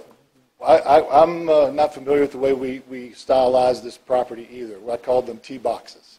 As you ride through the project, they've got levels, and it drops off, and levels drops off. That was requested by the builder. That's what they want as a pad site for their foundation. What I understand from the model home that I witnessed is they come in and they spread that 3-foot stack out a little bit and use the foundation. Now, specifically addressing Ms. Petros's problem, she pointed that out to me when I was there on Monday. I went back Monday afternoon to Mr. Jarrell, and we were going to address that specifically to make sure that there's no runoff issues. I was alarmed at how close that was, but again, that was something that wasn't brought to my attention until then, and we're doing our best to address it now so that doesn't have any effect on Ms. Petros. And you saw the junk all along their property line, down the edge of that, the concrete and all the other stuff that's been pulled out and sort of left all along the property line edge as you continue on down that. I saw that we absolutely talked about the debris that was on the road, the pebbles of asphalt and things of that nature, and we actually looked at the tractor with the brush on it, and I saw the spider webs under the wheel because it hadn't been running such a long time. Those are things that I didn't know about. As soon as I found out about them, we went back and addressed them immediately, and I dare say they're not a problem today. Let me ask you the next question then. You know the asphalt circle that you've put in? Yes, sir. Have you looked at the grade in that complete moat that's been created there? Have you looked at? Have I looked at the ditch? Have you looked at the grate, the drainage, the actual drainage device that's supposed to drain that whole moat that goes around that pad? I'm not exactly sure you're asking me. I've seen the beautiful blacktop that's on that and circle, and I've seen the ditch that goes around and it. there's actually a drainage device in that. Okay. I'm sure it's engineered appropriately. I would challenge you that the first big rain, once your stormwater management netting goes away, that won't work for 3 hours. Based on? Based on the size of the bars, and there's about an inch gap between each bar that's about this big around. So I'd like to know who's responsible because all the dirt, all the debris, and all the dead stuff that's around that is not going to allow that to drain. So what's the long-term solution to that situation? Because that's coming. I'm not sure I understand the situation you're describing. Well, I'll tell you to go look at that grate tomorrow. Okay. And look at the spacing of those bars and look at the debris field around it. As a kid, I lived on a corner, okay? And the storm sewer was at our corner, and I lived in Ohio. So when the ice started to break up and float and it clogged that up, the whole bottom of our street would turn into a huge pond, would turn into a pond during the day and a skating ring at night. So my job as the kid was to go clean that storm sewer out. That storm sewer had a much bigger grate than this has in terms of spacing between the bars. Go look at the debris around that and look at the spacing in those bars, and you take an educated guess as to how long you think that'll stay open, because that's going to be the next challenge in this, and that's going to be a huge moat. That's going to be deep. If you look at the back side of that, it's probably around 4 feet deep. It's a large ditch. It's going to be 4 feet deep. It's on severe grade, yes, sir. So on top of the dirt that's piled up on Miss Petros's property, it's actually not on Miss Petros's. It's well, on the line. It's on the line. Right on the line. I'm not going to argue that point. We're going to fix that. That's not going to be like that. And then I go to and I'm just at the top of the hill. Okay, I haven't even walked down to some of the other issues that are there, but we'll save those because I think we'll be talking again, is my suspicion, sooner than you think. We can talk anytime you're ready, Mr. No. I look forward to a meeting anytime. Well, yeah, I'm sure we'll be at some meetings. We've been trying.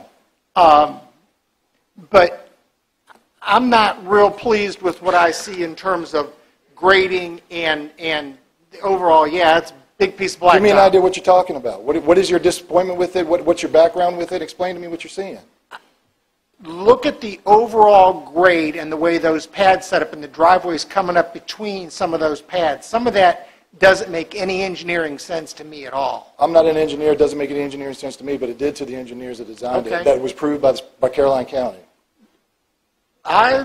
Caroline County approved that, Mr. Fincham, or did DEQ approve all that? I don't mean to put those guys on the spot, but... The stormwater plan was approved by DEQ. The ENS and the grading plan is all tied ultimately to the DEQ permit. There were some modifications from the original grading plan that have been, I believe, resubmitted to DEQ for their reapproval. But in terms of stormwater, the overall grading plan is subject to the stormwater permit from DEQ. That's all I need. Our responsibility is ENS. There is an approved site plan for the whole project, and now the grading was modified, has been brought in conformance with the DEQ regulations. That's fine. I'm done, Mr. Chairman. Yes, sir, Mr. Thomas. Mr. Hicks, what is the issue if you do not have a pump and haul for 30 days until our next meeting? It would, to my understanding, to the best of my understanding, it would interrupt that grand opening weekend that Mr. Schreiber referred to for the LGI builders. They're having a grand opening where, and their business model is pretty neat. Let me tell you that when we first started communicating with LGI, they were the 15th ranked builder in the country. They're now in the top 10, so they're a legitimate building business. Before you go through that, I'm just trying to, bottom line us for a quick minute. If you postpone that, or even if you went ahead with that, you can sell houses while you get this easement set up, right? You just wouldn't be able to let people come in because they can't come in without sewer. Well, that's where the technicality of whether we're allowed to sell a house that doesn't have an OP is where I lose connection. I don't think if we have a P, we can't sell OP. We can't sell a house. You only have one. You have the one house there built so far. We have a model home, and that's what I was getting. Yeah. Just briefly, I was giving you the background of the national builder. They have a business model where they go to areas that have a large concentration of renters. All right. And they have a certain minimum number that they look for.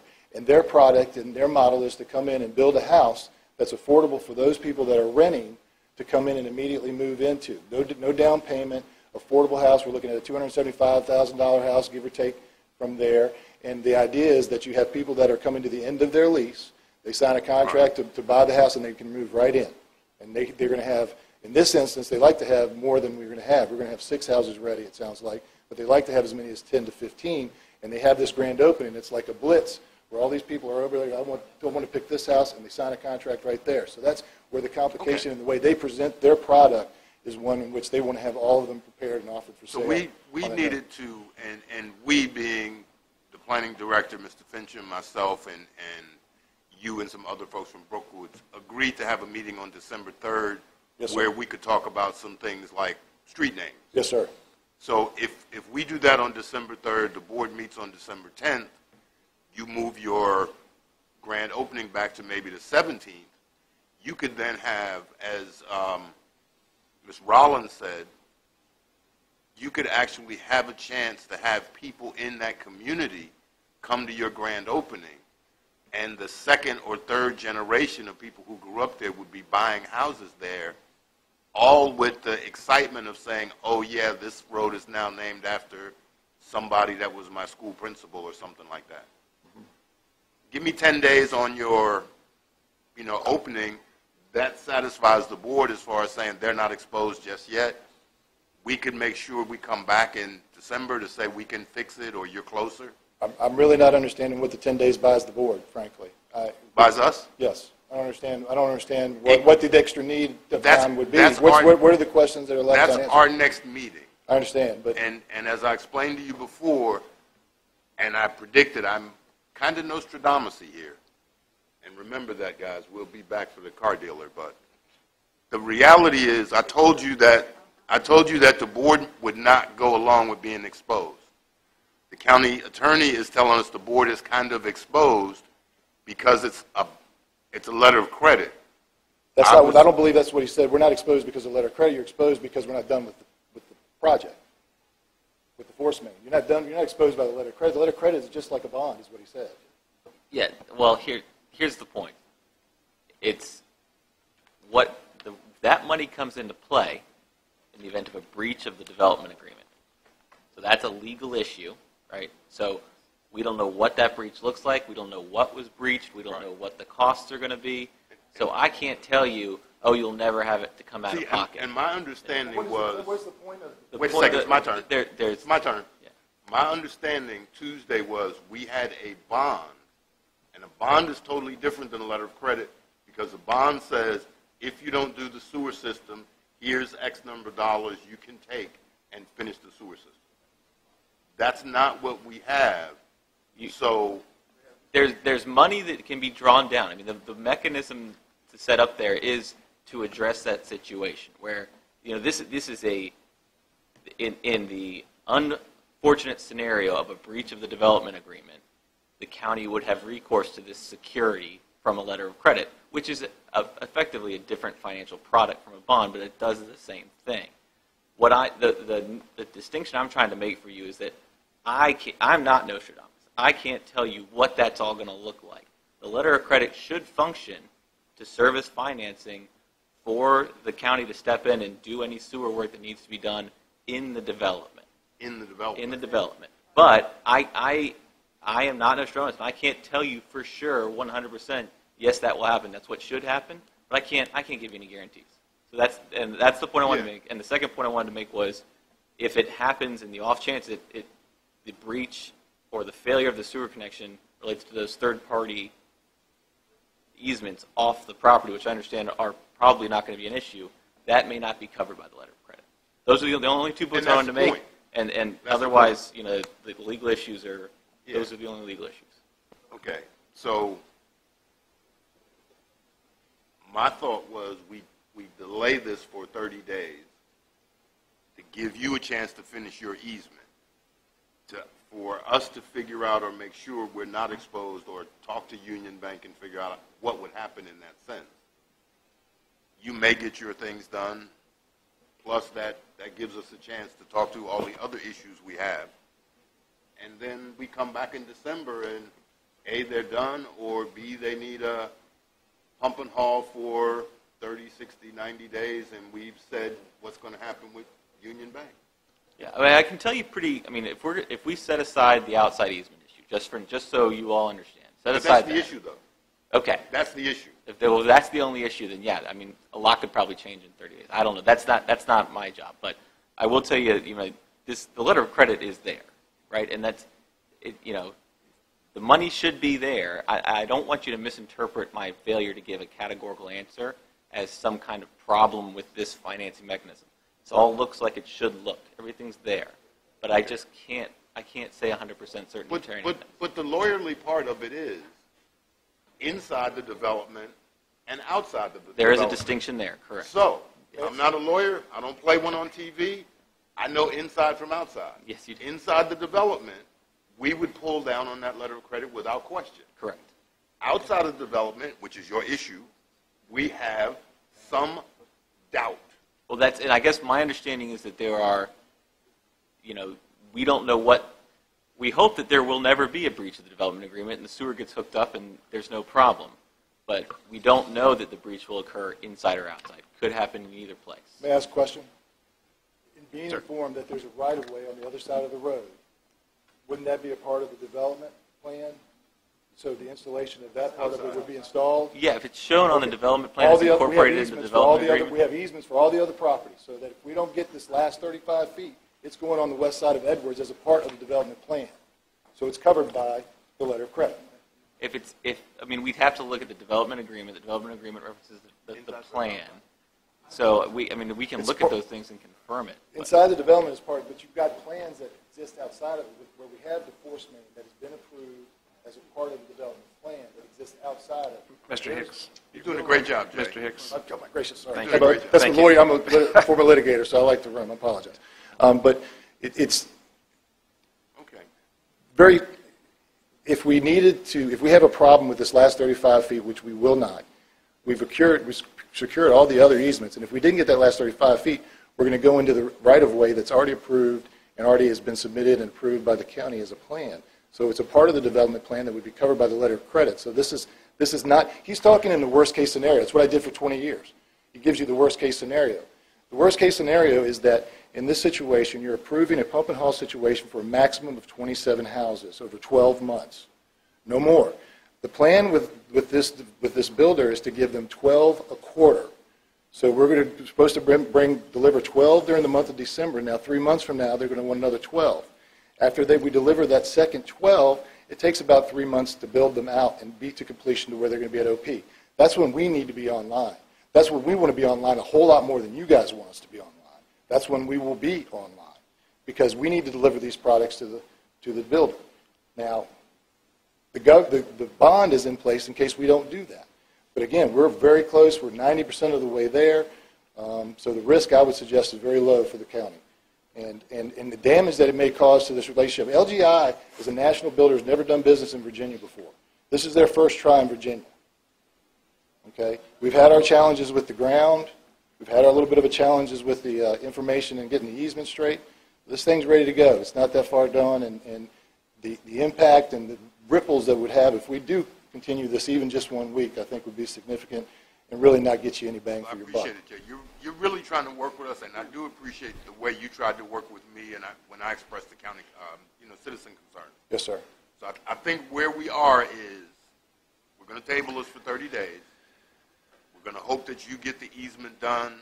If not, we'll come back, and I think the board will be a lot more amenable. That would be terribly disappointing if that's the vote of the board because we have worked exceptionally hard with this county to try and make this product, and for this little bit of a hiccup, that would be very disappointing, I would suggest. And there have been other delays that haven't been as to necessarily our cause. So that has to do with the way the county is doing their business and some of the information that gets out to us. So I don't want to get in the weeds of that, but let's think about this. This is a very temporary situation, 12 months max, with 27 maximum homes, and that's it. The other option is for us to turn it down and not even consider it at all. So that would be really disappointing. So I'm going to make a motion that says we table it for 30 days. We're going to come back. I think the board will be a lot more understanding in 30 days because we'll have some understanding. Cut that mic off, please, and that's my motion, and we're ready to go. I'll second. Thank you. I would like to hear what you were going to say, Les. I think I lost it. Yes, thank you, Clay, but I missed it beforehand, but I lost it.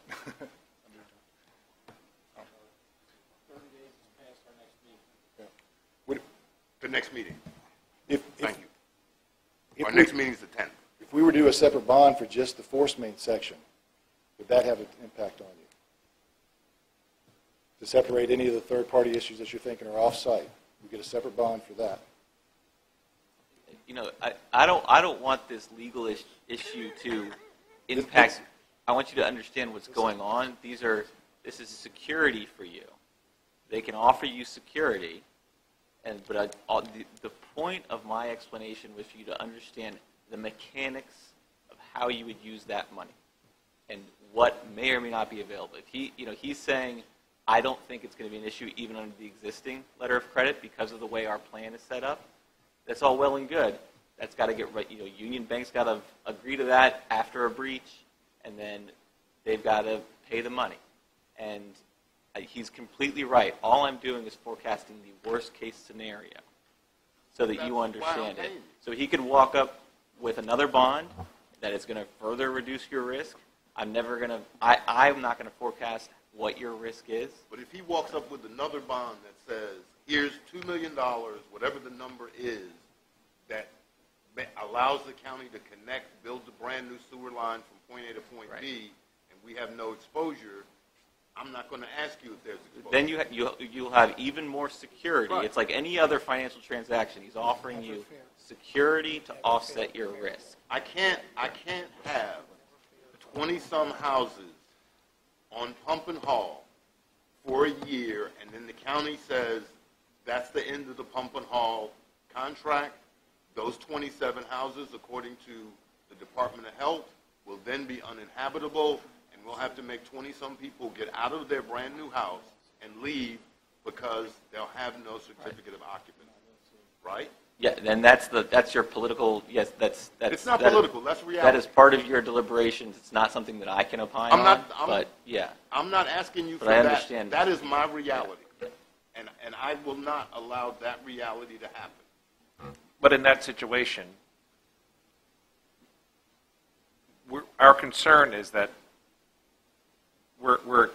that's our worst case scenario. Yes. But in that scenario, if I'm understanding it correctly, especially if there's an additional bond offered, we continue the pump and haul, we pull the bond, and we start construction the next week. Well, now he's offering an additional bond, which makes it different. Agree, which But is under the original scenario, what I just said is our worst case. Right. And the county is exposed because we now have 27 homes built relying on county pump and haul. And he's adding an insurance policy that what he is saying that he wants to do will in fact be done, because once we pull that bond once, he's not getting another one for a long time. I mean, that's just the reality of construction bonds. I understand. So that puts his entire business at risk. So this is not just us pulling a bond or whatever. This is his livelihood. Something catastrophic would have happened to us. I offered 30 days to allow Sands to talk to Union Bank to clarify whether inside or outside was good. Mr. Thomas, I just want to say I agree with the worst-case scenarios that you're presenting, because those are the concerns that you should be having. I'm just arguing on the other side, believing that we're going to be able to perform better than that. So I just want to be clear that your concerns are correct. As the lawyers advising you, I think those are exactly the parameters of what we're talking about. I just believe we're going to deliver. And the bond is hopefully backing that up. Is the idea is that we're going to say we're going to do it, and then the money is there in case we don't. I don't have any problem with believing you. I don't have any problem with the worst case. It's just I will not allow the worst case to happen. I guess here we are at the 11th hour, 12th hour, actually. That's actually our concern, too. Yeah, but we're on this side of the table knowing what happens. And we have experienced, Mr. Underwood has, when people didn't pay sewer bills and we had to disconnect them, power gets pulled, wastewater gets plugged, house gets placarded, they have to move out. Now, I understand you met with Mr. Thomas on Tuesday. This had to be a topic of discussion. Actually, it wasn't. We didn't know the letter of credit was an issue until today, 11th hour. I was under the impression it was the 11th hour today. We've been doing the county for a year. We found out about this issue today. We're on the verge of a grand opening in less than a month, and we found out about this issue today. Well, that is unfair. I want to clarify. I mean, the letter of credit is not the primary issue. The primary issue is whether or not you approve the request for pump and haul. The reason we're talking about the letter of credit is that is your security in the event of this worst case scenario. Right. But the The issue before you is whether or not to approve a request for a pump and haul. See, the request for pump and haul, it is not pump and haul, yes or no. It's pump and haul, will you finish the sewer system? If you don't, what happens? You know, there are several dominoes in this house we're building here, so it's That's not exactly as right. simple as yes, pump and haul. And we're talking about the domino that would come. We're talking about yeah. what happens if all the dominoes fall. Correct. And you're saying you want to give us another bond right now. I think that if it would cure the concern about the off-site work, I know that we would come up with another security mechanism to satisfy you. Well, that's what Mr. Forehand was talking about.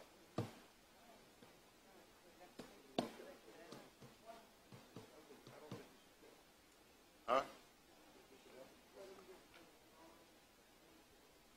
When can you get this bond to us? We're pretty good financially, and I don't know how long those mechanisms take, but within a few days, as quick as they're absolutely possible, within a week, I would imagine.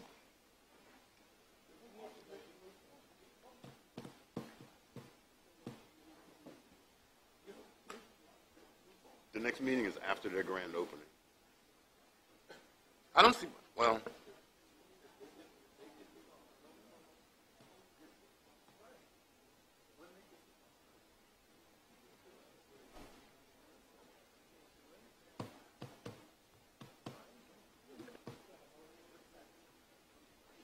As far as I can hear a little bit about it. I think as Mr.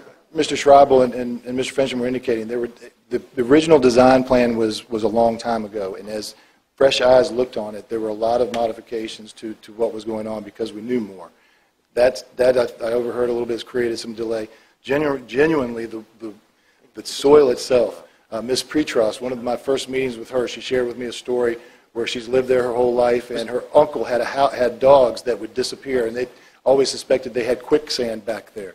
I can promise you that, and they have a lot of wet dirt. So those are dealing with along the way that have contributed to where we are today. It has not been at any point a lack of diligence or a lack of effort to get this thing done. That also does not sound like a problem that the county created. That sounds like a problem that was already there as far as the ground goes. And the redesign of it was something we welcomed. We want it to be the best product possible. That's absolutely true. I'm not trying to kill them. I'm trying to make sure we get the best thing for everybody concerned. If he's going to come back and give us another bond, we can work with that. But you know, my original motion was to wait till our next meeting, which is the 10th. You push your date back to the 17th. We meet again with we have a community meeting on the 3rd. I'm not sure 10 days is going to kill you. Plus the 7th is for Harbor Day. You could still do the open house on the 7th, but With all due respect, the open house is meant to be able to sell the houses, and if they don't have the OP, I don't think we can sell the houses. I think that's a big ask. There's a whole lot of publications and paper that have been printed and things of that nature. Some costs have been expended. Yeah, but wait a minute, there's only one house built, correct? There's a model house built currently, and that has its pump and haul agreement specifically for that home, and we anticipate there to be 6 by the 7th, 6 to 10. And I'll stand by my second. All right. Mr. Black, did you want to? No, it's time for us to vote. All right, somebody was just digging on the thing. Was that you? Yeah, no, that was me. Like, it's time for us to vote. Time to vote. I can keep on going too, so y'all vote. I've heard enough. All right, we have a motion and a second. I have no idea what the motion was anymore. So. Table this till our next meeting, which is December 10th. All right. Mr. Seeley, did you second? Yeah, I second. Okay. I did second. All right, we have a motion and a second. All those in favor say aye. Aye. Any opposed? All right. Motion carries. Thank you all.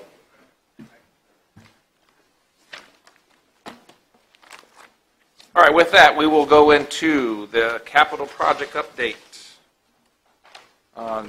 Mr. Cully, I have one question in the capital projects before I forget, and I had to write it down to remember.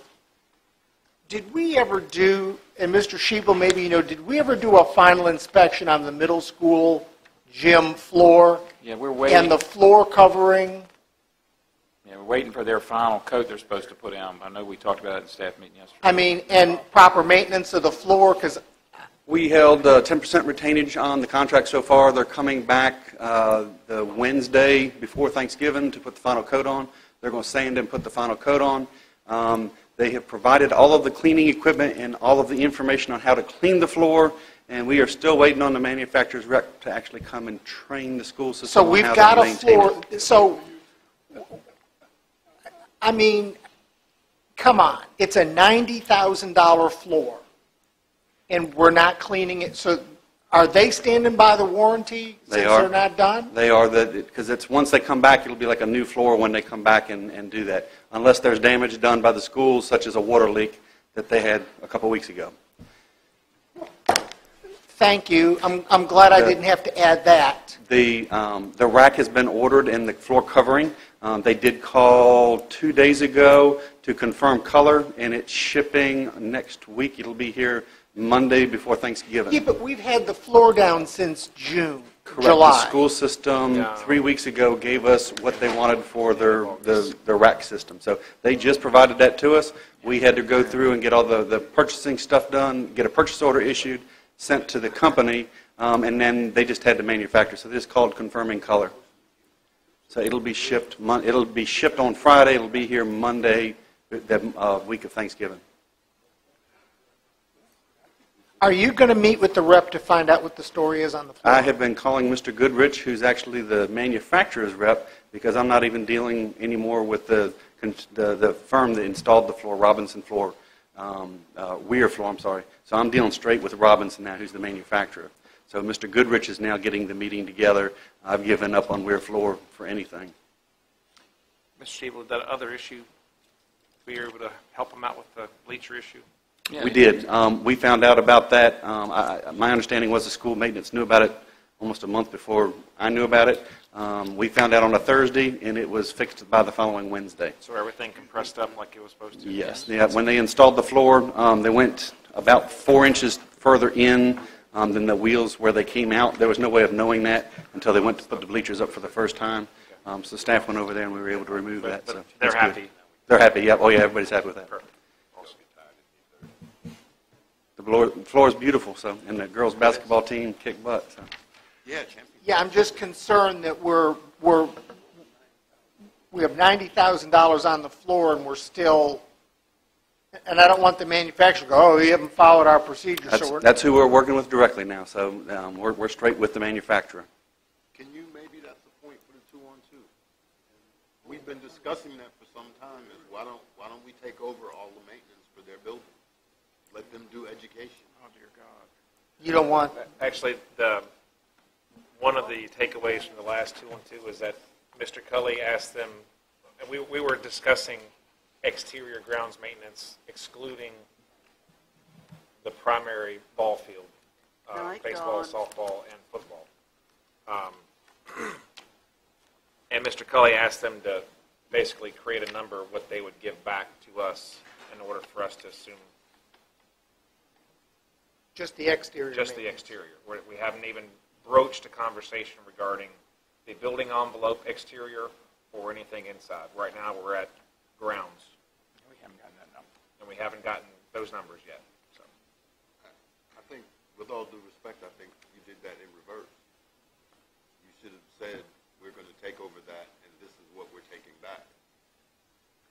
I want to see there what the number first, because they have other expenses that we think that should be included in it. We're kind of waiting to see what they offer up.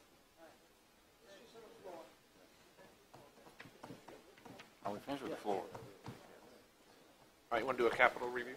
I don't. But okay. Anybody have any questions regarding the capital percentage review in the back?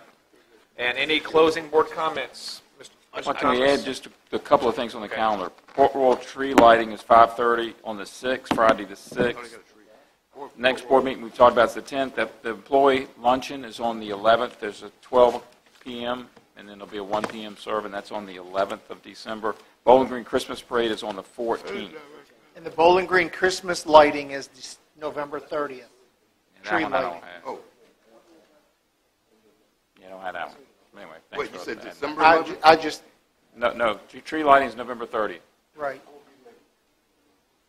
That's all I have. You said the 11th was the... I'm shocked. You said noon was the first seating? No, I forgot where I was. I was the only one, huh? I'm so disappointed. I was there before. Okay.